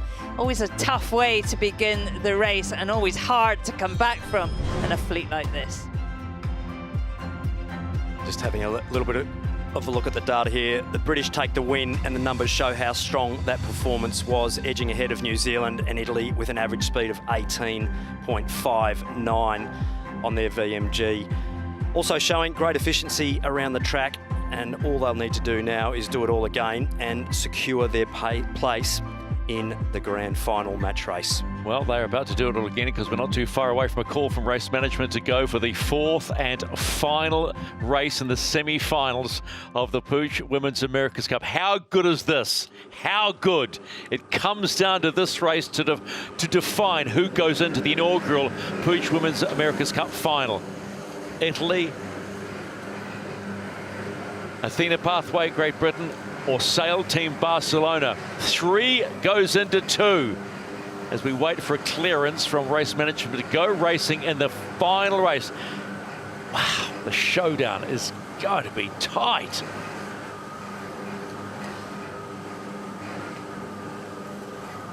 This is the race committee. The wind sampling is complete and this race is live. Good luck.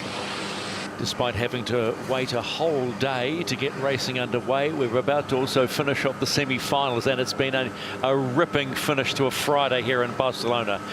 Race 4, the last race in the semi-finals. Who goes there? Well, you just have to watch and find out. Breeze dropping a little bit, Shirley, from what we've seen before. So all boats now having to think about staying on the foils and executing the manoeuvre, getting later in the day, so that breeze will slowly die down. Yeah, and the sun's pretty low as well, isn't it? I mean, it's not far off 7 o'clock in the evening. Tricky to see what's going on. Yeah, the breeze is dropping off, and the sun, because it's so low in the you know, down to the west, is just making it a little bit hard to read the dying breeze on the water. Definitely time to get rid of the tinted visor. So if we have a quick look at the points before we get into this, Barcelona must win the race, and Great Britain needs to be 5th or worse. If you're on that Spanish boat with Sylvia Mas, you just have to send it. It's your only chance of survival. Well, we've certainly seen some crazy upsets in the previous races today that we've had, so anything can happen. It's all about executing this last race well, not getting yourself tangled up with your opponents. Who was the spoiler? Who was the spoiler?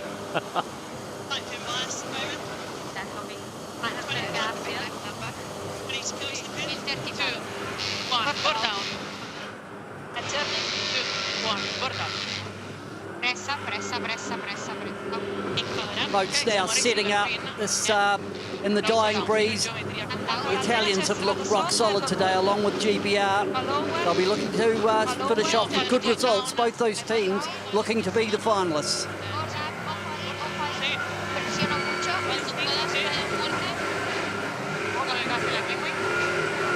As the breeze drops a little bit, the sail package needing to be powered up more, a lot more dirty air coming off the back of that. Dutch very early, gone high of the line. Squeeze just, and the British just slowing the boat down a little bit with time to kill. They'll be wanting to open up the gauge and the gap. Very, very tight at that pin end. Kiwis probably not in a bad spot.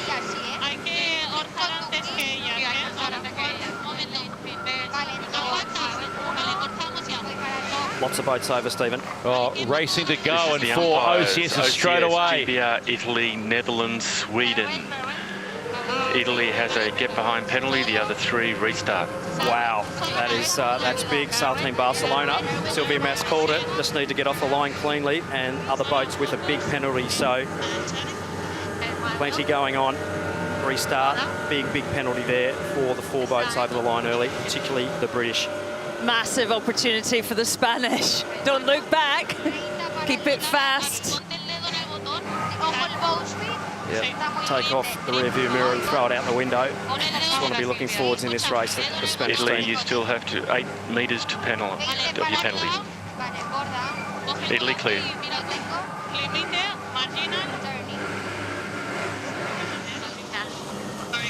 Okay, we're racing. Very big lefty, so continuing.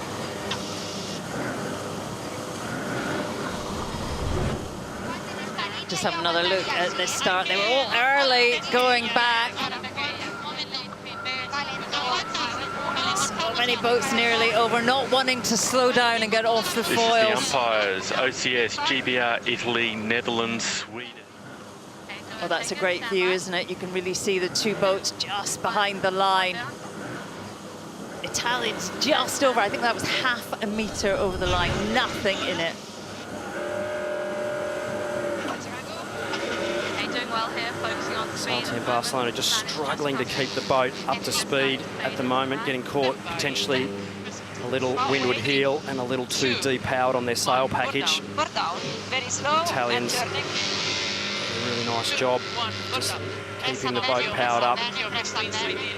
Back down to a really low true wind angle there to keep the boat on the foils. This breeze dying out. Okay, manca bene. Puoi salire. Ok, da igual el ángulo porque hay que... Vale, en teoría estamos por encima del... You know, this team is the best of the invited teams. Not much time in the water coming into this event. They have really shone. Might not always be the full package, but been really impressive. So as we get ready to complete leg number 1 of 4 in the final race in the semi-finals of the PUIG Women's America's Cup, keep your eye on the flags as the Luna Rossa Prada Pirelli boat heads towards the dock gate to complete the opening leg. They have the green light above them. That means you're off to the final. The position that Athena Pathway, Great Britain are in, they too still have the green light above them. So they could basically hold station for 4 legs like this, and those 2 boats will be competing in the inaugural PUIG Women's America's Cup final. But never say never. The one team that could hunt them down potentially is the Spanish.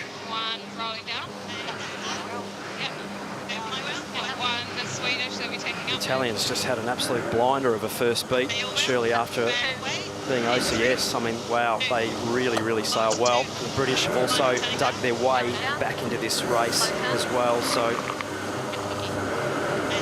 very tricky as this breeze starts to drop away. That's a sign of a good team. Remember, they had to go right about start again. They were way off the pace. Look at them, and they're back in the hunt, and they got the green light. That's good sailing.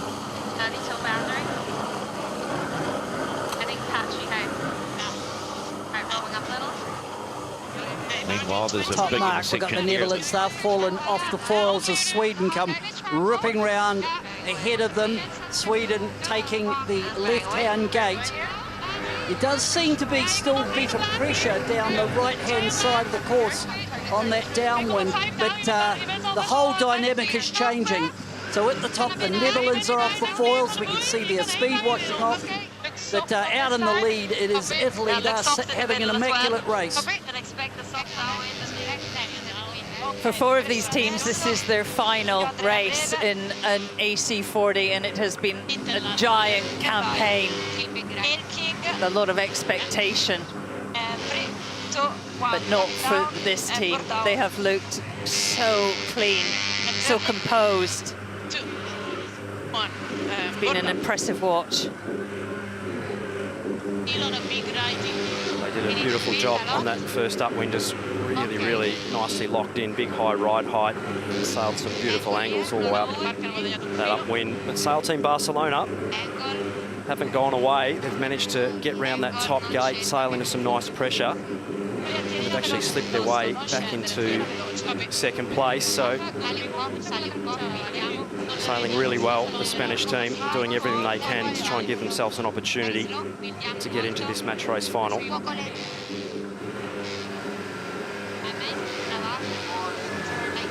The wind continues to go to the right, so we're late in the afternoon. It is the changing condition now. They still have to be really careful in terms of the next lap with this dying late afternoon little push that we've had. Been lucky to get this off, but it's been brilliant sailing. The Italians have just jibed. As we look at the charging Spanish, as they go into their jibe, they need a clean one. This is the race committee. We are moving the windward gate, shortening to 0.75 nautical miles. Halfway almost completed by the majority of the fleet. Emirates Team New Zealand are steaming in behind.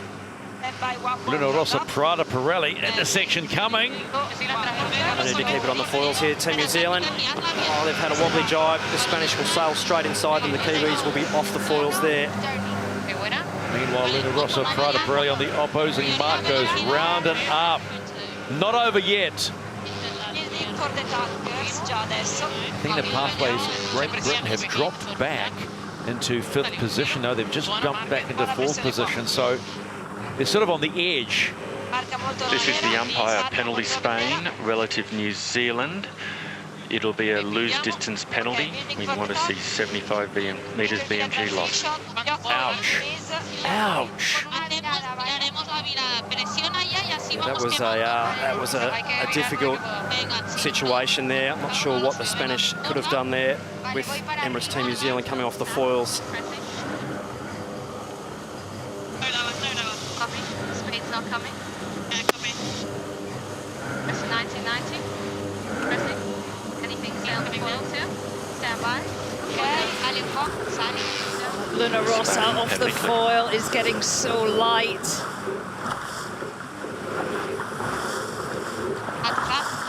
Dicelo, vengo su, fai te il flap. Ok, ce l'abbiamo già. Benoni, sì, una flap, una flap. Well, this was at the mark. So close, Shirley. Those boundaries just intersecting by absolute millimetres there. And the Spanish there just getting round cleanly. Didn't actually affect anything, Emirates Team New Zealand. It was an unforced error. They actually fell off the foils, and if they hadn't have fallen off the foils, their intersections would have easily separated. So just a little too close there from the Spanish. Such a shame for them, but they've washed their penalty off, and they are still on the foils. So, well, Shirley, what did you say about Spain? They had to win to have a chance. Well, at the moment, they are leading. And if we can give you a little update on our live points ladder at the moment. Athena Pathway is Great Britain and Luna Rossa Prada Pirelli are sitting on 27 points. Spain on 24. Well, we're not used to seeing many errors from Luna Rossa Prada Pirelli, but difficult manoeuvre further down the tracks left them off the foils, just about building enough pace to get going again. Boats starting to come off their foils. Big manoeuvre here, big tack for Sail Team Barcelona. Oh, beautiful job. 8 knots of breeze now on the track. Died a lot. The Kiwis off their foils now. Top 4 boats all still foiling. Swedes also executing a nice tack in those light air conditions. So, well, the team under the most threat right now is Luna Rossa.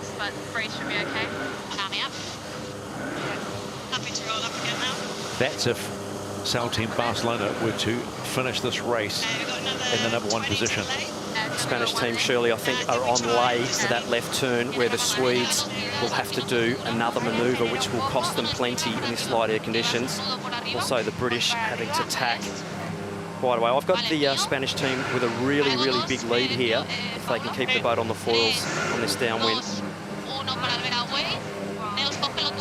It's not enough for the Spanish just to win, though.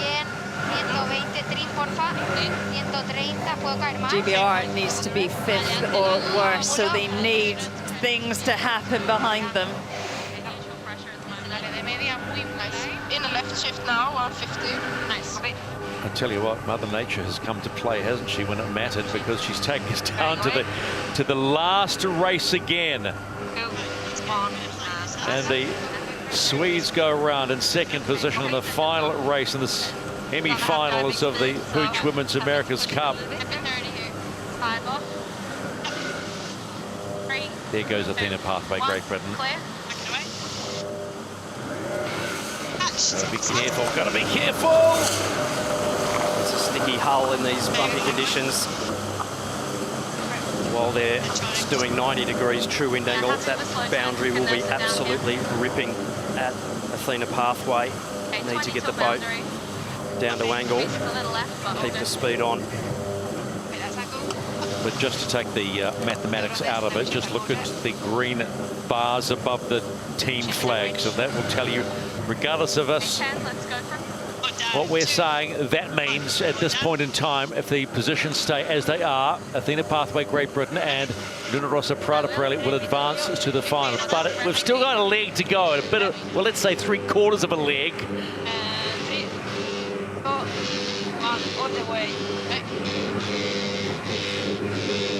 That's Italy just coming round the top mark in a little bit more pressure than the boats ahead of them. I just wonder if this has still got a little twist in it, or are they just going to get over the line before this late afternoon breeze shuts down? Right now, the Spanish are in the lead, Sweden, and then Great Britain, Italy make up that top 4, but the breeze is dying very, very quickly. It has been such a fast and furious but great semi-final series, and You got to, whatever happens from here, a massive shout out to the Spanish, the first of the invited teams. They have really showcased their racing skills this afternoon. They potentially will finish with a second win in 4 very quick-fire races. They will look back at race number 2 when they finished behind the fleet. They're 6.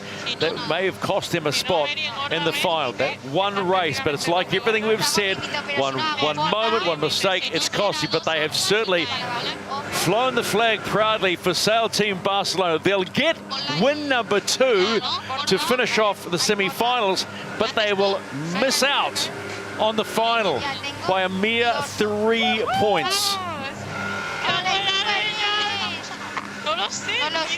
Well, they did everything they could, Sail Team Barcelona, Shirley.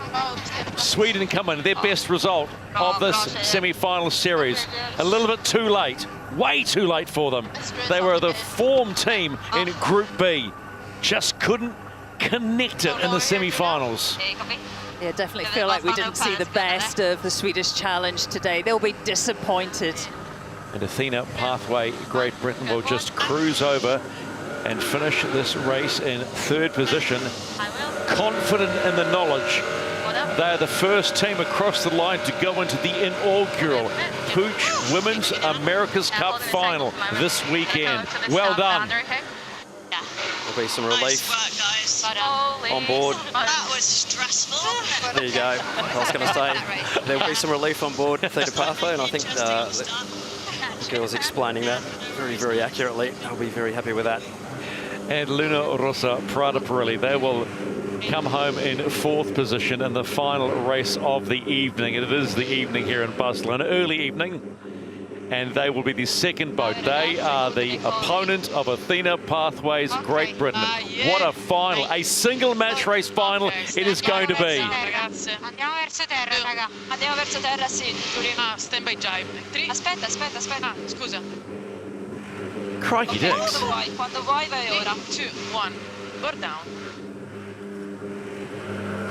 Turning. E board up. Brave, raga. Ah, yeah. See. Yeah, come on, says Hannah Mills. Yeah, we're into the final. So it's another British boat into the big show, their big show. We've got Ineos Britannia starting the Louis Vuitton 37th America's Cup tomorrow against Emirates Team New Zealand. And this weekend, another British boat, a little AC40. Racing AC40 will be in a final as well. Yeah, today it's really all about just making it through to that match race final. The breeze definitely dropping out, surely later on this afternoon. Nice pressure here. Diving in 3, 2, 1, board down. Much rudders there, eh? It's Team New Zealand, the final team to be confirmed in the semi-finals when they shortened the qualification series in Group A because of the weather. Got home, sailed well to get in here in that last race. When you need to, right? When you need to be somewhere, you've got to deliver. They came home 2nd in that final race in Group A, and so they did what they needed to do. But again, like the other boats around them that aren't going to be in the final, just didn't quite deliver when it mattered, and that's racing. Certainly did a great job to get into this final, and they really sailed well to make this final 6, but it just hasn't quite fallen into place for the Kiwi team. But they would have definitely enjoyed the racing here, Jason. Fantastic racing to get 4 races in. Absolutely epic this afternoon.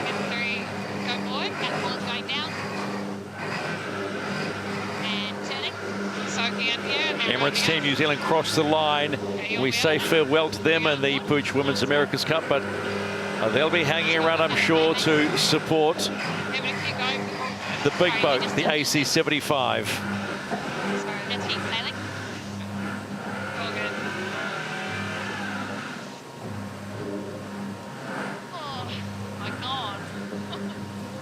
Well, it's been a tough day for this. So much talent on this boat and just so little practice. And today, lining up with this quality of fleet was a tough ask. Imagine how much they've learned over this whole regatta, though. It would be mountains of knowledge to take back and go, well, we can compete. We made the semi-final, so, you know, we're not far off. They showed some really, really great stretches of performance throughout this series. Really difficult without a whole lot of time on these boats to stay consistent, but some really, really great racing, and they'll be taking away a lot of fantastic experiences from this AC40 regatta, Shirley. Yeah, they've learned a ton, and they've certainly showed the world the potential they have, led by Odile van Arnold, gold medalist in Paris. She's done a great job of rallying her team. So with Yayo Team Dutch Sail crossing the line, the semi-finals are complete. In the PUIG Women's America's Cup. Lovely message coming out of the boat as well. They would have got a nice sunset as well. They cross the finish line. Big romantic, you. Hey, love a good sunset. Let's confirm fleet race number 4, the last one. Sail Team Barcelona. They get 2 wins in the semi-finals, and just miss out on the final. Take a look at this. This is how close it was. Wow. Even points for the top 2. And if Sail Team Barcelona had finished higher up in race number 2, we may be talking about them being in the final, but it wasn't to be. We have our finalists in the PUIG Women's America's Cup final.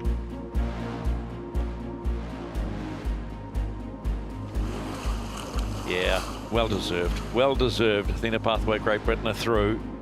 And so are their fans. There's been a lot of that going on lately here in Barcelona, with Ineos Britannia going through. So let's go on board Athena Pathways, Great Britain. Hannah, with the sun setting, congratulations. You're the first boat through to the final. Now, just to let you know, you're worried about the points, right? The gap to third was only 3 points. So you and Italy finished on 27 points, and the Spanish, despite winning, only finished 3 points behind. So congratulations. Describe the moment. Oh, honestly, that was, I don't know if it was fun or not, but yeah, it was so stressful. You know, the wind really dropped. Every manoeuvre felt like a rescue, and just trying to keep it on the foils. And then we obviously had that sort of disastrous start where we had to go back, and oh yeah, we just thought we'd make it interesting for you guys. Yeah, we loved it when you crossed the line. I mean, I don't know if that was celebration or relief. It has been an incredible day. Let's think about this final, Hannah. It is going to be quite the lineup, you and the Italians. What can we expect? Yeah, I think it's going to be amazing, to be honest. Just to be a part of the first ever Women's America's Cup final match race is so cool. We're so happy, and yeah, we're going to go away, enjoy this moment, and then refocus. But I think, yeah, it'll be an exciting, action-packed race. You know, we know Julia Conti, one of the helms, really well. Sass and I raced against her for a long time in 470s, and we're really good friends. So yeah, it's going to be awesome. Oh, nice work, Hannah. Just a quick one for you, Tash, and you guys on that side of the boat. How much cramming are we doing this evening on match race practice, and how much time on the sim are we putting in before the match race final? Yeah, we've done quite a bit of match race training when we've been up in Barcelona with the Swedes, so they've been great training partners through the summer and done plenty of time on the sim, so hopefully we can put all that training into practice and see what we can come out with. I'm looking forward to it. It's going to be great. Cheers. Congratulations, Athena Pathway, Great Britain. We will see you at the weekend in the final. You're up against Luna Rosa Prada Pirelli. Julia, congratulations. You're in the final. It's the first time we've had a Women's America's Cup, and you are in the final. How does that feel for you and the whole group? It feels amazing. I'm speechless, really. It's such a joy. We're so happy. Like, the girls did an amazing job. They're great. I'm just surrounded by an amazing team, and I'm just grateful for this opportunity and can't wait to race on the final against Athena Pathway. Julia Conti, you're never speechless. Massive congratulations. I mean, what's it been like? It feels like it's been a crazy few days. It's been a long days. If I think about last time we raced was on Sunday. No, yesterday we had the race. But anyway, also today, I couldn't believe it's 7 p.m. really. It's been a very long day, and we did a really good job in keeping the focus high the whole time. And yeah, what can I say? I'm just incredibly happy, really, so happy. Congratulations, Julia. We can't believe it's 7 p.m. either, to be honest, here in the commentary booth, but 4 fantastic races this afternoon. Congratulations, and we look forward to seeing you and the rest of the team in the match race final coming up on Sunday. So well done, get some sleep. We'll look forward to seeing you guys real soon. For sure. So as the sun sets on their racing today, we look across the city of Barcelona and we have our finals. Yep. And this is how it all sorted itself. Remember how it worked out? We started with 12, we ended with 2. We needed 6 to make the semi-finals, and then we did it, and we went bang, bang, bang, bang, bang at the last hour and a bit. And there we have it, your inaugural PUIG Women's America's Cup final between Athena Pathway, Great Britain, and Luna Rossa Prada Pirelli. Over the weekend, only one can win and raise the trophy in a single, that's right, one shot in a single match race final.